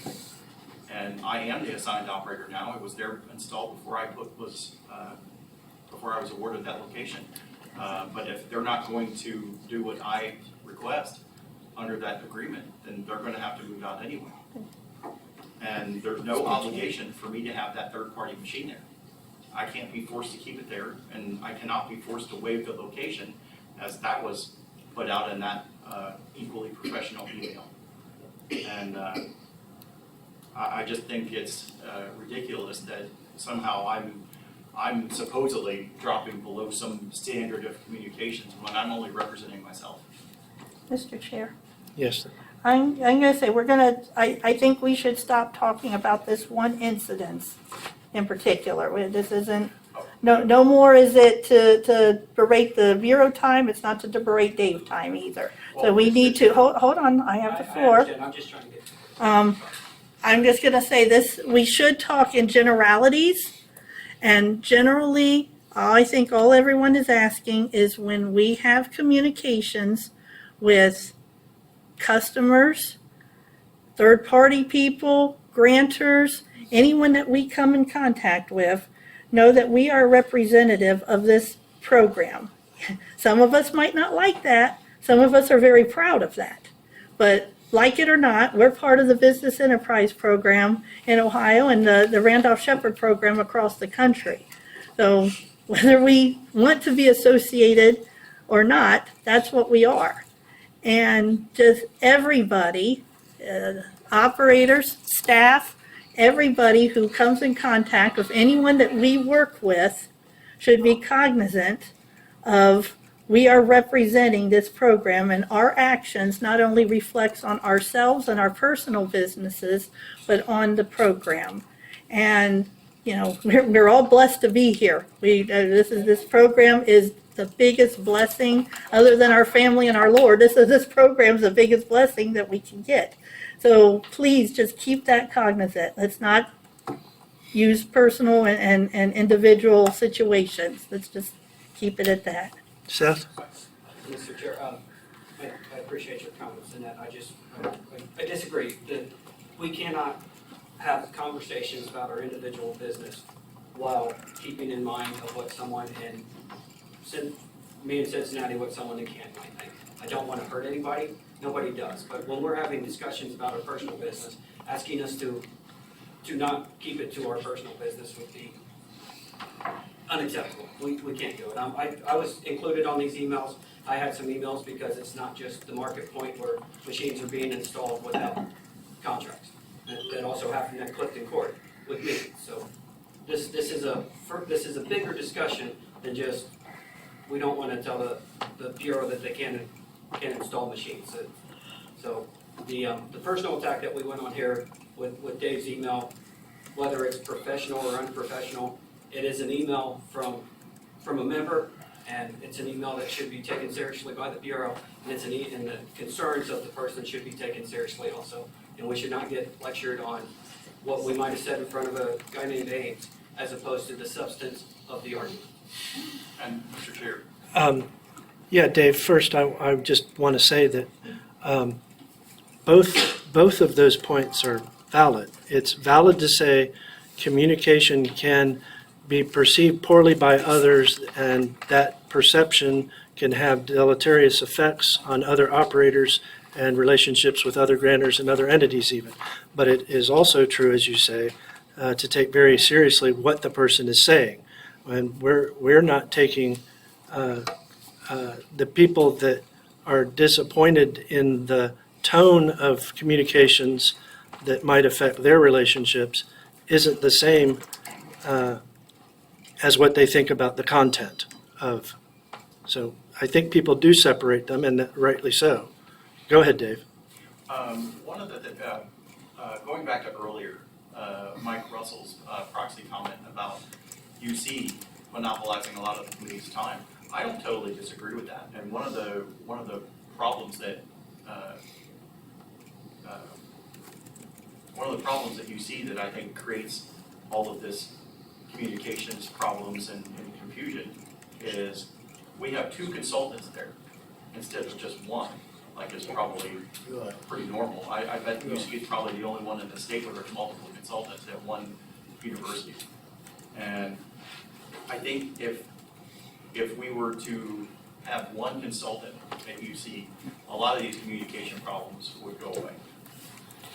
And I think over the years, there's been two consultants for a long, long time, and there's always been, because different people do things different ways, there's always been communication problems. UC gets mixed messages, and it's not a good situation for anybody. It doesn't benefit anyone. I think it should be considered that we have one consultant that oversees UC. Okay, anything else? Inventory, the good stuff. Who wants to start this conversation, or have we lost our desire Mr. to? Chair. Yes, Seth. I would like someone on the committee that can make a motion to wipe out all existing inventory now and start with VR, where it's through VR as opposed to a loan from BE program. Okay, explain that a little bit, please. Wipe out all existing inventory debt because of the problems. Yeah, I got that, but then what? And then start with VR, where VR is doing initial inventory, and then that is not owed back to the program because that is from VR. Mr. Chair, Yeah, John? I would have a problem with that motion, Seth, because the last few attempts I've taken on, I bought all the inventory myself, got nothing from Me the too. state. So I would just be out all that money. Me too. Mr. Chair, Yes, do Seth? you mind me asking why you didn't get the reimbursement from the state? I didn't need it. Okay. And He purchased it with his own money. Facility, not, I would rather get money when I leave a facility than owe money when I leave a facility. I agree, I was just curious as why you did it. Not saying you're wrong, just curious. Okay, I'm gonna ask not people go back and forth and address the chairperson, please, for the floor. Mr. Chair? Yes. So, in theory, I'm not against Seth's motion. The problem is that we can't do a motion that's against our rules right now. We have to open up the rules and change the rules to come up with a process going forward. Yeah, I mean, the purpose of the conversation about the inventory is to get us to the point where we know what we want the rules to be, so then we can start making motions about what the rules should be and everything. But it could also be, a motion could be made to say that this is the direction we want to head in, not that we have to currently do it, we immediately need to do it, but that we can head that direction. And it's a deeper conversation than, I mean, there's more to it than that.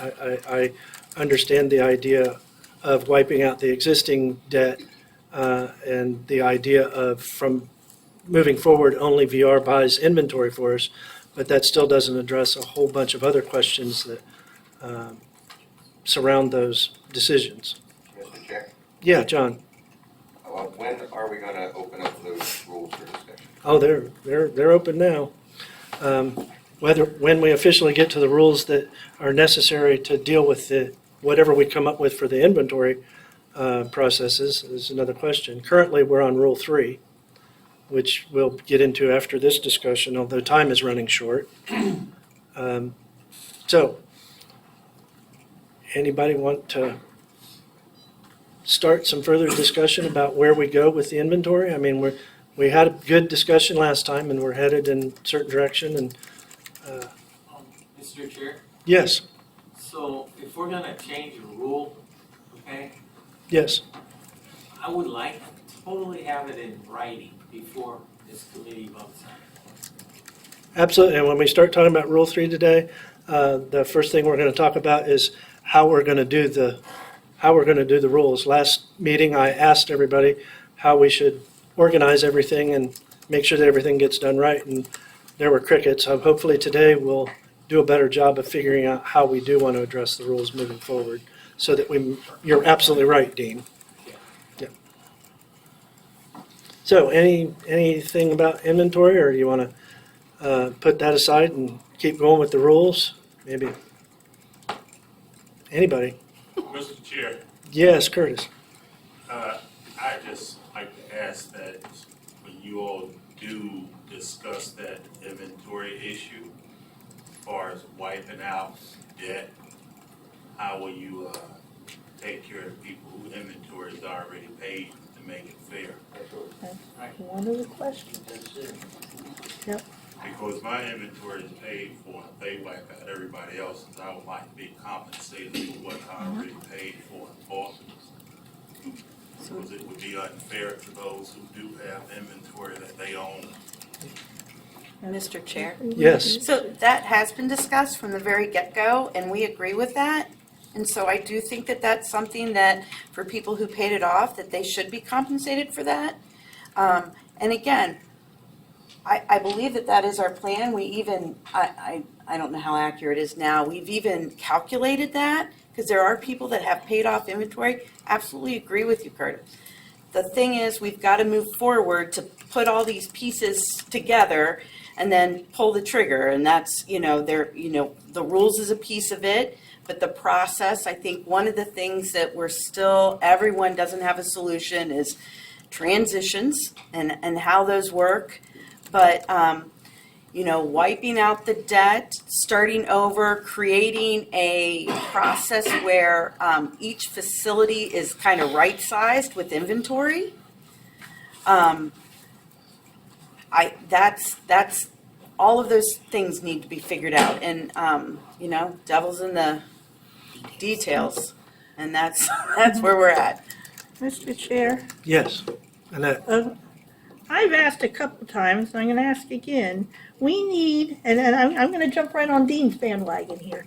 We need something we need something before us. I don't even remember, and I read the minutes, and I don't even remember what all we came at last time. That was a month ago, and we've had so many discussions and gone round and round. I don't know where we've landed. I don't know, at this point, I could not explain to anybody where we are in this process. We need a plan written down in writing to use it. I'm not saying it needs to be perfect, but it does need to point out what we're working on, what our concerns are, and give us a chance to have something to work with. Right now, it's all vagaries and what ifs. Mr. Chair? Yeah. I totally agree, and we will go back and we will do that. I just want it to be crystal clear that it would be a draft document, that we're not saying this is what it's gonna be, and that it is completely draft and it's a starting point that could be completely different in the end. Yes. So, but we can put some documents together on, what's been discussed, what we still need to discuss, and try to organize that, and try to organize next steps. And maybe it's a matter of each meeting we take one piece of it. And Amy did send something out to all of us that was kind of a flow chart that showed, if A, then B, and went through all these different scenarios and whether that, where that pot of money was involved in that and all those kinds of things. And that's helpful to some extent, but it still doesn't address a lot of issues. And we still haven't cleared up basic questions like who's going to own the inventory? Is it going to be? Have we landed on the only scenario we're going to play with is that the operators own the inventory, or is it still on the table that it could be that the Bureau owns the inventory? Mr. Chair? Yeah. I think anything is on the table right now. It's just that kind of tricky monetary loan type, I don't know, RSA calls it a refund. It's just kind of trying to play with that so it's not just money that we're writing checks back to the federal government, and also affecting the maintenance of effort of the agency. I know one idea that was brought was well, what if it's just stock on the books? So this many cases of pop, this many cases of blah, blah, blah, blah, blah, and there's not a monetary amount, it's just items, try to get around that if you want the SLA to own it. So I think it just would, there needs to be more discussion and almost kind of throw everything that, this is how we've done it, this is how we've done it. I sometimes find myself in that pigeonhole too of we've always done it this way, so how do we do it a different way? So trying to take a step back and think outside the box of how do we do this, look at other, I know we have several other states, so maybe we can send that out too of maybe we can take bits and pieces of other programs of how they do it and come up with something that works best for us. So I can definitely send that out. I know that it was asked to put together some recent transitions that have happened and kind of what went down in that transition, and we can certainly do that. Definitely have not had the time, unfortunately, since last month, but between the other states and then some recent transitions, we can get that out to everybody. And maybe, like Christy said, we can kind of work piece by piece through the process. But, yeah, so just a second. But the problem becomes that we can't have any real discussions about transitions until we determine who's going to own the inventory, because that changes everything radically. If the Bureau owns it, it's a whole different scenario than if the operator owns it. And that, so I think it's critical, and Seth suggested a motion be made to that end. But I do believe that we have to settle on that before anything else. And that's still going to leave a whole bunch of stuff to settle on. But we're not going to get anywhere with the other stuff until we settle that big question. Seth? Right, Mr. Chair. With the new RSA TAC and determination that the first 6 months of a new facility or a new operator going into a facility is all available for VR funds, why would we even consider the Bureau owning property that they didn't pay for because VR did? Wow.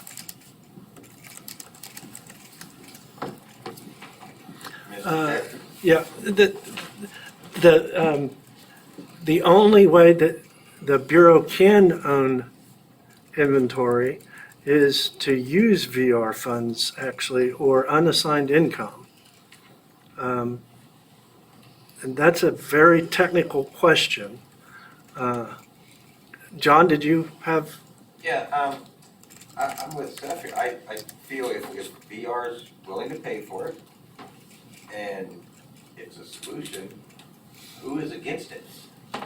Would be my question on the committee. Nope, nobody's against that. Mr. Chair? We've had this discussion, let's make a decision. Who doesn't want VR to pay for it? And then the operator would own the inventory. When you leave, just like with the coin mechs, you sell it to the next guy, or if the next guy doesn't want it, then he gets his inventory from VR. If VR bought your inventory and you're stuck with it, you're not out anything as an operator. You can always take it to your next facility, give out for Halloween, whatever. But I'd like to hear an argument against VR paying for our funds. Oh, well, yeah, and, yeah, BE can't really buy inventory. That's the whole reason that we're in this mess, because it was established all of a sudden that inventory had been purchased with the wrong funds, not just by us, but across the country. And that's why this is now a national issue of how to change it. Frank?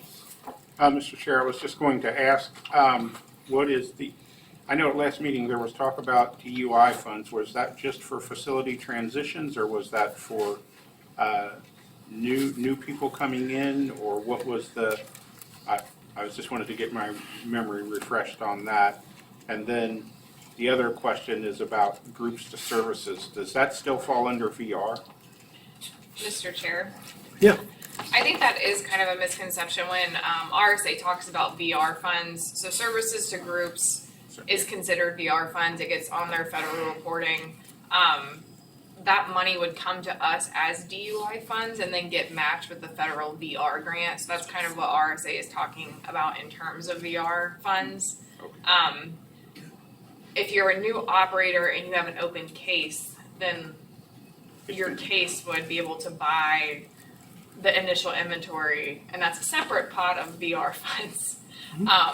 So it's all VR funds in terms of like DUI and like opening a VR case, because it's all getting matched to the VR federal grant. It's just getting reported to different places. Okay, now, I have a technical question here. The DUI funds are only used for services to groups, right? Not for open cases. Is that correct? Yes. Okay, all right. Mr. Chair. Frank and then Seth. Or were you done, Frank? I thought you'd spoken. I think you asked the question that I was going Okay, to ask. Seth? I was on the RSA TAC call yesterday, and their statement was that services to groups pay for any reconfiguration of a facility or an operator coming in that's not a new operator, not the beginning of a brand new facility. Is that your understanding also? This was from the TAC call yesterday. Mr. Chair, yes. Services, I'm just kind of like clarifying too. Services to group, it's not attached to any case. So the authorization would still come through BE Web and all of that jazz. It just gets reported as that on a different report than the RSA 15. It's on the RSA 17. And it gets counted towards the agency's maintenance of effort. Mr. Chair.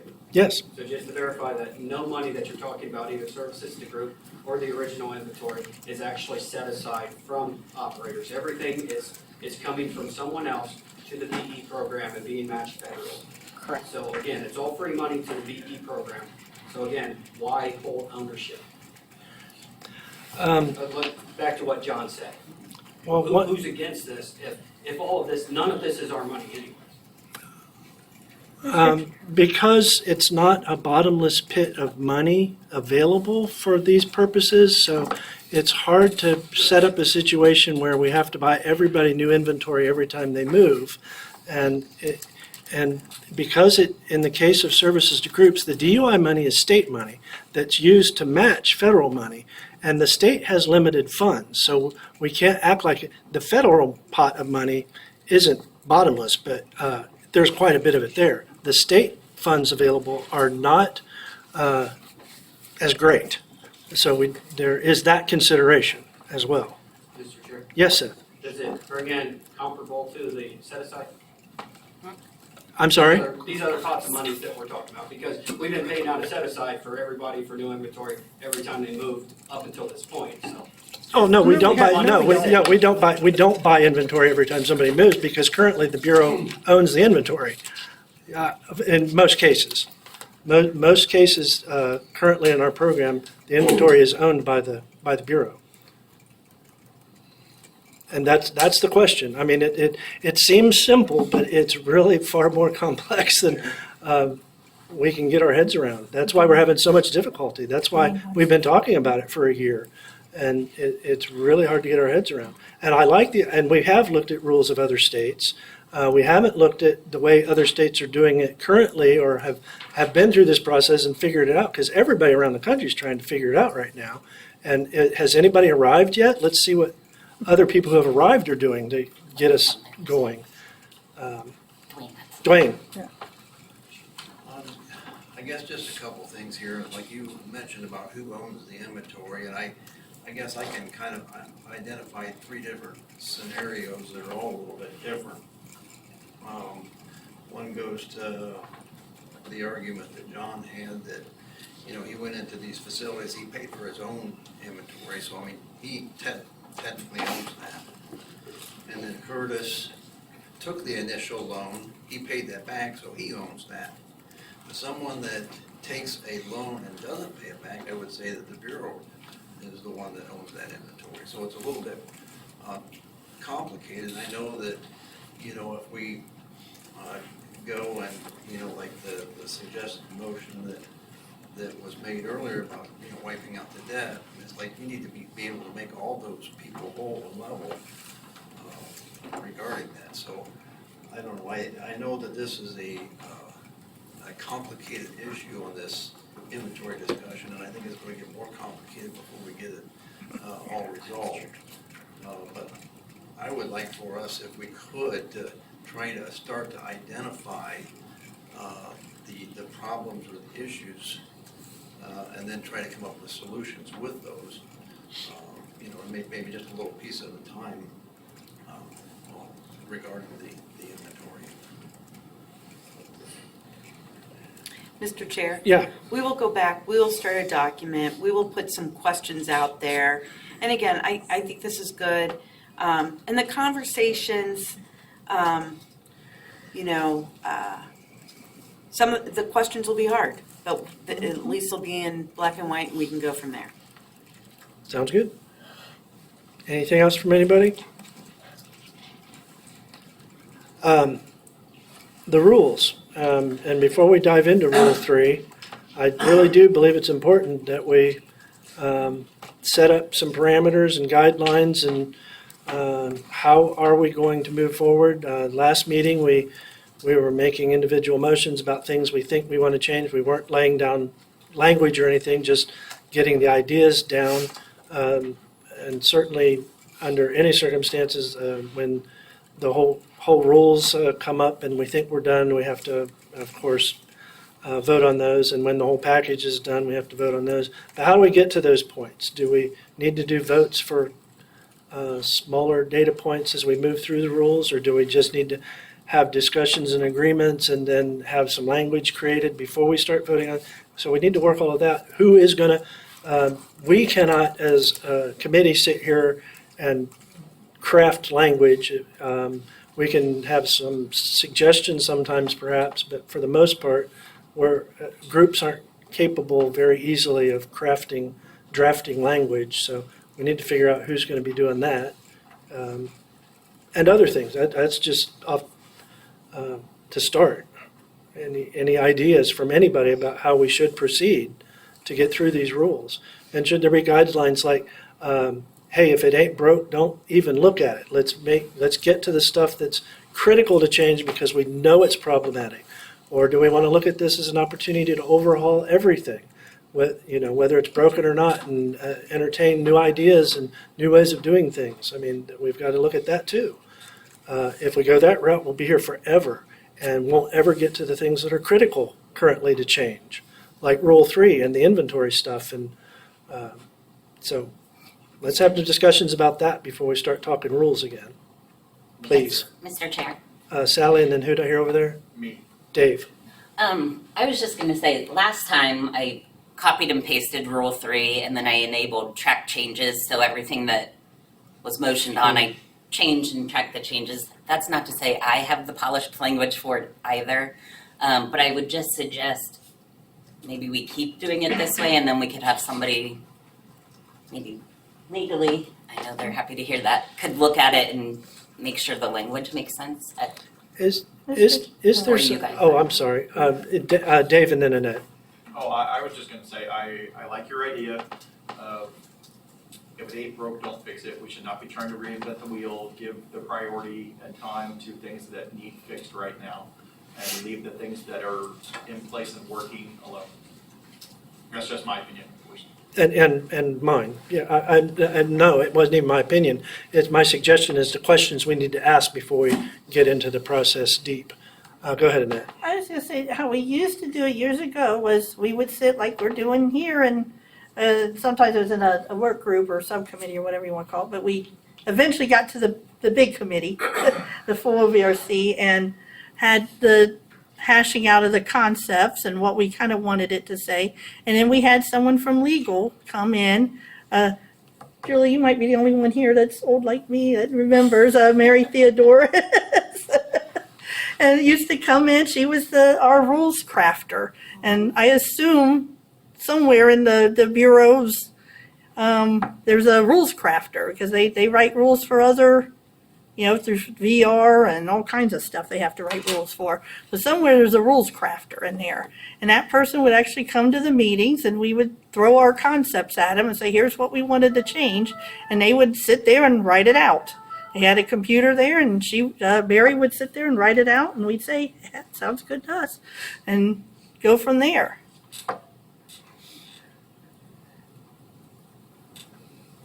Rick's over there chomping at bit. He wants He to do is. it. He's He wants to ready do to it roll. all, He's all ready. himself. He's like, No, I'll he's do it all. he's looking at Matt. That's what he's doing. He's saying it's you. Yeah. Rick, is there an AI tool? Yeah, let's have AI write our rules. That'd be cool. Let's just ask ChatGTP, say, write rules for the Ohio BE program, and see what it comes up with. If only it were that easy. There's a process, there's a council, it's not that easy. Mr. Chair, my concern is motioning on individual pieces, and then if we change our mind later on, I think it just muddies it a little. Absolutely. I do think, like what Sally said, she's got it open, we do track changes, and then maybe what we need to do is after this meeting, we share that document with everyone. But I don't. Which we've done previously, Yeah. absolutely. I don't know where to go from there. Well, I mean, is it agreeable to start answering the question? Do we want a complete overhaul, or do we want to just focus on the things that are demonstrably broken and need fixed? So, Mr. Chair, one of the things, and I heard RSA yesterday in one of those two calls, I forget which one, they said that, they said a couple things. One, they want track changes unless it is a massive overhaul. Two, they said that unless it's an emergency situation, they want the whole packet. Yep. Now, that doesn't mean what we could do is we could provide them the whole packet, even for rules that there are no changes, but we've reviewed, right? And said we're still fine with this to move forward. So then we'd still be on that same calendar, if that makes sense. Yeah, and there's going to be very few rules where there'll be 0 changes, but there'll be some rules where there's only going to be 1 or 2 minor changes, and then there's going to be rules like Rule 3 that is going to be an overhaul. Yeah, And definitions are probably going to get some significant changes, and the 2 rules related to inventory are going to get some significant changes. But others as well might, like 12 and, that's, the OVRC rule, the Bureau rule, the operator rule, those could all see small changes to reflect the changes in 3 and then the 2 inventory rules. So I mean, is everybody agreeable to, we will only get into the things that really need to be fixed? Yes. Chair, I think that's the best idea. Yep, I do too. And how do we arrive at that decision? We move through the rules and say, yep, leave it. Oh, no, here it is. We got to deal with this. And to make sure everything gets caught, that, because nobody's been, I suggested a long time ago that as we talk about things and things pop up, we make a list of all of the things we recognize as broken. And I didn't do it, and I don't think anybody else ever did it. But so the best way is to go through it and say, yeah, this is where we. And do we, instead of going with Rule 3 first, do we start at the beginning and work our way through to establish, yeah, we don't want to touch Rule 2, or, yeah, we don't, there's nothing to do with whatever rule. Well, Mr. Chair, I think for definitions, that almost has to go last. Yeah. Always has to go last. So, Although that can help you identify things that are broken, certainly. But yeah, in the end, definitions is the.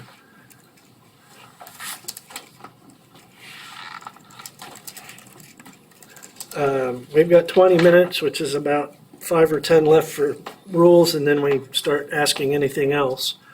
Will anybody have anything else, or do we have the full 20 minutes to? I mind. Okay. Go ahead. Well, do we want to go? Mine's You're going to come back with anything, or have we decided anything today other than we're going to try to stick with what's broken and not do a complete overhaul? Okay.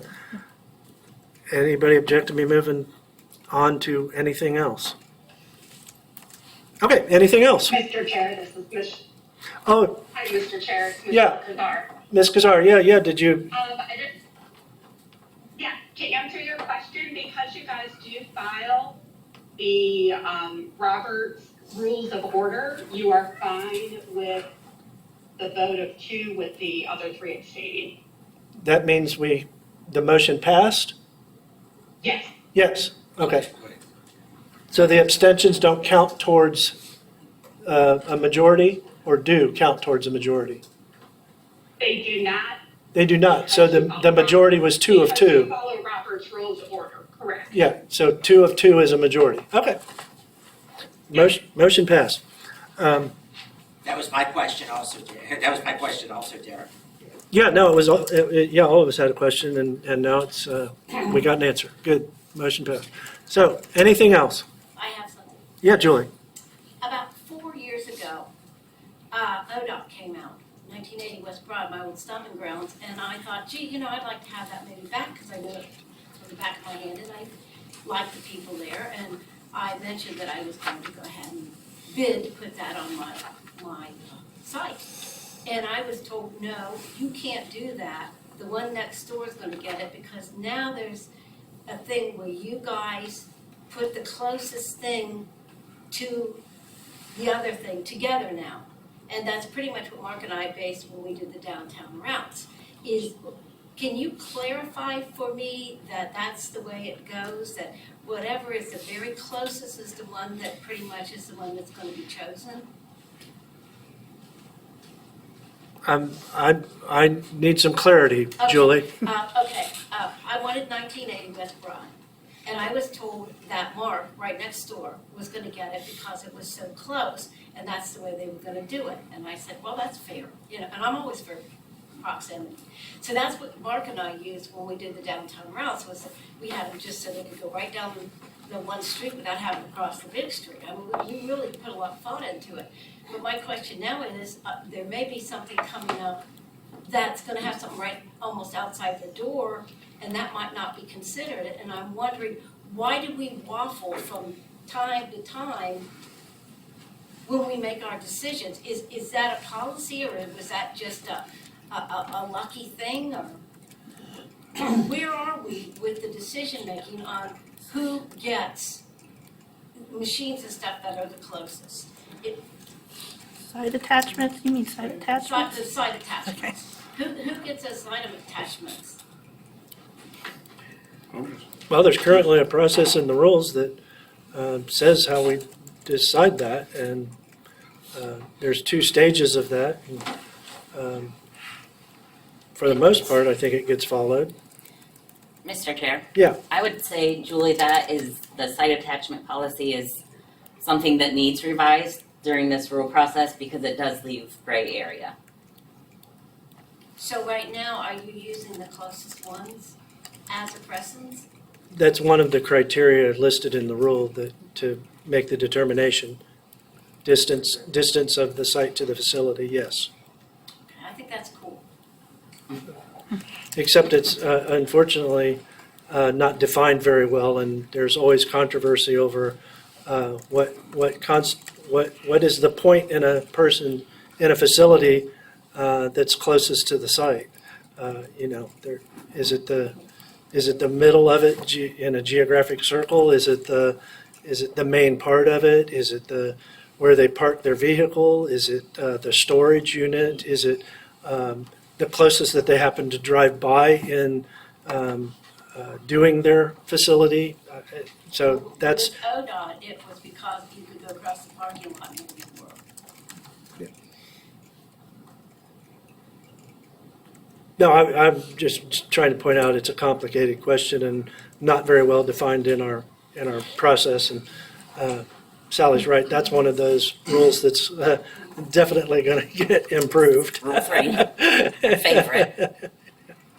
Mr. Chair? Yeah. I will say is that that's one of 3 things that are to be considered. Shouldn't be the only one. Right. So, Yeah, that's the other problem. There are 3 things listed, but no priorities given to one or the other, or no weights given to one over the other. It's very subjective. I'm sorry, Julie, go ahead. I made a lot less, if it was money, I made a lot less than the person who had the facility. But because it was so close, I said, I don't care.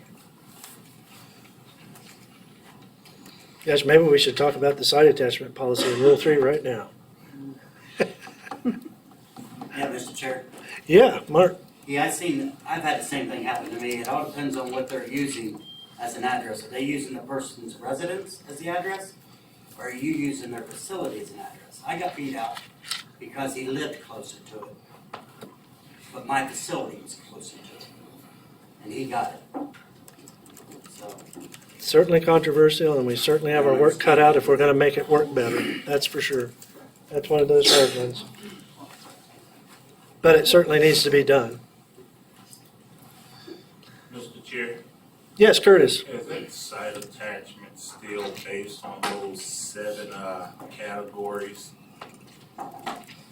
Oh, that's a good question, Curtis, and that also is a point that we need to make about I think the rules not being implemented properly, in that the letter that goes out, or the letter that's requested in the announcement, says you need to send, the applicant needs to send in a letter based on these 6 or 7 or 8 things, and some of them have something to do with the 3 criteria in the rule, but not all of them do, and that it seems like we probably need to align that better somehow when we do the announcements moving forward until we change the rule. I mean, does everybody know what I'm referring to? No. No. When we put out a site attachment announcement, the site attachment announcement says you should submit a letter based on describing why it should be attached to your facility based on these following criteria. Right. And those criteria are not the criteria that are the 3 listed in Rule 3. Correct, okay. So we need to do something to align that so it's not confusing to applicants nor to selection panels. Mr. Chair, And that we can do now without a rule change. That's just a poorly implemented thing. Ain't that a rule? Oh, I'm sorry. Chair. Yeah, go ahead, Curtis. Yes, I think when they do send out those site attachments, what they ask you is submit a letter of entrance with those 7 categories. And, you know, I guess when I go through them 7 and see how I qualify and I submit all of that, one of the key ones of my interest is how will it generate set aside? So my issue with that is that I've seen some attachments that's right there in my backyard where en route to another facility, it's on my current route, so it won't pick up any additional expenses. It would generate more set aside for the program, but I've seen where the Bureau opted to bring someone an hour and a half away for attachment that's have to pay a driver and all other expenses and take away from set aside. So yeah, that's something that needs to be addressed, the geographics of where the person live, you know. Yeah, but them 7 categories, if it's 3 in the rules and 7 on the bids that's sent out, letter of entrance, then they definitely need to correct that, because that's a conflict right there. Mr. Chair. Yes, Sally. So as I'm looking at Rule 3, it doesn't, what it says is all applications for a facility or site posting must be submitted on the form prescribed by the BE program. Yes, So for facilities, we actually have a physical paper application. yes, And I think we just decided to stay with the letter for the site attachment, just yes. that's what we've done. Yeah. So I think it's something we can change easily Yeah. immediately. And do we need to have the letter, or do we need to do an application that asks questions about the things that are interesting to that are necessary for the selection panel to see? I don't know. I mean, what does the rule seem to say about whether do we require a letter, do we require an application or form? It just Never mentioned. says on the form Letters never prescribed mentioned, by so we BE. need to come up with a form or application that the applicant fills out to gather the information that is necessary for the site attachments as listed in the rule. We can do that pretty quickly, can't we? Well, do we want to stay with those same criteria that it asks for on the letter now, or? Oh, are no, there I think others? the point is, we only want to ask about the 3 that are relevant according to the rule. Mr. Chair, Yes, Seth? if we're going to change the rule anyways, which right now that rule is so vague, you can drive a truck through. Mm-hmm. There's literally, we have to consider those 3 things, but they don't have to be the basis of our decision. They just have to be considered beforehand, like what the weather outside is before you decide to go see your kids or not. It really doesn't matter. What matters is the decision you make at the end. So if we're gonna rewrite a form for a site attachment, we should probably decide if we want to keep the same garage-sized loopholes that we have in the site attachment right now, or if we want to fix the site attachment rule and then write a form, even if it doesn't apply until the rules go through, at least we know what we want on the form and don't have to rewrite it in 6 months when we change the rule. Yeah, the rule won't be changed in 6 months. It'll be quite a bit longer than that, and we have heard from multiple operators in recent history even that it's very confusing, the letter is, and then how it's adapted to this actual selection. So I don't think there's any harm in changing it. It's not a huge change or a huge amount of work to change it. I mean, that's my suggestion. That doesn't mean that's what we have to do. What do other people think? Well, Mr. Chair, I would highly recommend that they do look at that letter and consider all 7 categories, because I think them categories is, in my opinion, important to how they select who gets that attachment. And I think taking half of those criteria away, I think it's going to affect. So, because even though them 7 criteria was there, the end result was they threw them 7 criteria out and said we went on the lowest amount of net income, and that's why they gave it to the other person. So whether it generated set aside, it didn't even matter. So that was very disappointing to me. And the other thing is, as we just talked about, the letter is meant, requesting a letter isn't technically mentioned. I mean, it does say form prescribed by BE, so I guess you can read it that way, but maybe if we just used an actual form that people filled out and not, they generate their own form by creating a letter is more appropriate until we do get the rule changed. Mr. Chair, Yes, Seth? also point out that the letter doesn't request net proceeds, even though the rule says we have to consider. Precisely. Yeah, precisely why we need to do something about it now. Although it's usually up to the Bureau to supply that information to the selection panel, because it is and it's actually net income, I think, is what's stated in the rule, which even that is an interesting term that we use very infrequently. Mr. Chair, Yes, I'd like to make a motion. yes, certainly. Okay, I like the idea of like we have an application for the location. I like the idea of an application for the site attachment that's standardized. So I'd like to make a motion that we work with the state to come up with a site attachment application that everybody would use. Can you repeat that? I'd like the motion that for site attachments, there is a standardized application that all operators would fill out and turn in, instead of each having to answer the 7 questions however they can answer them. Just like we have an application to bid on each facility. Anybody want to second that? Understand, Keith? Yeah, I heard you. Okay. Thank you. Anybody want to second that? I'll second it. Oh, was that Mark? Any discussion? I have a question. Yes, Julie? What if this is all the things that come out in my head. What if the location is in flux? I'm sorry, Meaning what You do you, don't know how much the regular location is gonna make because it's changing. Then what do you do?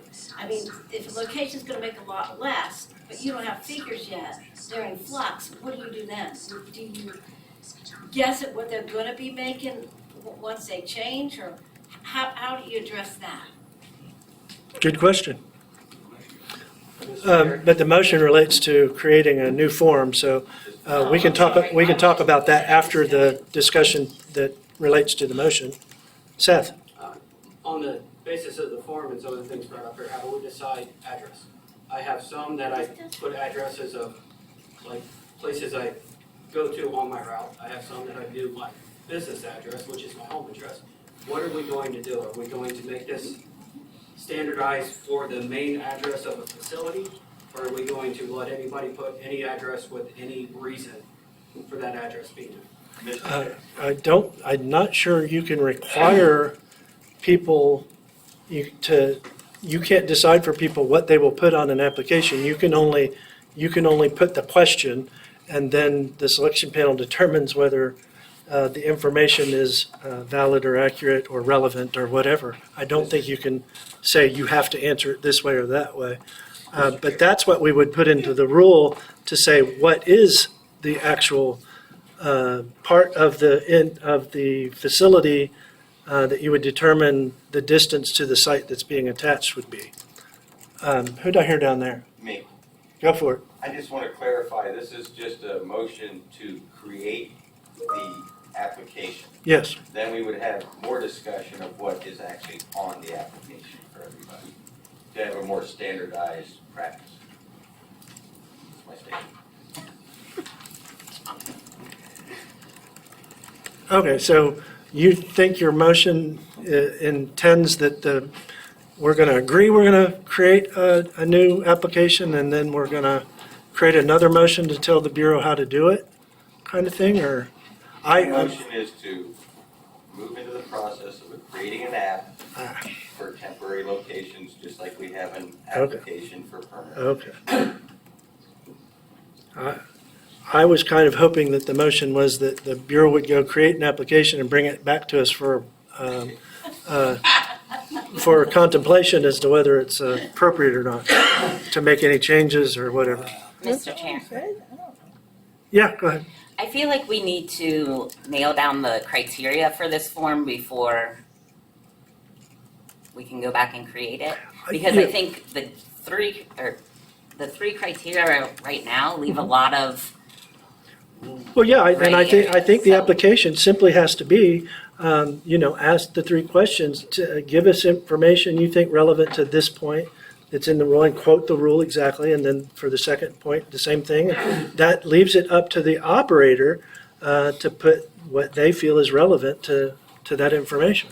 And then it's up to the selection panel to decipher it or verify it or interpret it however they see fit to make the selection. Mr. Chair, Yeah, I think that's where we get into trouble though, because different selection panels look at things different ways. oh, no, that's absolutely the problem with the selection process. Right. But the application is to alleviate the problems Okay, that so operators scoring have is with, different. you're asking for 7 things, but those 7 things aren't in the rules. That's all you're trying to do. Okay. Clearly, the site selection process in the rule is broken. It needs to be fixed. But this is just a patch that we can do now without changing the rule. Right. And there is a motion, so any further discussion on the motion? All right, and that, I'm sorry. go ahead, Seth. I was just to clarify, so is the motion just to start the discussion, or is the motion what you just said, or they're going to bring something back to us? We can't say what it is, we can only state the motion. So can you read the motion for us, Chris, or? Yes, it would be, I have Dean Hamilton moved that. No, John, I'm sorry. Johnny Mack. John McNamara. Oh, that's the guy. Apologies. John McNamara moved that the program work collaboratively to develop an application develop an application that all operators would fill out and submit to the Bureau for those interested in site attachments. Mark was seconded. You okay with that, John? Yeah. All right, Annette, I'm recusing myself. you're recusing yourself? Yeah, go Okay. for it, Blaine. Frank?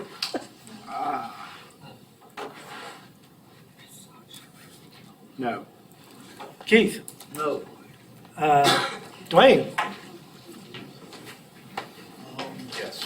John? Yes. Mark? Yes. Dean? Yes. Zanesville representative, yes. Anything else? It's 3:00. Anything else? Motion to adjourn, not necessary? Motion All right. Motion granted. granted.